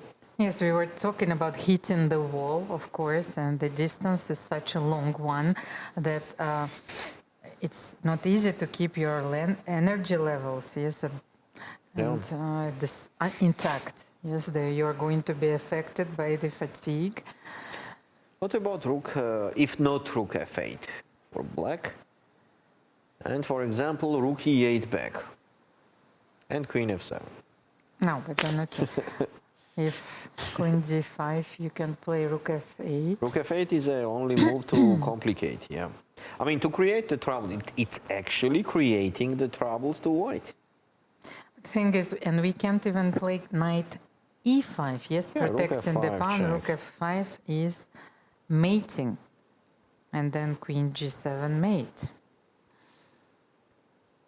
So it seems that after rook f8, we have only one move with queen d4. Because king h6 also leads to mate, because we can take on h4. Or So queen queen g7, checkmate. Yes, but okay, then queen d4, let's try. So queen d4. Black does not have anything else, right? For example, king g8.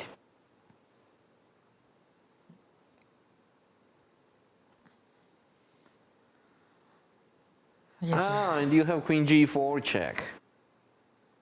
And king... yes. Wait. No, but now the king is on g8. Yes, it's a bit different. So maybe this endgame Okay, is let's still consider. drawn. Queen g4 check, queen takes g4. Yes, and And king take takes g4. with the king. And Rook a8. yes, but it's not the same story because now the king is on g8. So maybe we can make it work. Let's say king f5.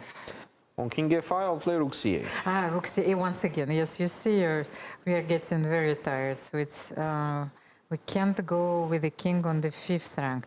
By the way, I had another idea. Maybe King f4? no, maybe you could have played h5. Rook f8. Rook f8 is on the board. So queen d4 has to be played.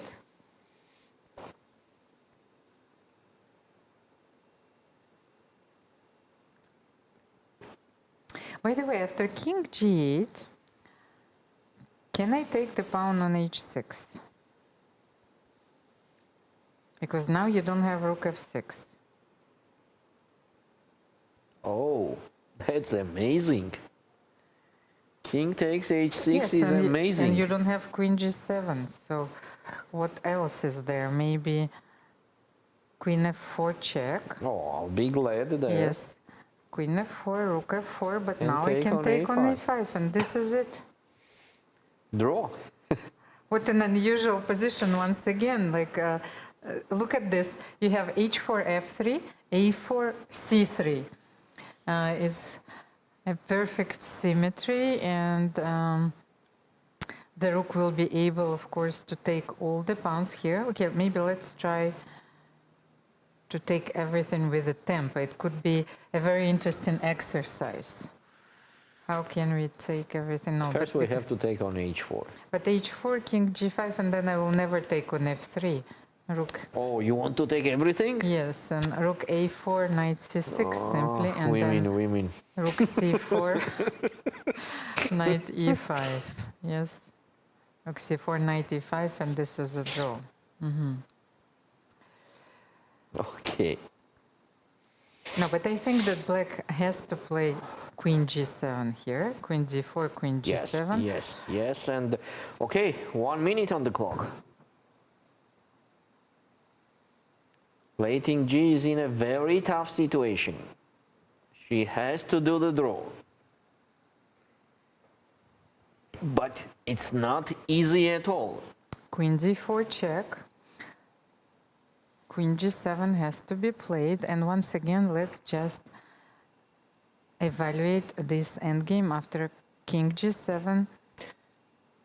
Here we are. We don't have more than any, like then king g4 here, because we need to protect the pawn, yes? And rook a8, yes, this was my suggestion. And that was this crazy line which ended in a draw, but I don't believe that we were correct. But On it the was fifth very hour. entertaining. So Queen G7, King G7, yes. Tanjong is still ahead on the clock, 16 minutes to figure it out. So King G4.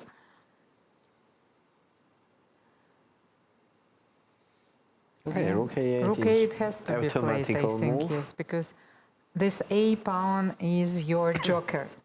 As long as this pawn is alive. Ah, no, Yes, H5 that's is a very possible, nice yeah. idea. Yes, you remember I told you that maybe you have this idea to play H5 and then, To make you King G3. yes, I cannot play King H5 because then you will be able to play Rook C8.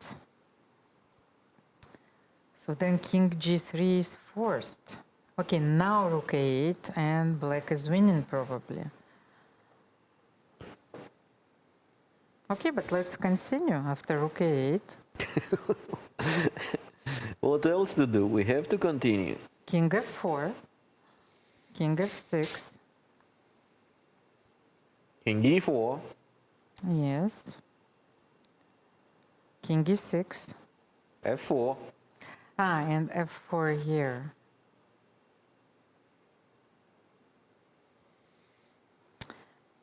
And if King F6, can I get you into the same Zugzwang as before or not? Ah, maybe now you can play Knight E5 because the knight is supported, and if you play Rook C8, I can play C4 here. But once again, can I do some? But now this knight is very powerful because I cannot play Rook B8, Knight Yeah. D7. Yes, so what Yeah, tricky, else can tricky we do position. here? The knight very active, king very active.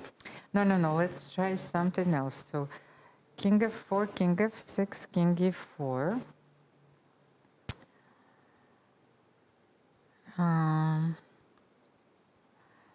What?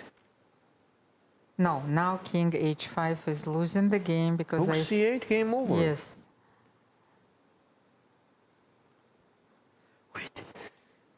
Wait, such a huge blunder. No, but even... Maybe she doesn't even have to play because Rook F4 here, even Rook better, F4, right? yes. And so you cannot take on A5. You have to play knight B6? But by the way, why can't I take Rook F3? Thinking G4. Oh, King G4, okay, so this is a very important moment in the Yes, game. So so- after King H5, it seems that we cannot take on F3. Yes, so on rook takes F3, there is king G4. And then this pawn is hanging. So that's why not rook F3, but rook C8 or rook Yes, F4? why not Rook C8 once again? Rook C8, we wanted to play this move for a Long while, ago. yes. So you cannot take Knight A5, then... Wait, is not it still, I mean, easily winning? So what the white is doing? Okay, let's try Knight G6, attacking the Okay, rook. knight to take on C3. Then I will take A4 pawn. F4, and Rook A3. Yeah. The King rest G5. is super clear. Okay, King G5, let's continue once again. Take on Rook A4. H5, Rook then Rook A1. A1. Of course, you want to check from G1.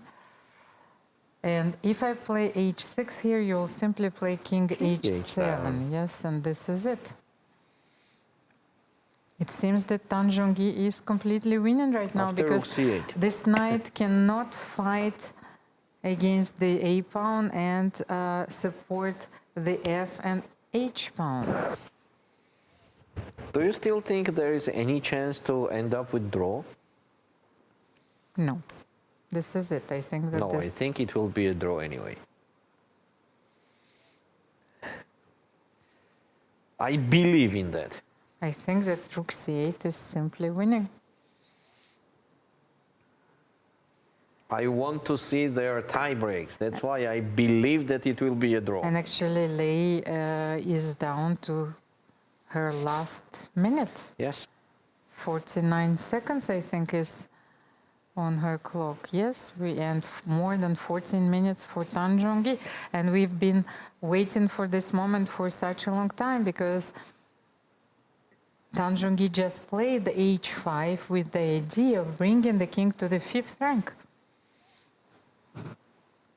Okay. Yes, I think that rook c8 is completely winning. Is not it rook f3 winning also? Let's No, take a, rook I mean, f3 rook f4, sorry. Yes, but why it like to go Why through to all lose this? the Yes, tempo, no, right? no, no. Like rook Why to lose c8, the we tempo? wanted to make this move for such a long time. I think Tanjong will capture on f3 here. Okay, rook f3, king g4, rook c3, Yes. knight a5. This is the only way to see the tie breaks. I want to see it, that's why I'm talking like that.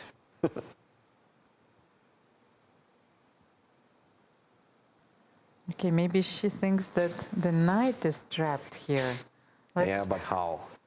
But let's You try. know, in the best option, if Yes. your king takes my knight, my h-pawn will be managed to do the draw. So let's say king f6 here, of course, but then Whatever. h5, Knight b7, what's the knight problem of b7, knight then I will b7? give check, rook c4. Okay. King g3 or king h5. Okay, king g3. And she plays rook f4. So rook f4 seems to be winning as well. But what is the difference once again? So she wants to take the a4 pawn immediately. No, she has to do another mistake somewhere to make it draw. Rook f4 is not enough. I thought it's enough. It's not enough. Knight b6. Rook takes f3. Okay. And c4. Oh. No, it seems.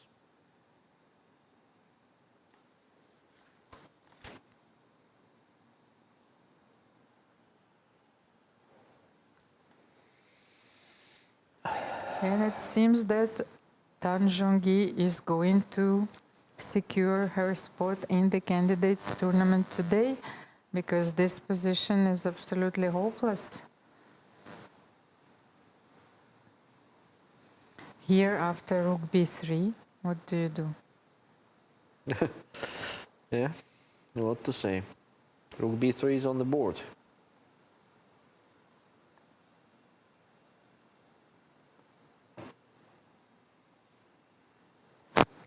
Knight d5, so protecting the b4 square, but now she can simply, Tanjong can simply play rook a3. Yep, after rook a3, the game is over. The tables have turned, Valerie. After rook a3, this is it. Yeah. But let's say we go knight b6 back. You need to make one move once again, by the way.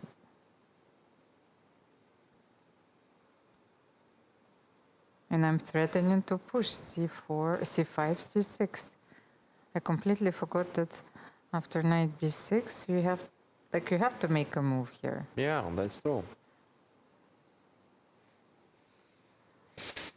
So maybe King f6, let's try king f6 here. And rook b4. Yes, it's actually winning because you are mating the king from on g6. Wow. What a beautiful line. Wow. Yes, so let's say knight b4, takes b4, and then you are queening, and white is queening as well, but the queen g6 mates. Rook b4, what a beautiful idea. And queen g6 mate at the end. I have no words. And Leighton just stops the clock, so Tanjong wins Wow, congratulations to Tanjong. this game and qualifies for the candidates, Valerie.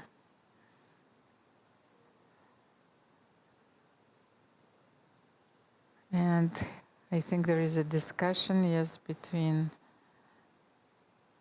Lei Tinji and Tanjong, maybe Lei Tinji just told her about Queen F1. Yeah.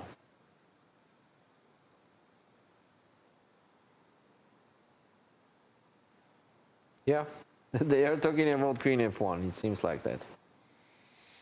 But, I mean, that was so simple, Queen F1, but still, okay, bravo to Tanjong that still won the game.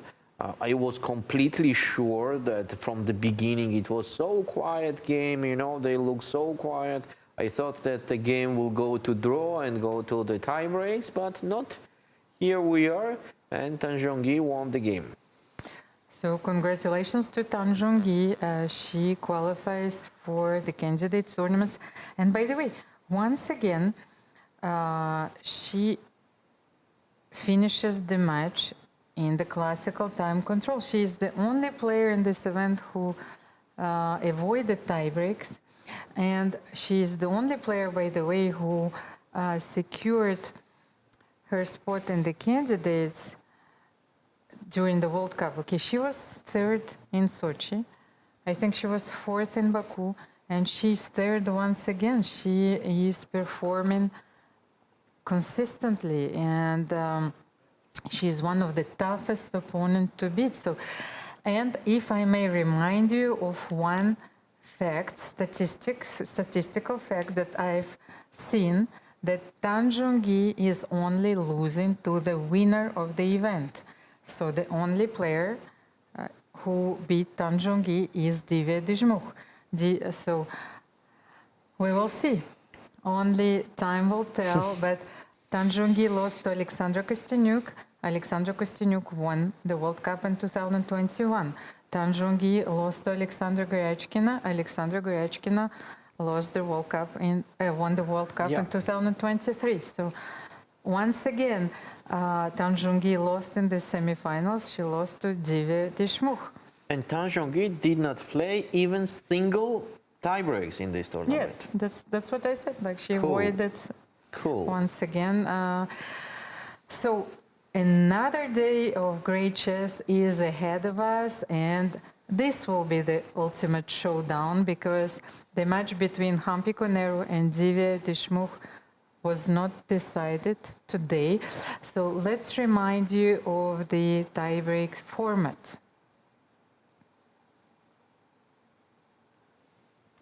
And here we are. First, we will have two rapid games with a time control of 15 minutes plus 10 seconds increment. If the match is still tied, we will have another portion of two rapid games with 10 minutes plus 10 seconds increment. If the match is still tied, we will witness two blitz games with a 5 minutes plus 3 seconds increment. And if the match is still not decided at that moment, we will play one blitz game at a time with the time control 3 minutes plus 2 seconds. And this is the blitz game, which is called sudden death. So every game could be a decisive one. And I think we haven't seen a sudden death yet. Maybe it's time. We will see. Valerie, thank you so much for watching. Thank you. See you tomorrow. See you tomorrow. Please don't forget that the tie breaks will start 3 hours earlier. And of course, please stay tuned because our team is working relentlessly, and you will have the highlights of the day to enjoy after the end of the broadcast. See you tomorrow.